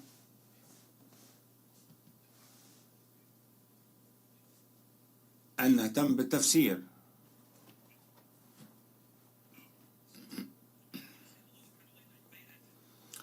مرحبا كاتالينا، وصلت أخيرا. نعلم أن طائرتك تأخرت. نعم، تأخرت كثيرا، ولكنني وصلت في نهاية العام. حسنا، هل أنتم مستعدون للرد؟ أن تريدين الرد؟ يمكنكم أن تتحدثوا عن الحالات التي تستخدم في الدراسة أو أي شيء تريدون إضافته. شكرا يا مارسيلو، يشرفني أن أتواجد هنا رغم التأخير.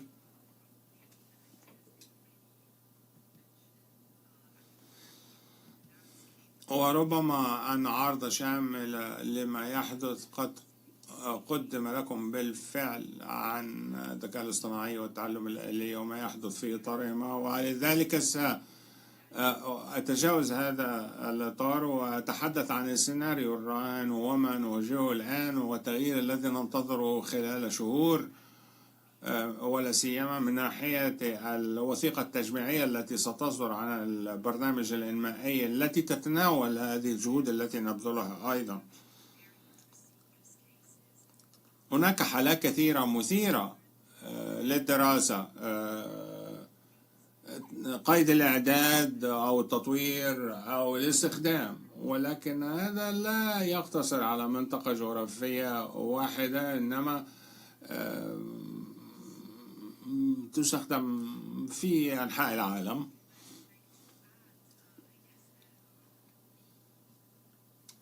كما أن المهام الأساسية قد وضحت بالفعل. وأضيف فقط أنني على مدار السنوات القليلة الماضية أجريت لقاءات كثيرة عن الذكاء الاصطناعي وغيرهم، ولا سيما في أوروبا، لأنني حصلت على شهادتي هناك ومع كثير من الأطراف المعنية المنخرطة في تصميم وتطوير واستخدام وتطبيق هذه النماذج، مطورون في الذكاء الاصطناعي، مبرمجون وغيرهم من الأخصائيين. والتحديات الفنية أو الصعوبات الفنية التي تحدث كثيرا هي ثلاثة في معظم الأحيان. بالطبع هناك أكثر من ذلك، ولكن هذه هي الثلاثة الأكثر حدوثا. أولا، يصعب تحديد الفساد أو تعريفه، ونظام ذكاء اصطناعي يحتاج إلى معايير دقيقة وواضحة للقياس. وكثير من المشروعات الرائدة فشلت لأن تفسير أو تعريف الفساد الغامض أدى إلى عدد كبير من النتائج غير الدقيقة. إذن لابد أن يعرف الذكاء الاصطناعي حدوده والمعايير الأساسية لتعريف الفساد، وتعلمون أن هذه مسألة متغيرة باستمرار، وهذا يزيد الصعوبة. ثانيا، نوعية البيانات لا تزال منخفضة، وكثيرا ما يشير المعنيون إلى أن التحسينات التي أدخلت مؤخرا أدت إلى توفر الكثير من البيانات، ولكن في نفس الوقت فإن هذه البيانات ربما لا تكون بالكمال أو بالدقة المطلوبين. قد توجد بها انحيازات أو تعريفات غير دقيقة أو غير ذلك، مما قد يؤدي إلى تشين تشال، إلى حدوث تشين تشال، أي أن نتوصل إلى نتائج إيجابية ولكنها في الحقيقة سلبية. كذلك هناك صعوبة فيما يخص البيانات من القطاع الخاص، فكثيرا ما يشير العاملون في السلطات العامة أنهم يريدون إشراك القطاع الخاص في جهودهم، ولكنهم يحتاجون إلى كم هائل من البيانات والمعلومات، ولكنها لا تتوفر بسهولة. فهناك ما يشبه الغيرة بين الأطراف المختلفة في التعامل مع هذه البيانات، والتي قد تؤدي في بعض الأحيان إلى تنافس يؤثر سلبا على تقاسم البيانات. هذه عقبة أخرى. وأخيرا وليس آخرا، سبيل الوصول إلى البيانات ليس يسيرا، ففي بعض الأحيان كما قالوا فلابد أن تسدد اشتراكا باهظا لكي تتمكن من استخدام خدمات الذكاء الاصطناعي، وهذا يمثل عائقا ببعض الأطراف.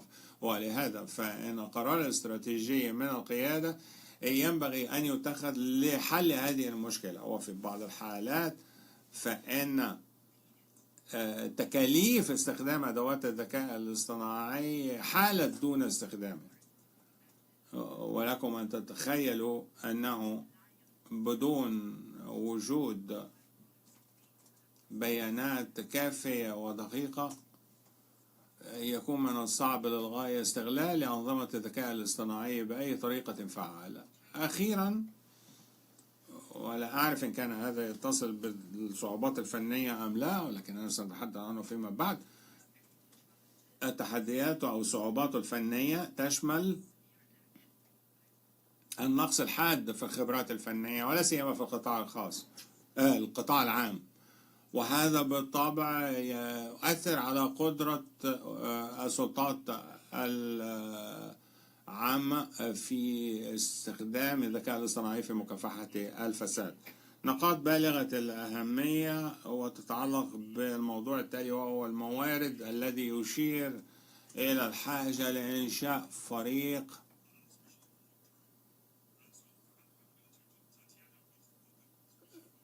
سأوجه السؤال عن الموارد إلى تاتيانا. ماذا عن الموارد الفنية والمالية والبشرية المطلوبة لتنفيذ المطلوب؟ كيف تتعاملون مع هذه المسألة، وما هي أفضل طريقة لتوفير هذه الموارد؟ شكرا. في CGU نهتم بداية بالتعاقد مع المهنيين العاملين في مجال الذكاء الاصطناعي.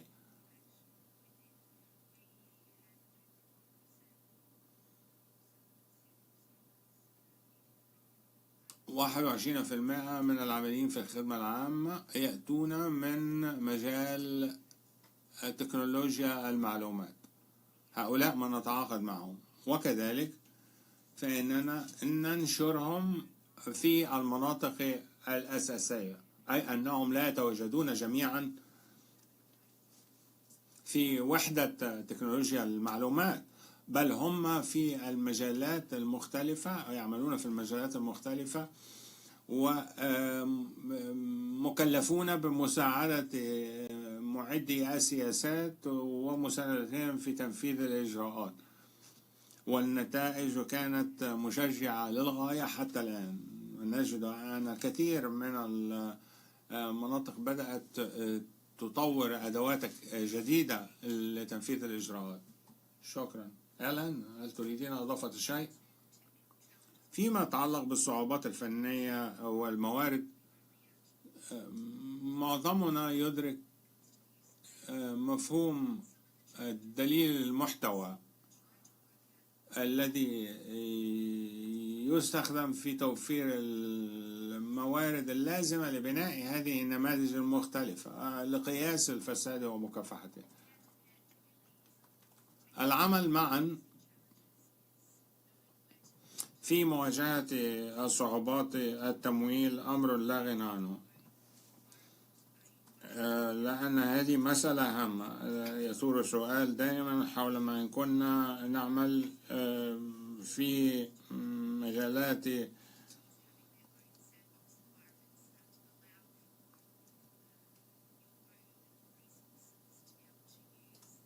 تتيح استخدام أو اللجوء إلى التطبيقات التي نتوصل إليها. في الصباح رأيت لافتة تقول توقفوا عن تشغيل البشر، لقد أتى عصر الذكاء الاصطناعي. هذه اللافتة موجودة خارج المبنى منذ 5 أو 6 أشهر، ولكنها دفعتني إلى التفكير: هل وصلنا بالفعل إلى هذه المرحلة من مخاطر الفساد وقياس الفساد في القطاع العام إلى هذا الحد؟ ربما يمكن إعادة تكليف الأفراد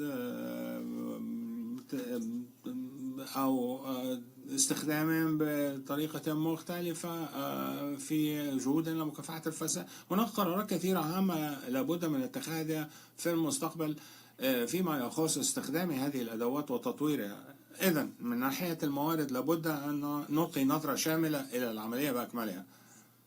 في أستراليا في الشهر الماضي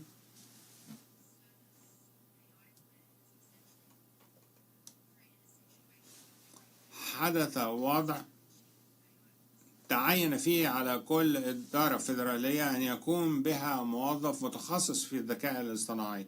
لماذا؟ نظرا لأهمية الذكاء الاصطناعي وتوقعات لدى كل هذه الهيئات من استخداماته. توصياتنا فيما يتعلق بالذكاء الاصطناعي أوردت قسما جيدا للغاية يتناول توفير الموارد وبناء القدرات البشرية والاستعداد للتحولات التي ستحدث في سوق العمل،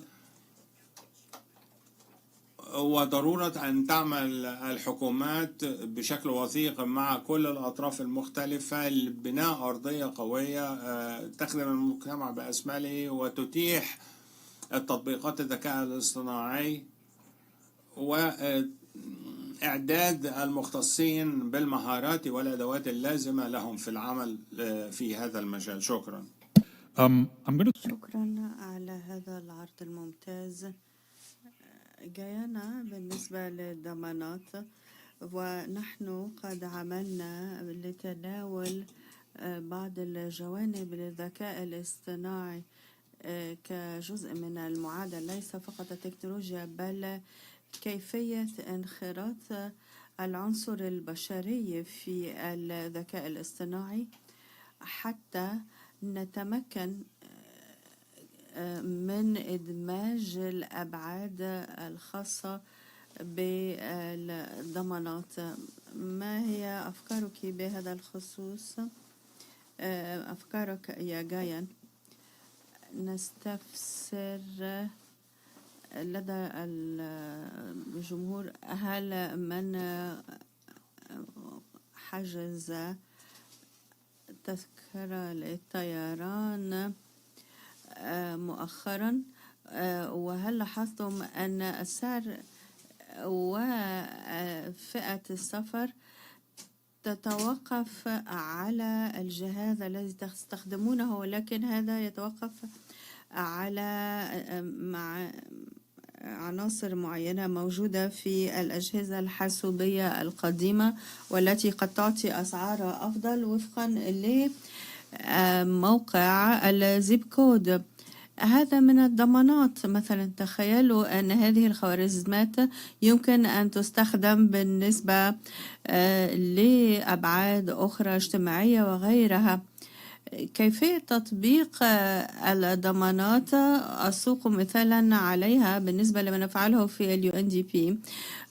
توخينا المسار الصعب، وليس فقط من خلال التكنولوجيا، ولكن لأن هذه المجالات متواصلة التطور، وهنالك مجموعة من المبادئ سأتطرق لها، وكذلك هنالك نطاق المخاطر المتصل. الجميع يعي المبادئ المطلوبة والمبادئ التوجيهية المرتبطة بها لتقليل المخاطر، وكذلك لإيجاد القدرات لكي يكون هنالك فهم لهذه المبادئ، وهي يستند فيها إلى ميثاق الأمم المتحدة، ولدينا إطار عمل يركز على حقوق الإنسان في صميمه، ومن خلال هذا الإطار للعمل نؤكد على الشفافية والمساءلة، وللأهمية مسألة إدماج الجميع وكذلك العنصر البشري. كثيرون يستندون إلى أي إشارة إنسانية human in the loop فقط، ولكن هذا ليس بالكافي.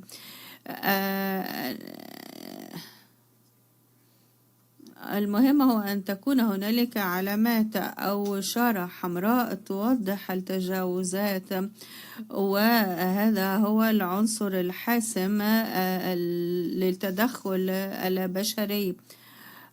وهنالك تقسيم للمخاطر وفقا لحجمها، وكذلك لتلافي البيروقراطية التي لا لزوم لها لأنها تتسبب في التأخير.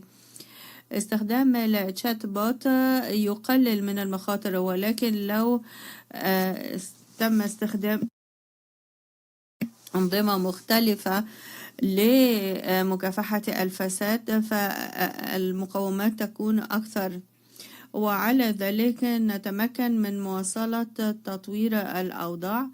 وكذلك هنالك مسألة التوعية وقد تم التطرق لها هنا. ينبغي أن يفهم الجميع في المنظمة أن هنالك حد أدنى أو خط أساس، وكذلك استخدام مرشد للبيانات والمعلومات. اليوم سمعت عبارات داتا البيانات أكثر من مرة لأن هذا هو ما يستخدم، وهنالك حالات لا تكون فيها بيانات كافية، وكذلك هذا أمر يحدث في الجنوب العالمية. ينبغي أن نفهم ما هو متاح وغير متاح، وكذلك للأهمية هنالك مسألة الخصوصية، حماية الأشخاص أو الشعوب التي ينبغي أن نخدمها.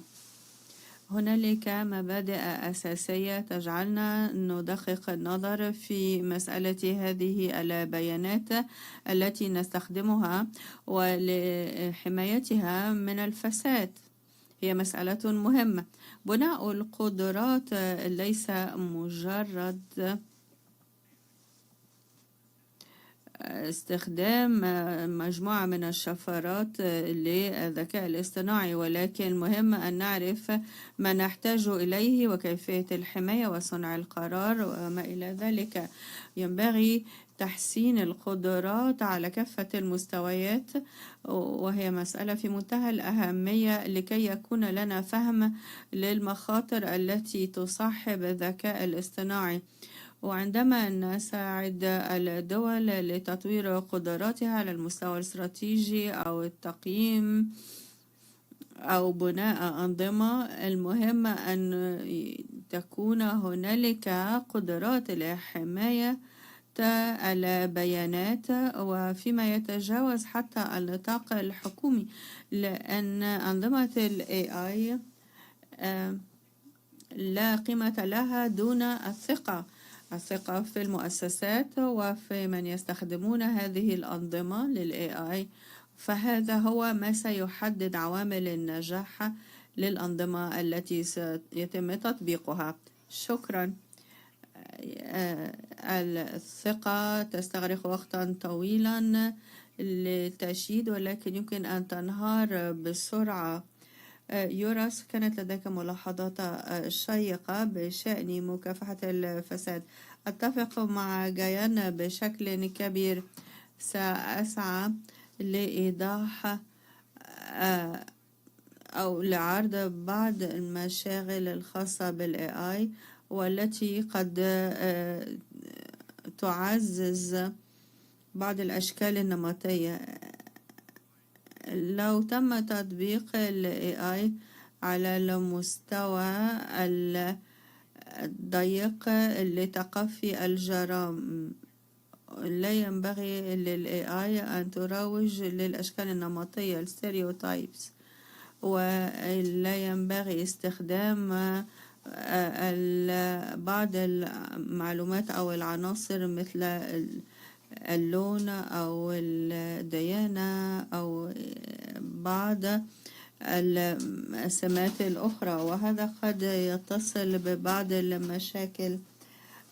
كانت هنالك بعض المشروعات التي أديرت عبر ال AI، وقلنا لنرى ما سيحدث. لاحظنا أن أحد العواميد أو البيانات تشير إلى البعد الجنساني gender، فقلنا فلنحذف هذا العمود أو هذا العنصر بالنسبة لمجموعة البيانات. اعتقدنا أننا حللنا المشكلة، ولكن أن النواتج ظلت هي وكنا نتساءل كيف حدث ذلك.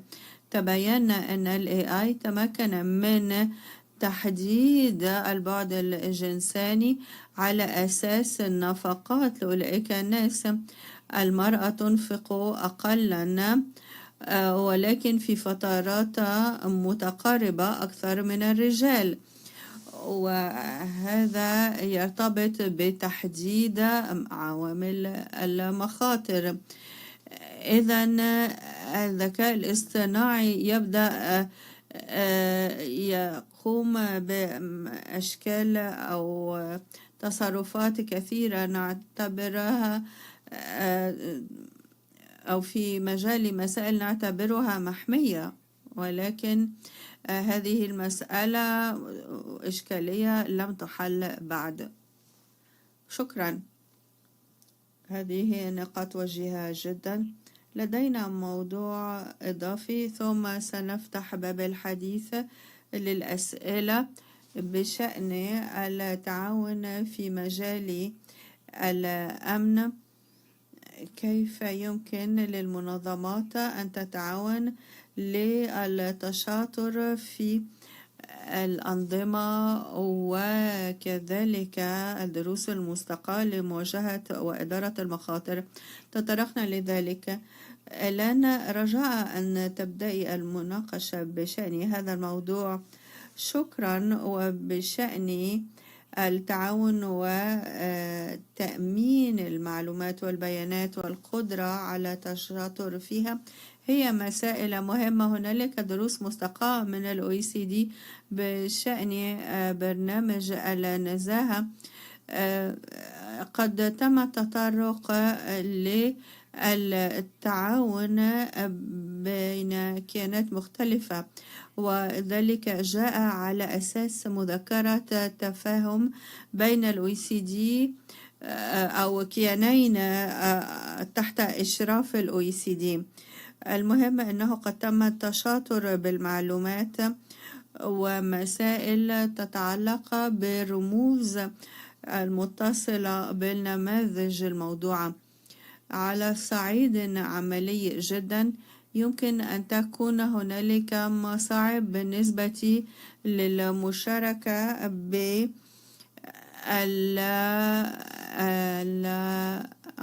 المستخدمة أو الIP. هي مسائل ينبغي أن نأخذها في الحسبان، بحيث أن هذا قد يتعلق بممارسات معينة أو المشاطرة بالرموز أو الكود أو الشفرة في موقع شبكي لدى الاحتياج، وكذلك فيما يتصل بمذكرات التفاهم. على الصعيد التفاعلي أو التعاوني بالنسبة لهذه النماذج، الأمن مهم جدا ويتوقف على الإرادة الخاصة في هذا المجال من جانب المنظمة أو الكيان المعني. وإن كان هنالك اهتمام بالكيفية التي ينشأ بها النموذج وكيف يتم اختبار الجودة، فهي سبل مفيدة جدا للتعاون. وآخر نقطة أشير إليها هي أهمية نقل التكنولوجيا في مجال التعاون. وإن كان هنالك استعان بخبراء خارجيين لامتحان قدرات هذا النظام أو البيانات المنقولة. ينبغي أن يكون هنالك تدقيق في مدى الضمان والثقة، وهذا أمر مهم جدا في إطار التعاون طويل الأجل.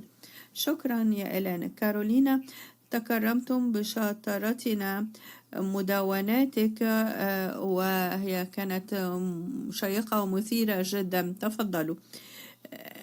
فيما يتعلق بالمشاركة أو الإفصاح عن الصندوق الأسود لل AI في مجال مكافحة الفساد، ينبغي أن نتبين مدى الشفافية المطلوبة في مجال مكافحة الفساد.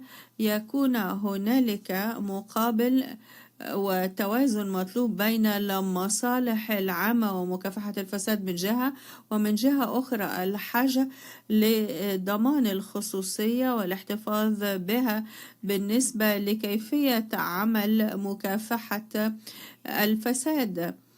عندما كنت أستفسر لدى كيانات القطاع أو الإدارة العامة، هنالك بعض منها ظلت تتوخم مقاربة الكتمان لهذا السبب بحد ذاته، وآخرون كانت لديهم رغبة في المشاركة بالممارسات الفضلى بما يزيد من إمكانية القدرة على التوسع في التعامل. هنالك حد أدنى من الشفافية ينبغي أن يتوفر لدى الكيانات العامة، وعلى قياس مكافحة الفساد على أن لا يعتبر هذا الأمر مسألة بسيطة يمكن الاستخفاف بها. شكرا. شكرا يا كارولينا. جيان، نعم، عفوا يورس، أعتقد أن ما عرضت له كارولينا أمر وجيه. ينبغي عدم الاكتفاء بوجود أنظمة لقياس الفساد، ولو كان لدينا مجموعات تعمل بشكل منفصل ومنعزل دون المشاركة بالمعلومات والقدرات، فإن هذا يضطر الجميع إلى البدء دوما من نقطة الصفر دون الاستفادة من خبرة الآخرين. كانت لدينا مشروعات سعينا فيها للنظر في إمكانية الاستفادة من معلومات معينة وتلبي مسألة الخصوصية لتبين مدى الفائدة منها. وأجرينا هذا الاختبار من خلال معلومات اصطناعية، ورأينا أن هنالك مقابلة بين الطبيعة الاصطناعية والواقع للاستفادة، وهذا هو النموذج أو النمط الذي يستعان به من الجانب الذكاء الاصطناعي ال AI. وهذا وضح لنا كيفية التوصل إلى نتائج لل AI مشابهة تماما في كلتا الحالتين بالنسبة للبيانات الحقيقية مقارنة بالبيانات المصطنعة المشابهة لها والتي تحاكيها. بمعنى أن إن كانت لديك بيانات تتسم بالكتمان، يمكن الاستفادة منها لإيجاد سيناريو اصطناعي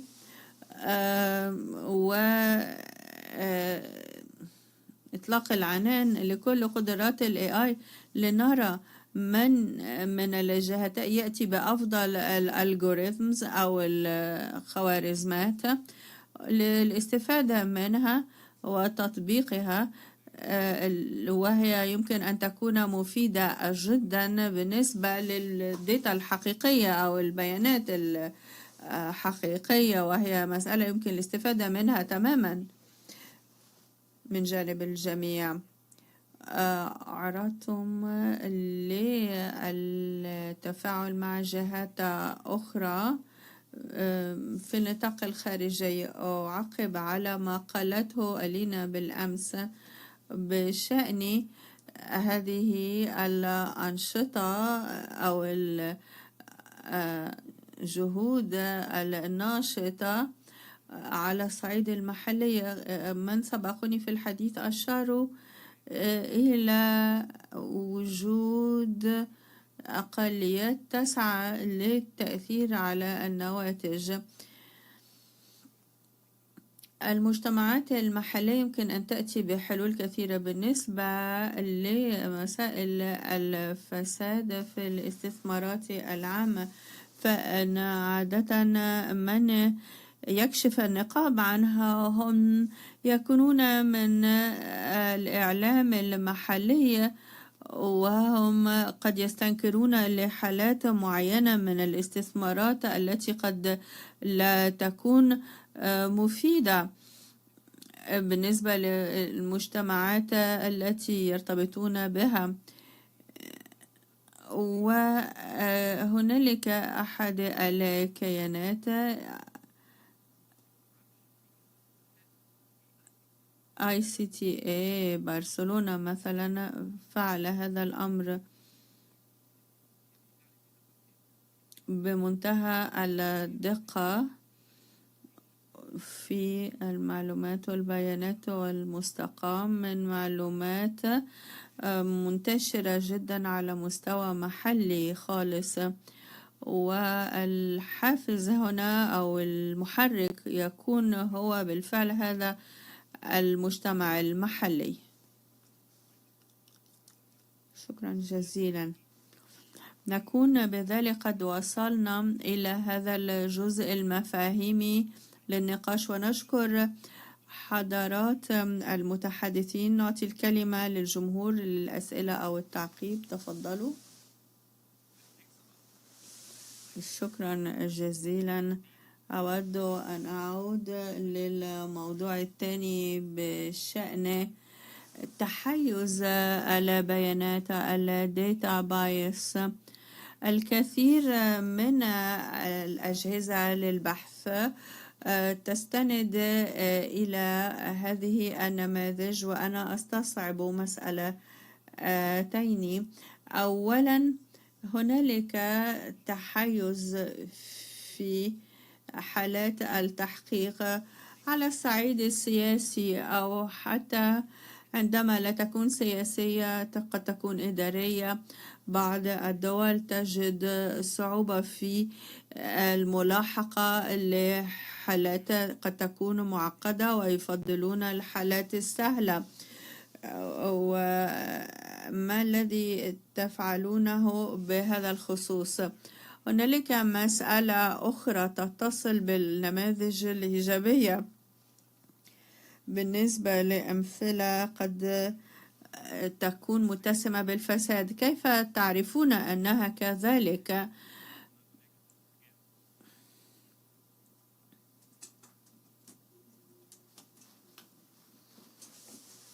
هل من تعقيبات؟ تفضلوا. شكرا على الأسئلة المطروحة. المشكلة هنا تتعلق ببعض نواحي التباين. عندما تكون هنالك حالات ثابتة أو مؤكدة، ولو أردنا من ال AI أن تقوم بالتحليل، فإن هذا التدريب يكون في منتهى الصعوبة. ولكن عندما تكون هنالك حالات ثابتة يمكن تطبيقها، ولكن هذا محك الصعوبة فيه هو التطبيق على كل الحالات الأخرى، وأحيانا يزيد هذا التباين. هنالك هذه النماذج التي يمكن أن تكون منطبقة على عدد كبير من الحالات.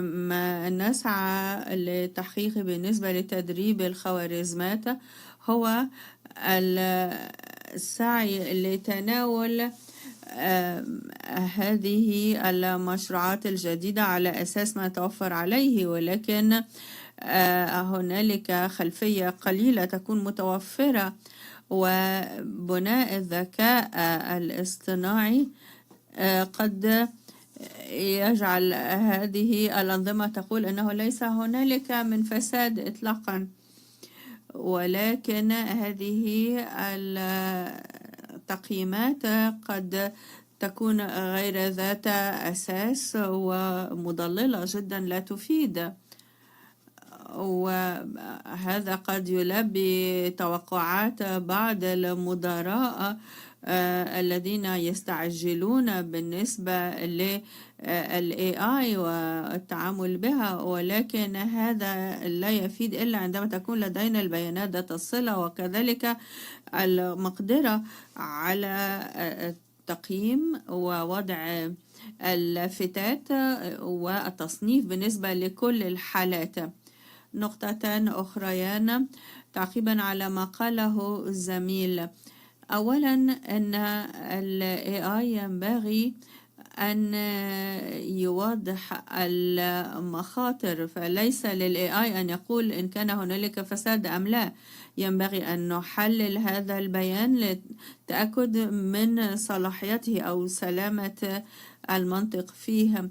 استخدام ال AI لا يغني عن السياسات أو الشق السياسي الفني، بالتالي ينبغي مواصلة هذا العمل لمواصلة تغذية ال AI لتجديد المعلومات والبيانات كل الوقت. إن ما يحققه الذكاء الاصطناعي هو أنه يعجل العملية، حيث أن الذكاء الاصطناعي يدرس حجم ضخم جدا من البيانات بما يفوق طاقتنا، ولكنه لا يستطيع أن يقوم بالخوارزمات عوضا عنا. وشكرا. تفضلوا. بعض التعقيبات بشأن المواضيع المطروحة. أولا، النقل هذه النوع من البيانات وكيفية التعامل معها. أننا قد تمكنا من إعطاء البيانات التي كانت متاحة على الصعيد العام، ولدينا في البرازيل السجل يقتفي كل المعاملات أو الحالات الخاصة بمكافحة الفساد أو عمليات الشراء، أتفق في الرأي أننا ينبغي أن نأخذ هذه المشاغل بالحسبان. هذه السجلات قد توضح مثلا حالات للشطوط عن الممارسات المعمول بها أو المبادئ التوجيهية في عمليات الشراء، وهنا اطلعنا على ما يمكن لل AI أن يعبر عنه باعتباره اتجاهات أو مسائل يعاقب عليها.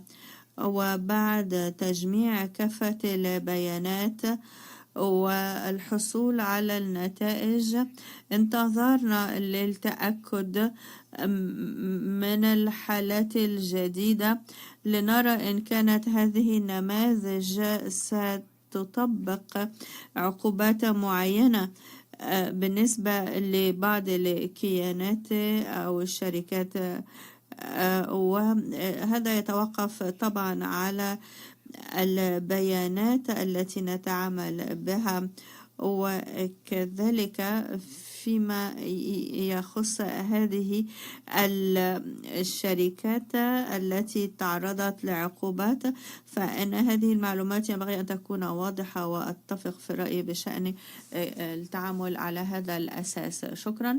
تفضلوا. شكرا. فإن هذه العروض كانت شيقة جدا، قد أثرتم تساؤلات أكثر من العروض. العامل الحاسم سيكون هو البيانات، وهو العامل الحاسم بالنسبة للذكاء الاصطناعي. بدأت المناقشات بهذا الخصوص، فرص الوصول وجودة هذه البيانات وخصوصيتها.